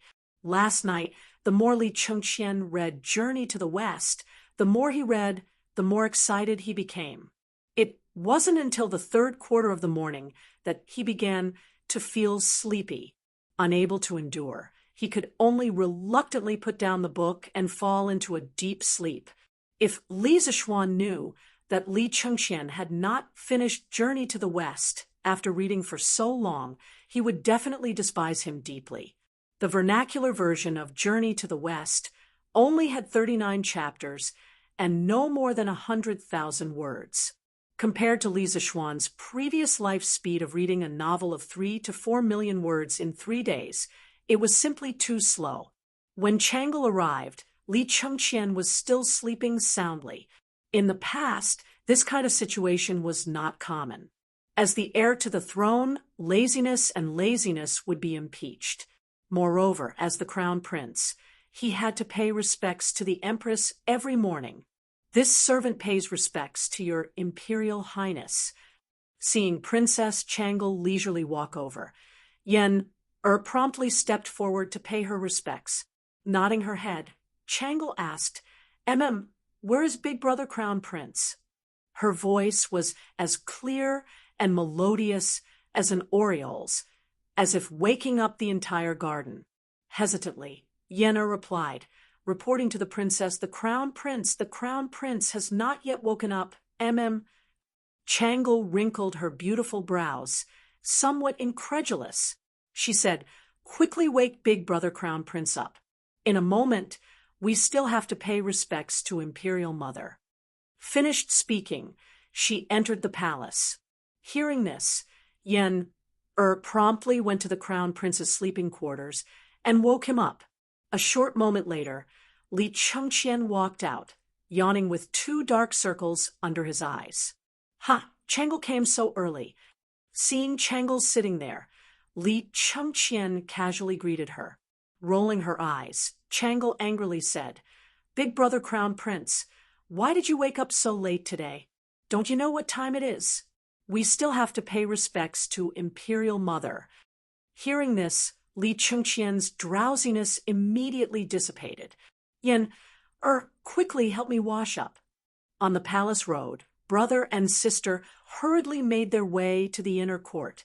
Seeing Li Chengqian lose his self-control today, Changle curiously asked, Big brother crown prince, what's wrong with you today? You look listless. Li Chengqian said embarrassedly, I was reading Journey to the West last night and forgot the time. Hearing Journey to the West, Changle remembered the purpose of going to the Eastern Palace in the morning. She said angrily, Brother Crown Prince, the journey to the West that you gave me last night was secretly taken away by Brother Qingke this morning. Humph, Brother Qingke is too much. She wrinkled her nose. Li Chengqian was stunned. His younger brother had always considered himself a modest gentleman. How could he do such a tasteless thing? But seeing that his younger sister was a little unhappy, he coaxed her. Don't be angry, Changle. After I gave you a book yesterday, I asked Zhang Geiling to copy a few more. They should have finished copying by now. After we pay our respects to Mother, you can follow me back to the Eastern Palace to get them. Hearing this, Changle was overjoyed. She secretly thought that Brother Crown Prince was so considerate. That's great. Thank you, Brother Crown Prince.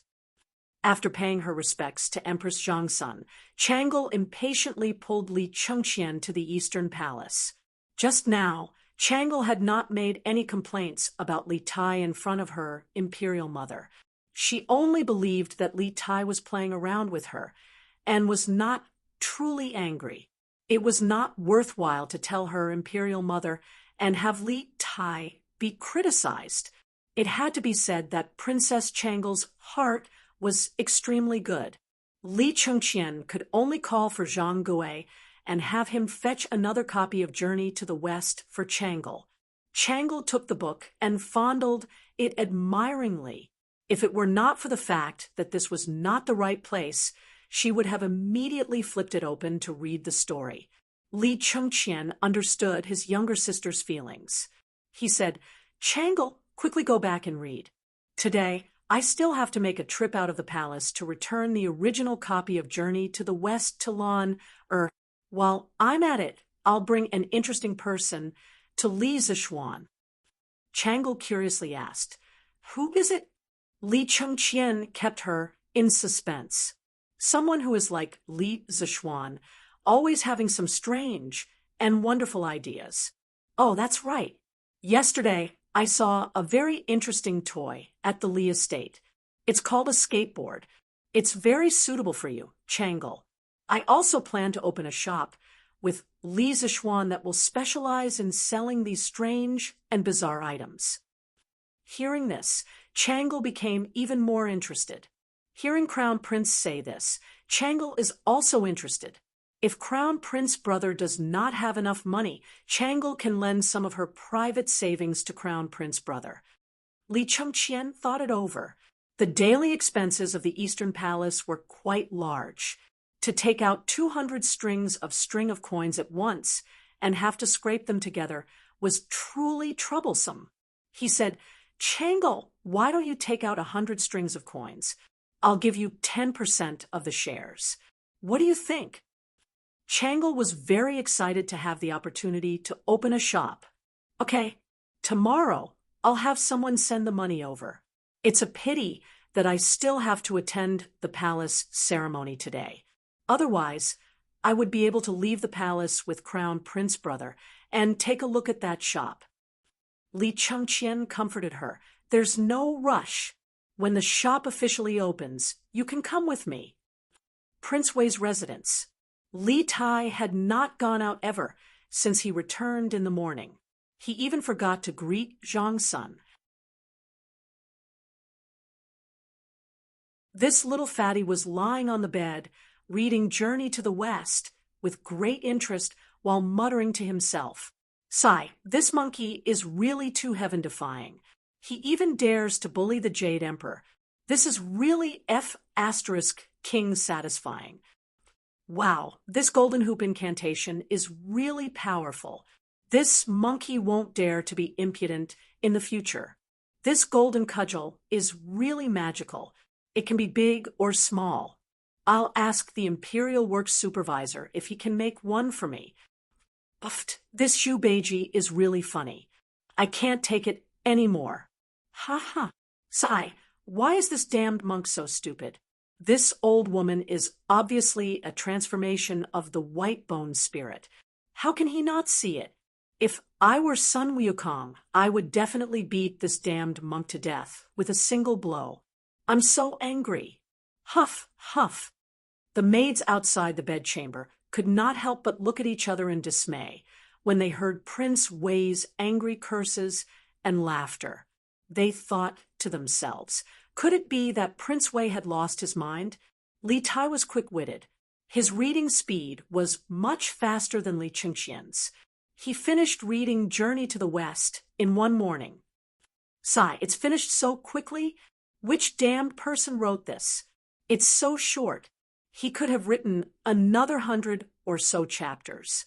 Li Tai said angrily as he flipped through the book and realized that it was gone. He angrily threw the book to the ground. However, even though he threw the book away, he could not help but recall the story he had just read.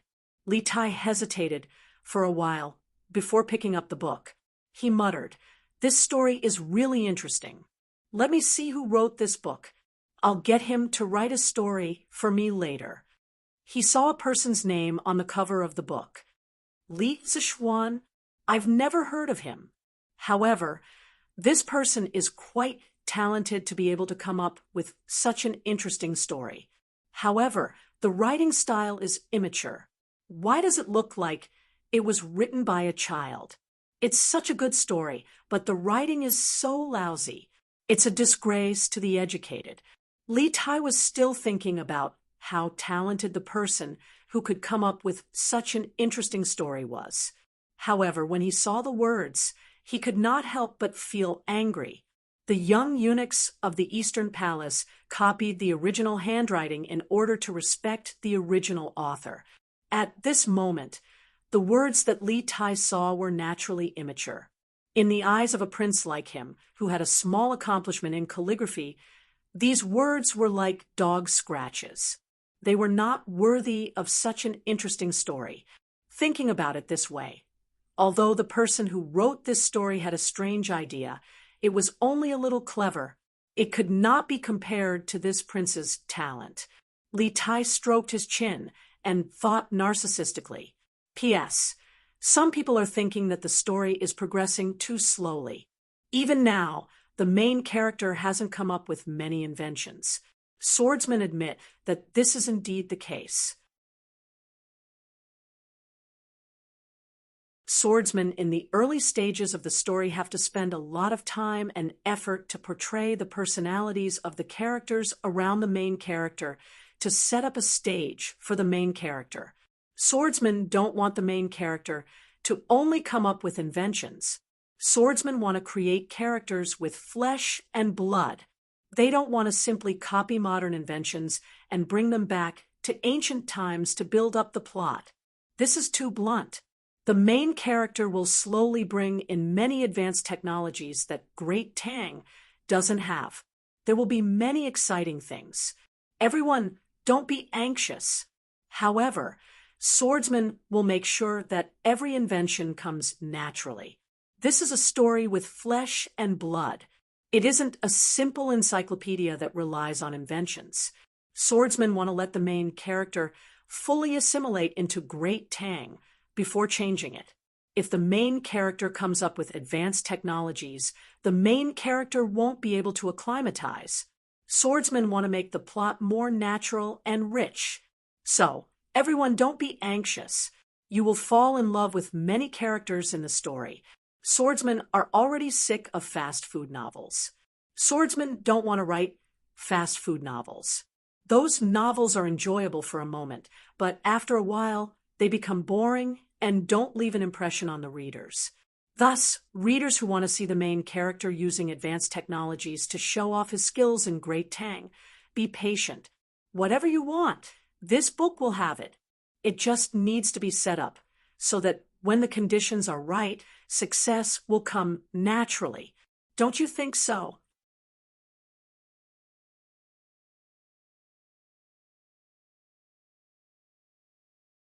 Chapter 51. Iron Egg, are your injuries better? After breakfast, Li Zixuan came to Mingwei Xian to check on Iron Egg's injuries.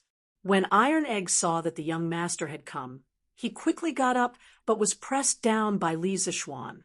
He could only continue to lie down and said, "Young master, Iron Egg's injuries are almost healed. He should be able to get out of bed tomorrow." Li Zixuan nodded and said, "And that's good. Pay more attention to rest. Tell Xiao He what you want to eat." "And thank you, young master," Iron Egg said gratefully. Li Zixuan saw that there was nothing he could do here, so he nodded and turned to leave. Iron Egg stretched out his hand and wanted to say something, but in the end, he didn't have the courage and put down his hand dejectedly. "Young master, you're here?" Li Zixuan had just gone out when he bumped into Han Yushi, who had just returned with a basin of clothes. Li Zixuan looked at the clothes Han Yushi was carrying and frowned. "Why did you go to wash the clothes? Why didn't you let the servants in the manor wash them?" Hearing the concern in Li Zixuan's words, Han Yushi said shyly, "Young master, Yushi isn't a spoiled young lady from a big family. Yushi can do these things herself." Li Zixuan was a little helpless and couldn't persuade her anymore. He could only remain silent. Han Yushi suddenly seemed to think of something and exclaimed, "Young master, I almost forgot about business. Please wait for Yushi for a while." After saying that, she hurriedly ran into the room, leaving behind a confused Li Zixuan. After a while, Han Yushi came out with a wine gourd. Li Zixuan looked at it and found it familiar. After thinking carefully, it seemed that when Yushi ran over to ask for help yesterday, she was carrying it. He couldn't help but be a little puzzled. "Young master, Iron Egg and I entered the city this time, mainly to bring some of the first batch of fruit wine for you to try. After what happened yesterday, Yushi almost forgot about it." After saying that, Han Yushi herself felt a little embarrassed. Li Zixuan laughed in spite of himself. But when he thought of the fruit wine he had drunk at the Han Manor, Li Zixuan really missed it. Just as he was about to open it and smell the wine, he saw the little girl, Xiao He, hurriedly running over, as if someone was chasing after her. Young master, grand, Crown Prince is here." The young maidservant ran over and said while panting, if it was in the past, she wouldn't have been so nervous. However, ever since she found out that Li Zixuan was the Crown Prince yesterday, she was so scared that she screamed when she saw Li Zixuan today. She quickly ran over to find Li Zixuan. This made Li Chengqian very gloomy. He thought to himself, could it be that my complexion is not good today? Li Zixuan, on the other hand, was very calm. He made an O sound and said, "If the Crown Prince is here, then he's here. How can you be so flustered?" You have to be as calm as me. After saying that, he turned and said to Han Yushi, Then Yushi, I'll leave first. I'll come back later to try this wine. Call me if you need anything. Han Yushi nodded. Li Zixuan came to the front hall and found that it wasn't just Li Chengqian. There was also a man around 16 or 17 years old accompanying him. That man was quite handsome, but he didn't care about his appearance and was dressed very casually. After Li Zixuan came in, he bowed to Li Chengqian and said, Greetings, Your Highness the Crown Prince. In private, he could call Li Zixuan brother, but now that there were outsiders, Li Zixuan didn't want to give others something to use against him because of such a small matter. Li Chengqian hurriedly said, Brother Zixuan, there's no need to be so courteous.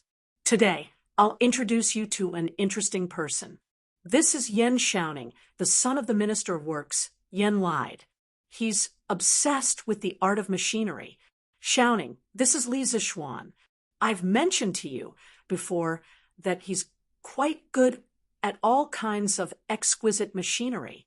Moreover, his imagination is often wild and unrestrained, always exceeding expectations. The two of you should be able to become like-minded friends. Hearing Li Chengqian's introduction, Li Zixuan was secretly surprised. He only asked Li Chengqian to help him find a skilled craftsman who knew that he would actually trick the son of the Minister of Works. How could he afford to hire such a great person? However, the name Yan Lied was somewhat familiar. Li Zixuan stopped his wild thoughts and cupped his hands. Greetings, Brother Xiaoning. Since the Crown Prince personally introduced him, Yan Xiaoning didn't put on airs and cupped his hands in return. He smiled and said, Greetings, younger brother. I've heard from the Crown Prince that younger brother always has wonderful ideas and can create many new strange things. Today, I've specially come to broaden my horizons. Li Zixuan said modestly, I don't dare. The Crown Prince has overpraised me. If Brother Xiaoning doesn't mind, you can call me Little Xian. Li Chengqian was a bit impatient when he saw the two of them dawdling. He stepped forward and patted their shoulders. He smiled and said, All right, stop pretending.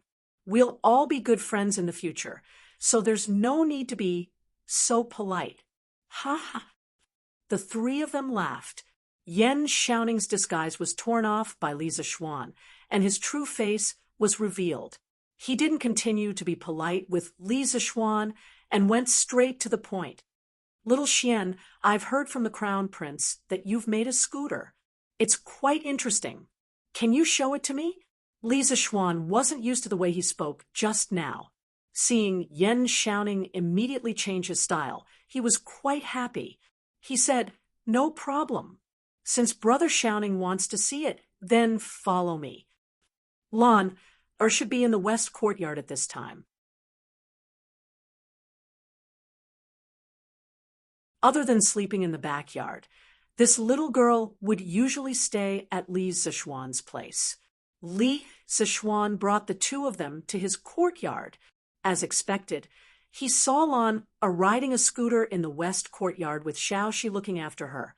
Li Zixuan waved his hand and shouted, Lan, come over quickly. Lan heard her brother's call and quickly turned her head. She rode the scooter and ran over like a gust of wind. Xiaoxi also ran over behind her. Ever since Yan Xiaoning entered the courtyard, his eyes never left the scooter under Lan-er's feet. Currently, the only means of transportation on land in the Tang Dynasty were horses and carriages. It was the first time Yan Xiaoning saw such a light and fast scooter. He couldn't help but be captivated by it. Greetings to the Crown Prince. Xiaoxi quickly bowed when she came over. She also knew Li Chengqian's true identity yesterday. Li Chengqian waved his hand and said, No need to be so polite. Other people were afraid of Li Chengqian, but Lan wasn't. She was still young and didn't know how terrifying imperial power was. The little girl put the scooter aside and came to Li Chengqian's side. She said, "Big brother Gaoming, did you bring Lan Er's journey to the west?" Li Chengqian smiled bitterly. This little girl wanted to return something to him the moment they met, but luckily he brought it over today. He passed the booklet in his hand to her and smiled. I brought it to thank Lan Er." Big brother Gaoming also brought a gift for Lan Er. As he spoke, he took out a palm-sized jade white lion from his sleeve. "Wah, so cute. Thank you, big brother Gaoming." Lan Er won't ask big brother Gaoming for the previous request. Lan Er snatched the jade white lion and cheered. Li Chengqian was overjoyed. He didn't expect to get such a pleasant surprise by giving a jade white lion. No one wanted to owe someone a favor all the time, not to mention that he was the empire's heir. Every action of his was important. Li Chengqian secretly thought that this jade white lion was really worth it. Li Zishuan secretly shook his head. This little girl really picked up sesame seeds and threw away watermelons. Obviously, a promise from Li Chengqian was much more precious than this little toy. However, this was his little sister's own choice. Li Zishuan didn't want to interfere. "Lan Er, come and greet your big brother Xiaoning. He's here to make something fun for you today." Li Zishuan saw that after talking for so long, he actually forgot that Yan Xiaoning was at the side. He quickly said, when Lan Er heard this, her eyes instantly lit up. Other than eating, a child's hobby was nothing more than playing. Lan Er went forward and said obediently, "Lan Er greets big brother Xiaoning." Cough, cough. "Hello, little sister Lan." Hearing someone call him, Yan Xiaoning quickly shifted his gaze from the scooter. At this time, Lan Er mischievously shook the jade white lion in her hand and blinked her eyes. She meant, "Where's the greeting gift?" Yan Xiaoning was dumbfounded. His mind wasn't here just now, so he didn't know what was going on. This was like a child asking for a red packet from an adult during Chinese New Year. Li Zishuan didn't know whether to laugh or cry. He scolded, "Lan Er, don't be rude."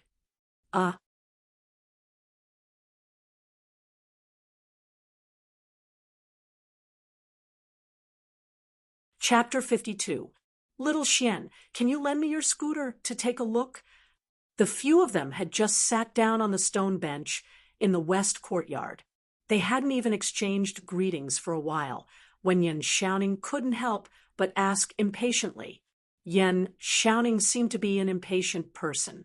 Li Zishuan found it funny and said, "No problem, brother Xiaoning, you can take a look if you want." Hearing this, Yan Xiaoning hurriedly placed the scooter on the stone table. Then he came over and observed it carefully. From time to time, Yan Xiaoning would flip the scooter around while sighing. In less than 15 minutes, Yan Xiaoning had thoroughly studied the structure of the scooter. He put down the scooter, looked at Li Zishuan, and said, "Li Zishuan, little Xian, although the structure of this scooter is simple, its creativity is really surprising. Why didn't I think of such a simple and convenient thing before? I really can't figure it out." Yan Xiaoning hit his head in annoyance after he said that. Li Zishuan smiled and said, "Brother Xiaoning, you don't have to be annoyed. Actually, think about it carefully. The structures of many things that we use in life are generally not complicated. For example, the structure of a carriage is also very simple. But why didn't anyone think of making a carriage hundreds of years ago? In the end, it's a person's creative thinking problem. My master once told me that there's nothing that can't be done, because sometimes creativity is far more valuable than technology. If your thinking isn't broad enough, you'll never be able to create valuable new things." Yan Xiaoning was enlightened. He clapped his hands and laughed. Yes, that's what I meant. I've encountered many similar problems before. It's obviously very simple, but I just can't think of it. Little Xian, you've hit the nail on the head. Li Chengqian also nodded thoughtfully at the side. Li Zishuan said modestly, Brother Shouting, you're just a bystander. Many times, if you jump out of the picture and change your thinking, you can often get unexpected results. Yen Shouting nodded in agreement. He looked at the scooter and said, But, little Xian, your scooter has a lot of imperfections. For example, the wheels will probably be very jerky when you turn them. Also, the handle at the front of your scooter can only be used as a handrail. It can't control the direction of the scooter. Li Zishuan nodded. He thought to himself that this brother was indeed from an engineering family. He really understood the mechanical structure. He could see the flaws of this simple scooter at a glance. Well, Brother Shouting is right. When I made this scooter, it was just a casual move to coax my little sister. This scooter can indeed continue to be improved. Oh, so little Xian, you already have an improvement plan? Yen Shouting was very curious. He could see the problem with the scooter, but it didn't mean that he had a solution now. I do have some ideas. Xiao Shi, go to the kitchen and get me a piece of unburnt wood. Li Zishuan instructed Xiao Shi. He could barely write with a brush, but drawing was really difficult for him. The lines of an engineering drawing needed to be horizontal and vertical. The soft tip of a brush was very difficult to do. At least, he couldn't do it. Xiao Shi accepted the order and left. Li Zishuan saw that Yen Shouting and Li Chengqian were confused, so he smiled and explained, I'm more used to drawing with charcoal. I want to draw a drawing for Brother Shouting so that it'll be easier to explain. The two of them nodded. After a while, Xiao Shi walked over with a burnt wood stick. After Li Zishuan took it, he pulled out his sword and swung it a few times. Everyone only saw a blur in front of their eyes. They saw that Li Zishuan had a thin and long wooden stick in his hand. It was even sharp at the bottom. It was also Li Zishuan's first time using the wind-chasing sword to sharpen a pencil. When he saw that the result was pretty good, he couldn't help but exclaim in his heart that his control over his strength had become more skillful. Good swordsmanship. I didn't expect little Xian to know swordsmanship. Yen Shouting praised. The Tang people valued martial arts, and the children of high officials and nobles loved to carry swords. Although Yen Shouting's swordsmanship wasn't high, he still had a good eye. He didn't expect that this new friend of his not only had a unique idea in terms of machinery, but also seemed to be quite skilled in swordsmanship. Yen Shouting was now more and more interested in Li Zishuan. Li Zishuan didn't reply. He directly spread out a piece of paper on the stone table and started to draw. In his previous life, Li Zishuan was very proficient in mechanical drawing. Whether it was a computer drawing or a manual drawing, the drawings he drew didn't need to be modified by a teacher. They could be sent to the factory directly for processing. In his previous life, Li Zishuan's college organized an internship at the FAW headquarters. Their task was to go to the workshop and draw the key parts of the cars they saw in the workshop. They also had to mark the dimensions. At that time, due to the limited conditions in the workshop, they couldn't even use a ruler. As a result, many of the students drew crookedly like a dog paddle. Only Li Zishuan's drawings were like works of art. It wasn't because he had taken art classes, but because Li Zishuan's copying ability was very strong since he was young.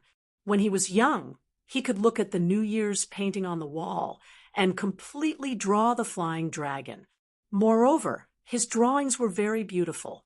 Later on, when he went to college, Li Zishuan couldn't help but regret that he didn't enroll in an art school. It had to be said that Li Zishuan was an engineering dog with artistic cells. At this moment, Li Zishuan was in front of the paper. He closed his eyes and thought about the structure of the ball bearing. The strange thing was that Li Zixuan's mind quickly formed a three-dimensional model of the ball bearing. This strange scene scared him so much that he almost cried out in surprise. When he opened his eyes, he saw that everyone was waiting for him to pick up the pen. Li Zixuan didn't care about the reason why there was a three-dimensional image in his mind and directly picked up the pen to draw. At this moment, it was really smooth. Li Zixuan felt very strange at this moment.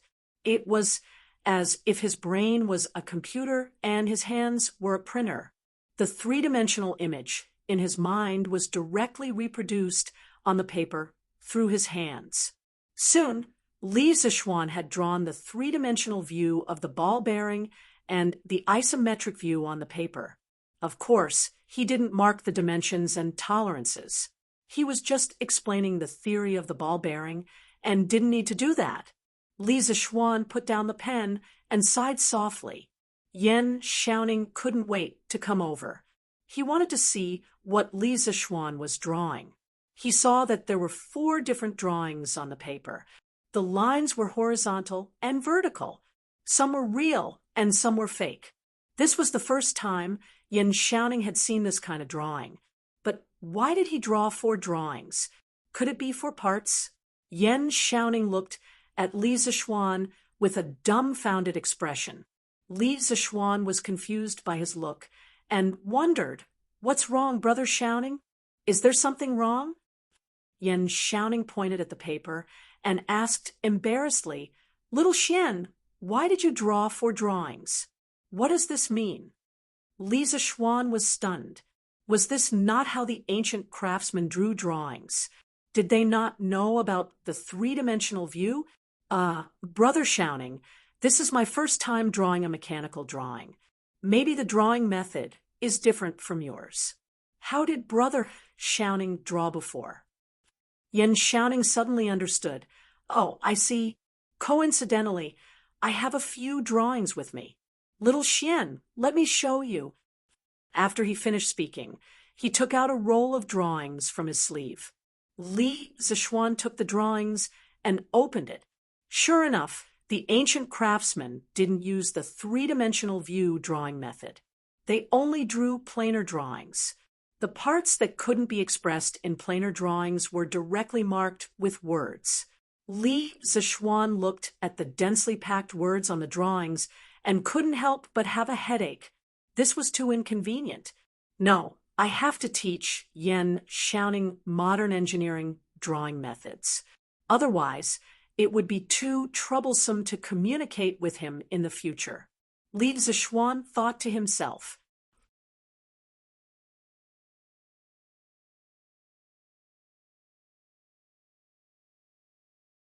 Chapter 53. Li Residence, West Courtyard. Li Zixuan rolled up the drawing and passed it to Yan Xiaoning. Brother Xiaoning, I understand your drawing method, but I still think my method is more concise and clear. Oh, then little Xian, hurry up and tell Big Brother what's behind your drawing method.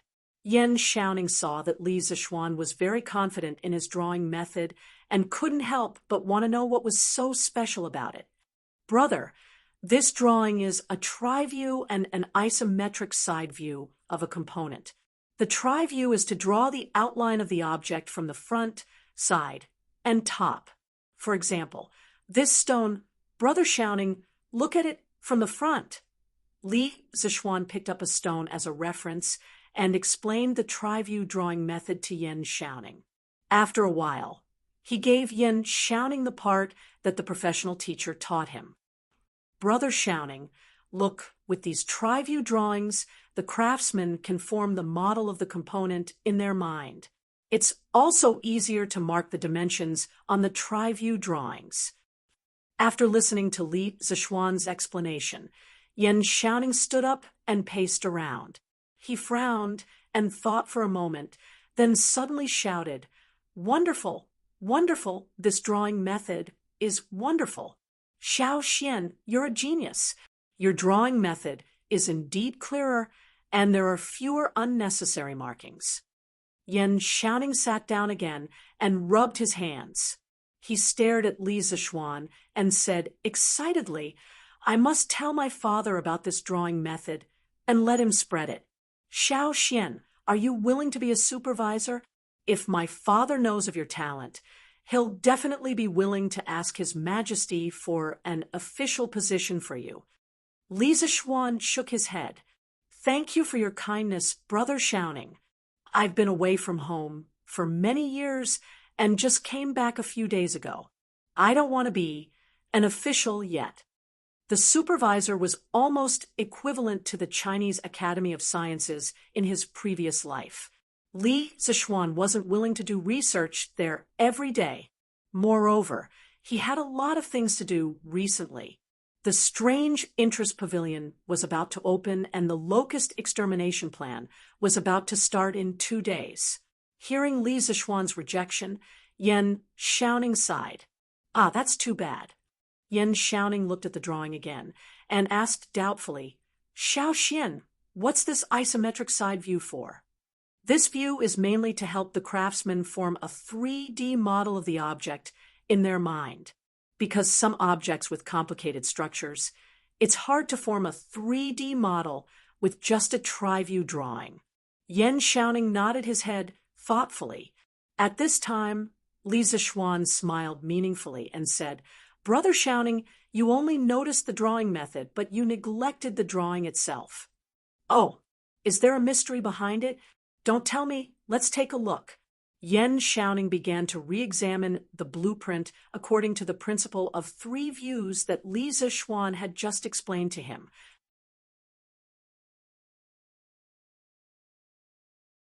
After looking at it, Yan Xiaoning stood up and closed his eyes, imagining the 3D model of the object in his mind. After a while, Yan Xiaoning opened his eyes and said excitedly, I know what this is. Xiao Xian, what are you planning to do with it? Although he could imagine the 3D model of the object, he couldn't think of a use for it. Li Zishuan smiled. I've named it a ball bearing. Brother Xiaoning, think about it. What would happen if it was used to connect the wheels and axles? Yan Xiaoning was quite knowledgeable in mechanical design. After hearing Li Zishuan's explanation, he immediately understood. He was even more excited than before. That's amazing. This is a genius design. With this ball bearing, all vehicles, no matter if it's a horse carriage or a truck, will have very little resistance. Xiao Xian, how did you come up with this? This invention is amazing. Li Chengqian didn't know much about machinery and didn't say anything before. Now that he saw Yan Xiaoning praising the object, he couldn't help but ask, Xiaoning, is this thing really that good? Yan Xiaoning was extremely excited at the moment. After hearing the Crown Prince's question, he confirmed without thinking. Of course, it's not an exaggeration to call this the most useful invention in Tang Dynasty. Your Highness, you might not know this, but if all the carriages in Tang Dynasty use this ball bearing, then the same horse will be able to pull at least 50% more of the load of the carriage. At that time, merchants will be able to transport more goods at once.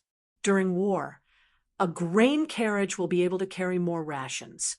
Other than carriages, other machines that require transmission can also use this ball bearing. Your Highness, do you think this invention is important or not? Hearing Yan Xiaoning's analysis, Li Chengqian was also stunned. He didn't care if the merchants could transport more goods, but it was crucial that they could increase the efficiency of transporting rations. In this era, one of the decisive factors in the outcome of a war was the issue of rations. Li Chengqian finally understood that Yan Xiaoning's previous praise wasn't excessive at all. He was also a little excited now. Brother Zishuan, this item is of great importance. Can I bring it back to the palace? Li Chengqian also knew that Li Tai had been competing with him for favor recently, but he didn't have any other good ideas. He couldn't act like a spoiled child in front of Li Tai's eldest grandson, could he? If he dared to do so, he would definitely be reprimanded by Li Er for not having the dignity of a country's heir. There were some things that Li Tai could do, but he couldn't because he was the crown prince. Seeing Li Tai dote on Li Er more and more, Li Chengqian was also anxious, but he could only be anxious. Now that he saw that Li Zixuan's invention had such great uses, and could even be used in the military, Li Chengqian's first thought was that perhaps he could use this item to gain Li Er's praise. At the same time, he could also ask for some benefits for Li Zixuan. Li Zixuan was a little helpless at this moment. Although the ball bearing had many uses, these two people didn't need to be so excited, right? Hearing that Li Chengqian wanted to immediately present the blueprint to Li Er, Li Zixuan hurriedly said, "Your Highness, this ball bearing is indeed very useful, but we don't know if it can be made yet. If we present the blueprint to His Majesty now, I'm afraid we're being too hasty." When Li Chengqian heard this, he felt that it was reasonable and secretly thought that he was too impetuous. Brother Zixuan's words are very true. Then I'll wait for you and Xiaoning to make this thing and install it on the carriage before reporting it to Imperial Father. At that time, I'll definitely give you two a reward. When Yan Xiaoning heard Li Zixuan's words, he began to frown and ponder. He was a little too excited just now and didn't even think about whether this thing could be made or not.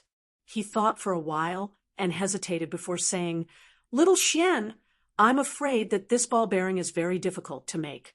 When Li Zixuan proposed this ball bearing, he didn't know if it could be made with the Tang Dynasty's technology. Although he was mentally prepared, he still felt a little disappointed when he heard Yan Xiaoning's negative answer. However, he also wanted to know where the technical difficulties were, so he asked, "Brother Xiaoning, where will the difficulties be?"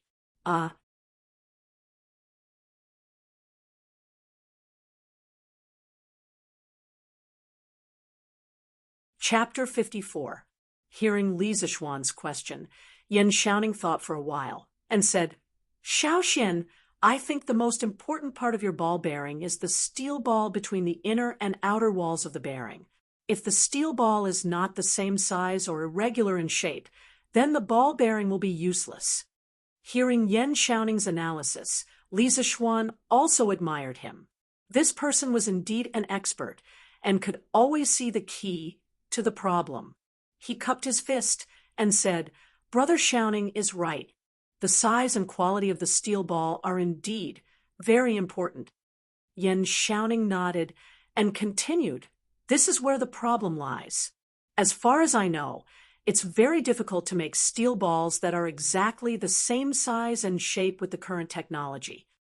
Li Zixuan suddenly realized that this was where the problem lay. With the current technology of the Tang Empire, it was as difficult to make a batch of steel balls of the same size and shape as the people in the 80s and 90s to make the ball on the tip of a ballpoint pen. Without a complete industrial system, Li Zixuan also couldn't solve this problem. He couldn't help but fall into deep thought. Suddenly, Li Zixuan remembered that in addition to ball bearings, there were also roller bearings. Although they weren't as good as the former, they were still many times better than the current bearings of the Tang Empire. "Brother Xiaoning, since there's no way to make a batch of steel balls of the same size, I wonder if it's possible to make a batch of small iron rods of the same size with the current technology?" Li Zixuan asked. "Of course, it's not difficult." Yan Xiaoning nodded. The process of making iron rods was easier to control than steel balls. "Then there's no problem." Li Zixuan was a little happy when he heard this. He smiled and said, "Brother Xiaoning, I have an idea. We can replace the steel balls in the ball bearing with small iron rods of the same size, and then add some grease to increase lubrication. What do you think?" Yan Xiaoning closed his eyes and thought for a while. Then he opened his eyes and looked at Li Zixuan with a strange expression. Li Zixuan was puzzled by his look. He touched his nose and said, "Brother Xiaoning, what's wrong?" Yan Xiaoning sighed and said, "Xiaoxian, you're really a monster. Why do you have such wonderful ideas, one after another? In the past, I thought that I was extremely smart. Today, it's really infuriating to compare myself to others. I really want to break open your head and see what's inside." Li Zixuan laughed and said, "Don't worship me. I'm just a legend. Ha ha." Yan Xiaoning was speechless. Li Chengqian interrupted, "Xiaoning, does that mean you can create it?" Yan Xiaoning nodded and said, "Your Highness, if we use this plan, we can indeed make it.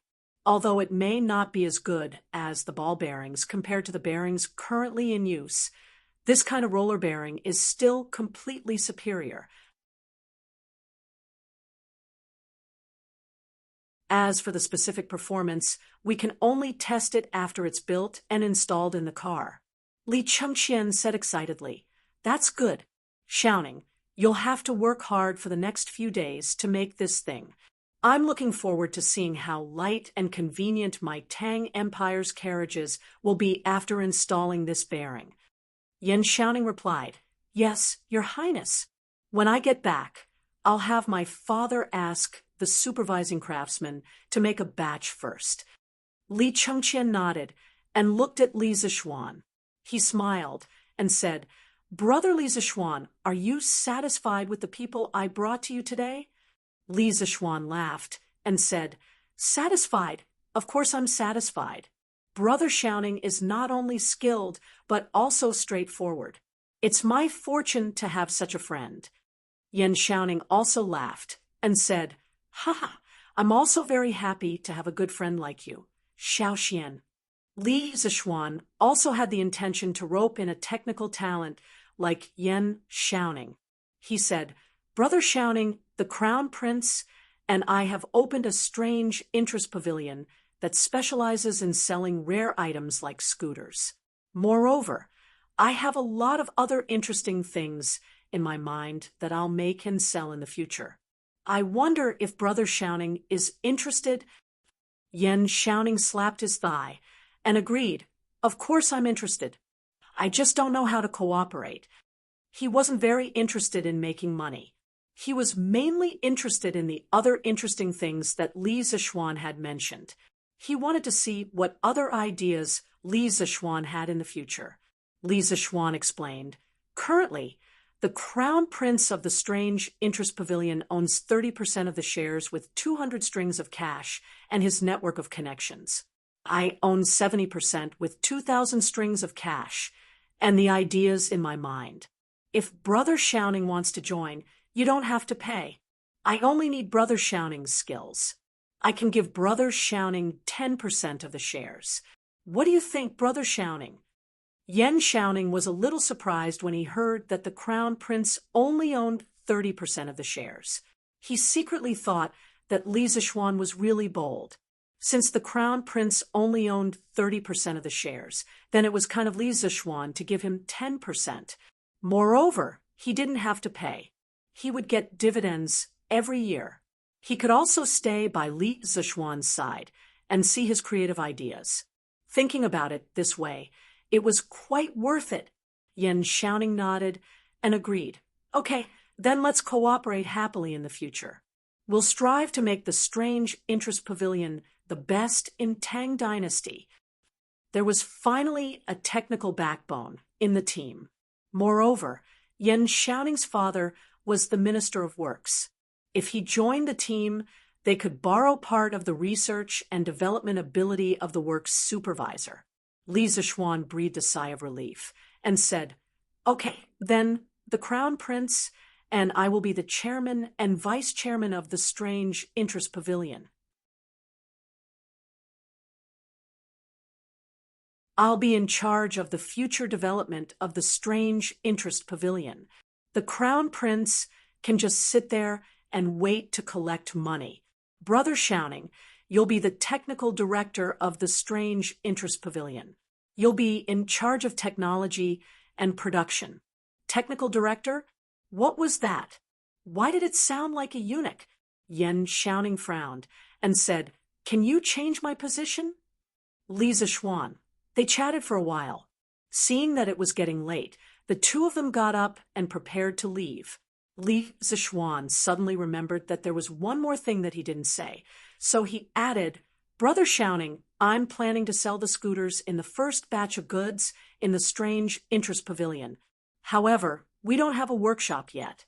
I wonder if you can commission the works supervisor to produce 300 of these scooters first. We can pay the wages and materials according to the market price." Yan Xiaoning nodded. "No problem. I'll go back and tell my father." Apart from completing the tasks assigned by the higher-ups, the works supervisor would usually take on some private jobs to support the family. As long as it didn't affect the government's tasks, the higher-ups would turn a blind eye to it. Li Zixuan said happily, "Then I'll leave it to you. However, we must have our own workshop in the future. If Brother Xiaoning knows any familiar craftsmen, I can spend a lot of money to hire them." Yan Xiaoning nodded his head in agreement. I'll take note of that in the future." At this moment, Li Chengxian spoke up. "Brother Zixuan, there is something that I forgot to tell you. Today, I've given 10% of the shares to Changle. In the future, she can be considered one of the shareholders of our Strange Interest Pavilion." Li Zixuan was very fond of that clever and gentle little girl. Thinking it over, he said, "Since Her Imperial Highness the Princess wishes to become a shareholder, then I'll give 10% of my shares to the princess. There's no need to give it to the crown prince." His father's words last night were reasonable. The crown prince represented the imperial family. If he only gave 30% of the shares, it would be hard to avoid gossip. Fortunately, he could use Princess Changle's name to give another 10% of the shares. This way, as long as the Strange Interest Pavilion didn't take the initiative to court disaster, there would be no worries about its future. Li Zixuan was somewhat surprised.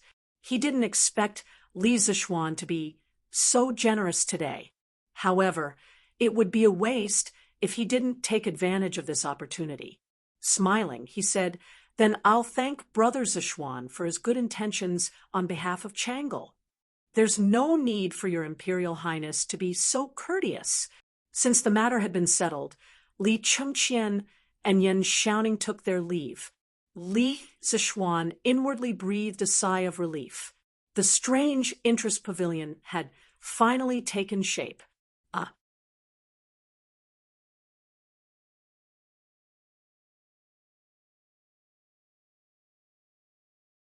Chapter 55. After lunch, Li Zixuan recalled that Han Yushi wanted him to try the newly brewed fruit wine in the morning, but he was interrupted by Li Chengxian and Yan Xiaoning. Thinking of this, Li Zixuan went to Mingwei Xian to look for Han Yushi. "Young master, you're here?" Han Yushi said, happily, "Yes, I was about to try the newly brewed fruit wine in the morning, but I was interrupted, so I came over to try it in the afternoon." Li Zixuan nodded. "Young master, please take a seat here. Yushi will pour you some wine." Li Zixuan smiled and nodded. Han Yushi then walked into the room to get the wine. After a while, Han Yushi came out with a wine gourd and a wine glass. "Young master, please try it." Han Yushi poured a glass of wine and handed it over.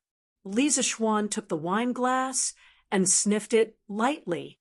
A mellow fragrance of wild fruits entered his nostrils, making him feel as if he was in a forest.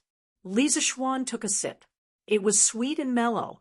Although he had drunk it once at the Han village, he still felt amazed when he drank it again. "Yushi, who did you learn how to brew wine from? I see that many brewers in the city don't brew as good as yours." Li Zixuan drank the fruit wine and couldn't help but ask in confusion. Hearing Li Zixuan's praise, Han Yushi smiled and said, "Young master, you flatter me. How can Yushi's skills be compared to the brewers in the city? My mother taught me how to brew wine. My father always loved to drink the wine my mother brewed. Later on, my mother passed away, so I brewed wine for my father. He didn't expect Yushi's mother to be a master brewer. Li Zishuan continued to ask, Yushi, other than fruit wine, do you know how to brew other wines? Han Yushi nodded and said, yes, my mother also taught me how to brew white wine and sake. These include Ingzhou's Fushui, Wuqing's Ruoxia, Hezhong's Mulberry, Yuzhou's Ichuan, Xingyang's Tuku, Fuping's Shidonkan, Jiannan's Braised Spring, Hedong's Qianhe Grape, Lingnan's Yinshi Baluo, Yicheng's Jiui, Xuanyang's Ishui, Qi's Lu Wine, and so on. Han Yushi counted with her fingers and listed all the wines she knew how to brew. Li Zishuan was dumbfounded. Was that even possible? Yushi, how did your mother make so many kinds of wine? Han Yushi thought for a moment and said, I heard from my mother that my grandfather, Du Daoling, was the most famous winemaker in the former Sui dynasty when he was alive. Even Minister Wei Xuanqing of my dynasty praised his winemaking skills. My mother learned her winemaking skills from my grandfather. Li Zishuan asked curiously, who is Wei Xuanqing? Is he very knowledgeable about winemaking? Han Yushi widened her eyes and said in disbelief, Young master, don't tell me you don't even know Minister left Prime Minister Wei Zheng? Huh.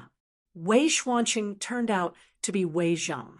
Li Zishuan had heard in his previous life that Wei Zheng was not only a straightforward minister, but also a master winemaker. He did not expect Han Yushi's grandfather's winemaking skills to be above Wei Zheng's. It was really a surprise. Cough, cough. Who doesn't know about Wei Xuanqing and Minister Wei? I was just testing you. Li Zishuan casually made up a story. He did not care whether Han Yushi believed him or not and continued to ask, Yushi, why didn't you make wine to sell before? Han Yushi said sadly, the Han village did not have enough food left over these years. How could we have extra food to make wine? Li Zishuan patted his head. So that was the reason. Yushi, do you know why I bought the Han village's fruit wine at such a high price? Han Yushi said gratefully, Yushi knows that young master is helping the Han village. Those fruit wines are actually not worth that much money. Li Zishuan shook his head and said, although I have the intention of helping the Han village, it is not entirely because of this. When I was at Mount Longhu, I saw my master often drinking a kind of brightly colored wine. My master said that it was a kind of mixed wine invented by the people of the Abbasid Caliphate. After drinking it a few times, my master felt that the taste was very special. So he figured out the recipe and brewed it himself. There is a very important ingredient in this recipe, and that is the fruit wine. Yushi, the fruit wine that you make can be considered to be of the highest quality among fruit wines. It is the most ideal ingredient to make this kind of mixed wine. That is why I bought your fruit wine at such a high price. I thought that after buying it, I would find a wine master to make this kind of mixed wine. It will definitely sell well in the future. When talking about what she was best at, Han Yushi was also very interested. She asked curiously, Young master, what is the name of this wine? Is it really that good? I heard from my master that this is called a cocktail. As for whether it is good or not, I don't know how to taste wine, so I don't know. But my master has tasted all kinds of good wine in the world, and in the end, he only has a soft spot for this cocktail. I think that the taste of this wine should not be bad. Li Zishuan continued to use his master as a shield. That's right, Li Zishuan wanted to make a cocktail. In Li Zishuan's previous life, he and his uncle had watched a movie about a plane crash, but he forgot the specific name. In the movie, a black captain wanted to drink a cocktail on the plane. In the end, there was no cocktail, so he added alcohol into the fruit juice and drank it as a cocktail. One day, his uncle was eating at his house and suddenly remembered this scene. He added the same amount of Huiyuan 100% orange juice into half a glass of whiskey. In the end, he watched his uncle drink it to his heart's content. Later, out of curiosity, he also went online to look up the method of making cocktails.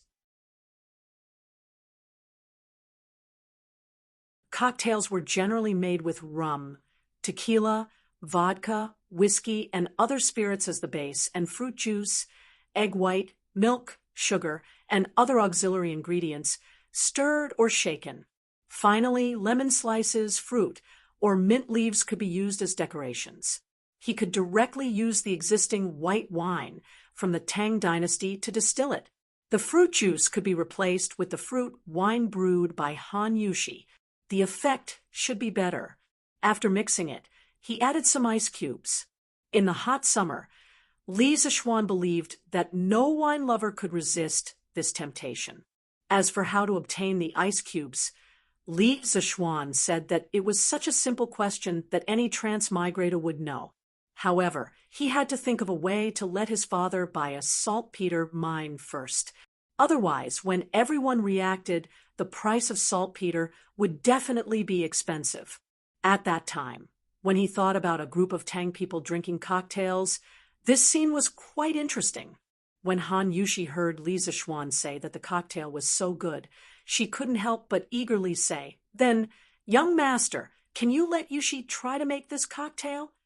Li Zichuan was a little embarrassed.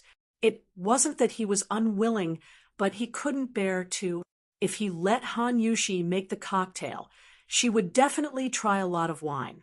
He was afraid that Han Yushi would get drunk. Han Yushi saw that the young master was embarrassed and thought that the young master didn't want to teach her the recipe. For a moment, a trace of sadness and sadness flashed in her eyes. She quickly said, "I'm sorry, young master." Yushi was rash. When Li Zichuan saw her sad face, how could he not know that she misunderstood? He quickly explained, "Yushi, don't misunderstand. It's not that I don't want you to try it. I'm just worried that you will taste too much wine when you mix the cocktail and get drunk." When Han Yushi heard that, it turned out that she misunderstood.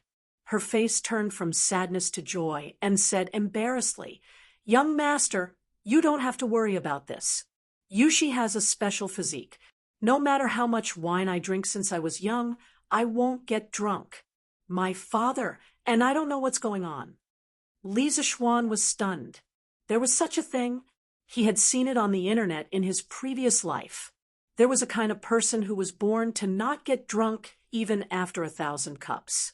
He didn't expect to meet such a strange person in the Tang Dynasty. Yushi, is what you said true?" Li Zichuan still couldn't believe it. "Of course it's true. Young master, you can ask my father if you don't believe me." There's no need. I believe. Then, there's no problem. Yushi, you're also a master brewer. I'll copy the recipe for you later. As for the ratio of the various ingredients, you can slowly try it. When you return to the Han village this time, tell your father that when I'm done with some things, you can come to Chang and to help me mix the wine. I'm representing my father to try to hire you as the bartender of our Zuatian restaurant. How about a monthly salary of 10 strings of coins? Teaching this recipe to Han Yushi was more reassuring than teaching it to others. Li Zichuan really didn't expect this matter to go so smoothly. Han Yushi was very surprised when she heard this. She didn't expect that she could finally help the young master. She quickly said, "Young master, you've helped the Han village so much. How can Yushi ask for a salary? Yushi is already very happy to be able to help the young master mix the wine." Li Zichuan insisted, "This monthly salary is what you deserve. You have to take it. If you don't want it, I won't help the Han village in the future." Han Yushi could only nod her head reluctantly.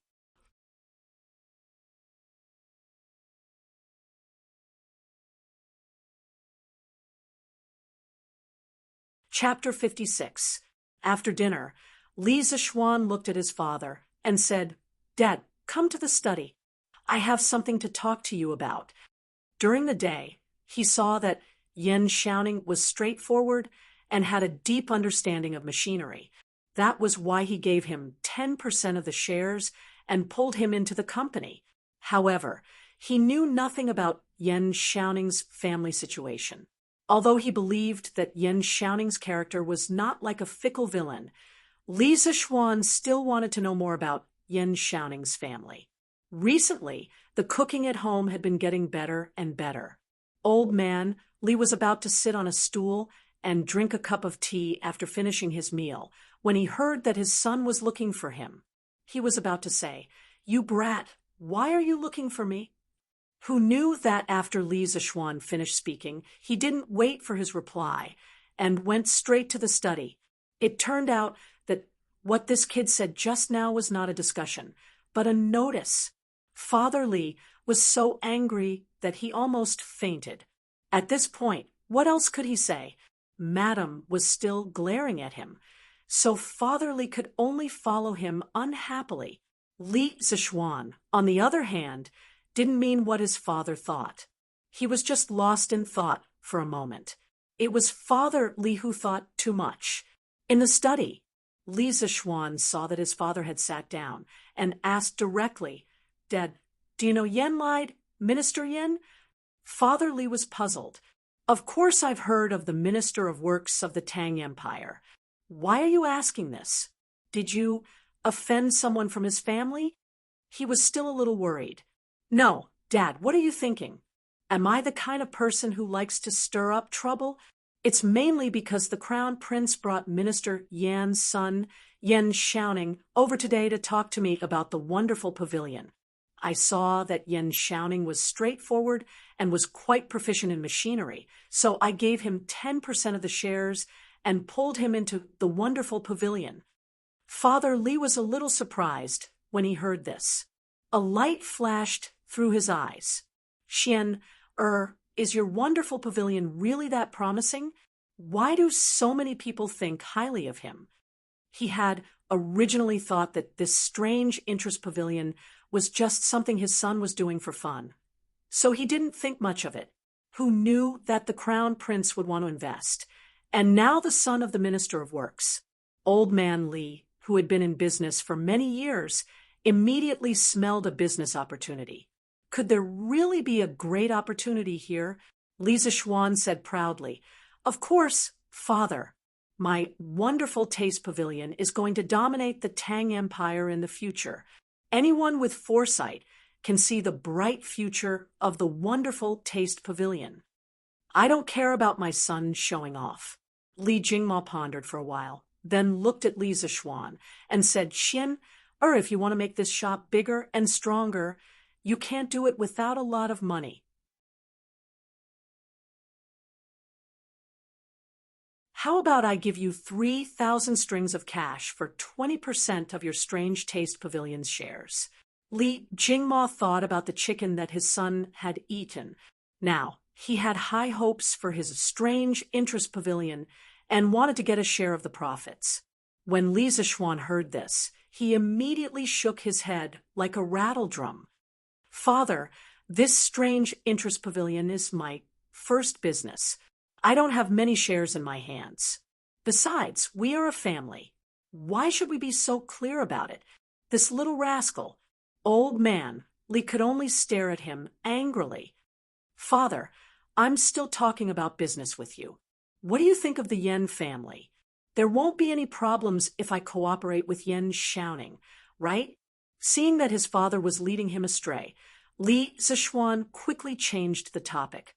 Li Jingma thought about it seriously, then said slowly, "I've heard of Minister Yan." Minister Yan came from an engineering family. He was a master craftsman in the 9th year of Wuda and was promoted to the Minister of Works this year. Minister Yan is an upright person with superb skills. He has great attainments in architecture, craftsmanship, and painting. He can be considered a master of his generation. The current Chang, and city of the Tang Empire was planned and designed by Minister Yen. His younger brother, Yen Liben, is a master craftsman. He is very good at calligraphy and painting. As for his son, Yen Xiaoning, I don't know much about him. However, the Yen family is very strict and is a true family of gentlemen.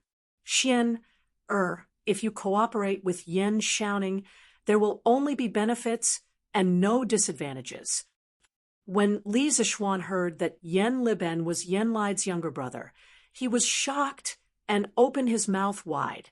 He might not have heard of Yen Lide, but who didn't know of Yen Liben's name in his previous life? He was a great painter in the Tang Dynasty. His walking carriage painting and portraits of past emperors were treasures passed down from generation to generation. Li Zixuan didn't expect the friend he just made today to have such an amazing family background. He swallowed his saliva and said, "Well, since father said so, then I can rest assured." After that, he turned to go back to his room to sleep.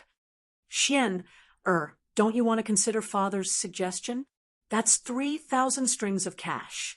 Old man, Li didn't give up on the idea of getting a share and shouted from behind.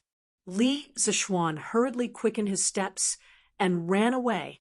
Although his family had a lot of money, it was more comfortable for him to spend his own money. Strange interest pavilions embryonic form had been formed, and he didn't lack funds now. He was just waiting for this young eagle to take off. This stinking brat, West Courtyard. Li Zixuan laid on his bed and couldn't help but think of the strange scene in his mind when he was drawing during the day.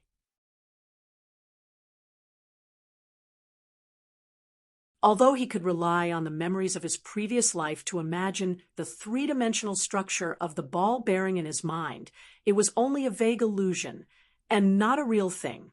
However, the ball bearing in his mind during the day was real and clear as if there was a real ball bearing in front of his eyes.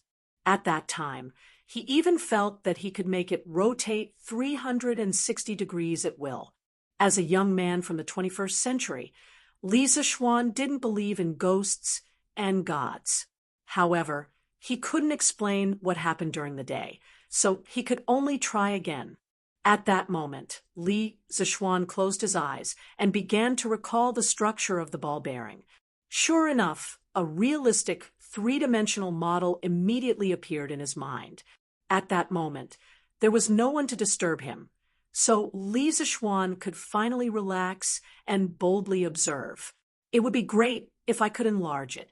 Li Zixuan saw that the structure of the ball bearing was too small and couldn't be seen clearly. He felt that it was a fly in the ointment. As if it had heard his thoughts, the model in his mind began to enlarge rapidly, and all the minute structures on it could be seen clearly. Li Zixuan was so shocked that his mouth opened wide. How the F*** could this work? That scared me to death. Since it can be enlarged, can it be rotated? Li Zixuan silently thought about the rotation in his mind. Who knew that the model would also start to rotate? What the F***? Did my brain become a computer? This scene was very familiar to Li Zixuan. This was because in his previous life, when he used a drawing software on his computer to draw a 3D model of some parts or machines, those drawings could be enlarged or rotated 360 degrees with the help of the mouse. Right now, it was as if there was this software in his brain. What the hell was this? Li Zixuan's heart had a trace of fear of the unknown, but also a trace of excitement. He opened his eyes and looked around. After confirming that he was alone in the room, he closed his eyes again. Since the ball bearing works, can I change it to something else? Li Zixuan was eager to try. Let's try a bicycle. Li Zixuan's mind moved, and a 3D model of an unbranded bicycle appeared in his mind. The outline of every part of the bicycle, and every assembly could be seen clearly. Li Zixuan could even see every grain on the tires. Could this be my golden finger? I can recreate a 3D model of a modern object in my mind. As if he had found a new toy, Li Zixuan was having a lot of fun. Cylinders, water wheels, motorcycles, etc. flashed through his mind. After a while, Li Zixuan became a little arrogant.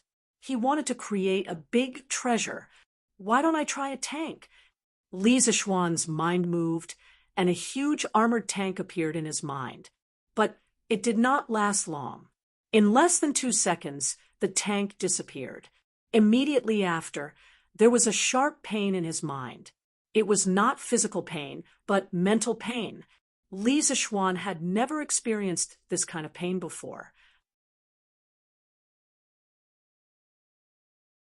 He could not help but groan and pass out. You're tuning in to the Mystic Fist YouTube channel. Don't forget to subscribe and join us on this journey to catch the most captivating stories.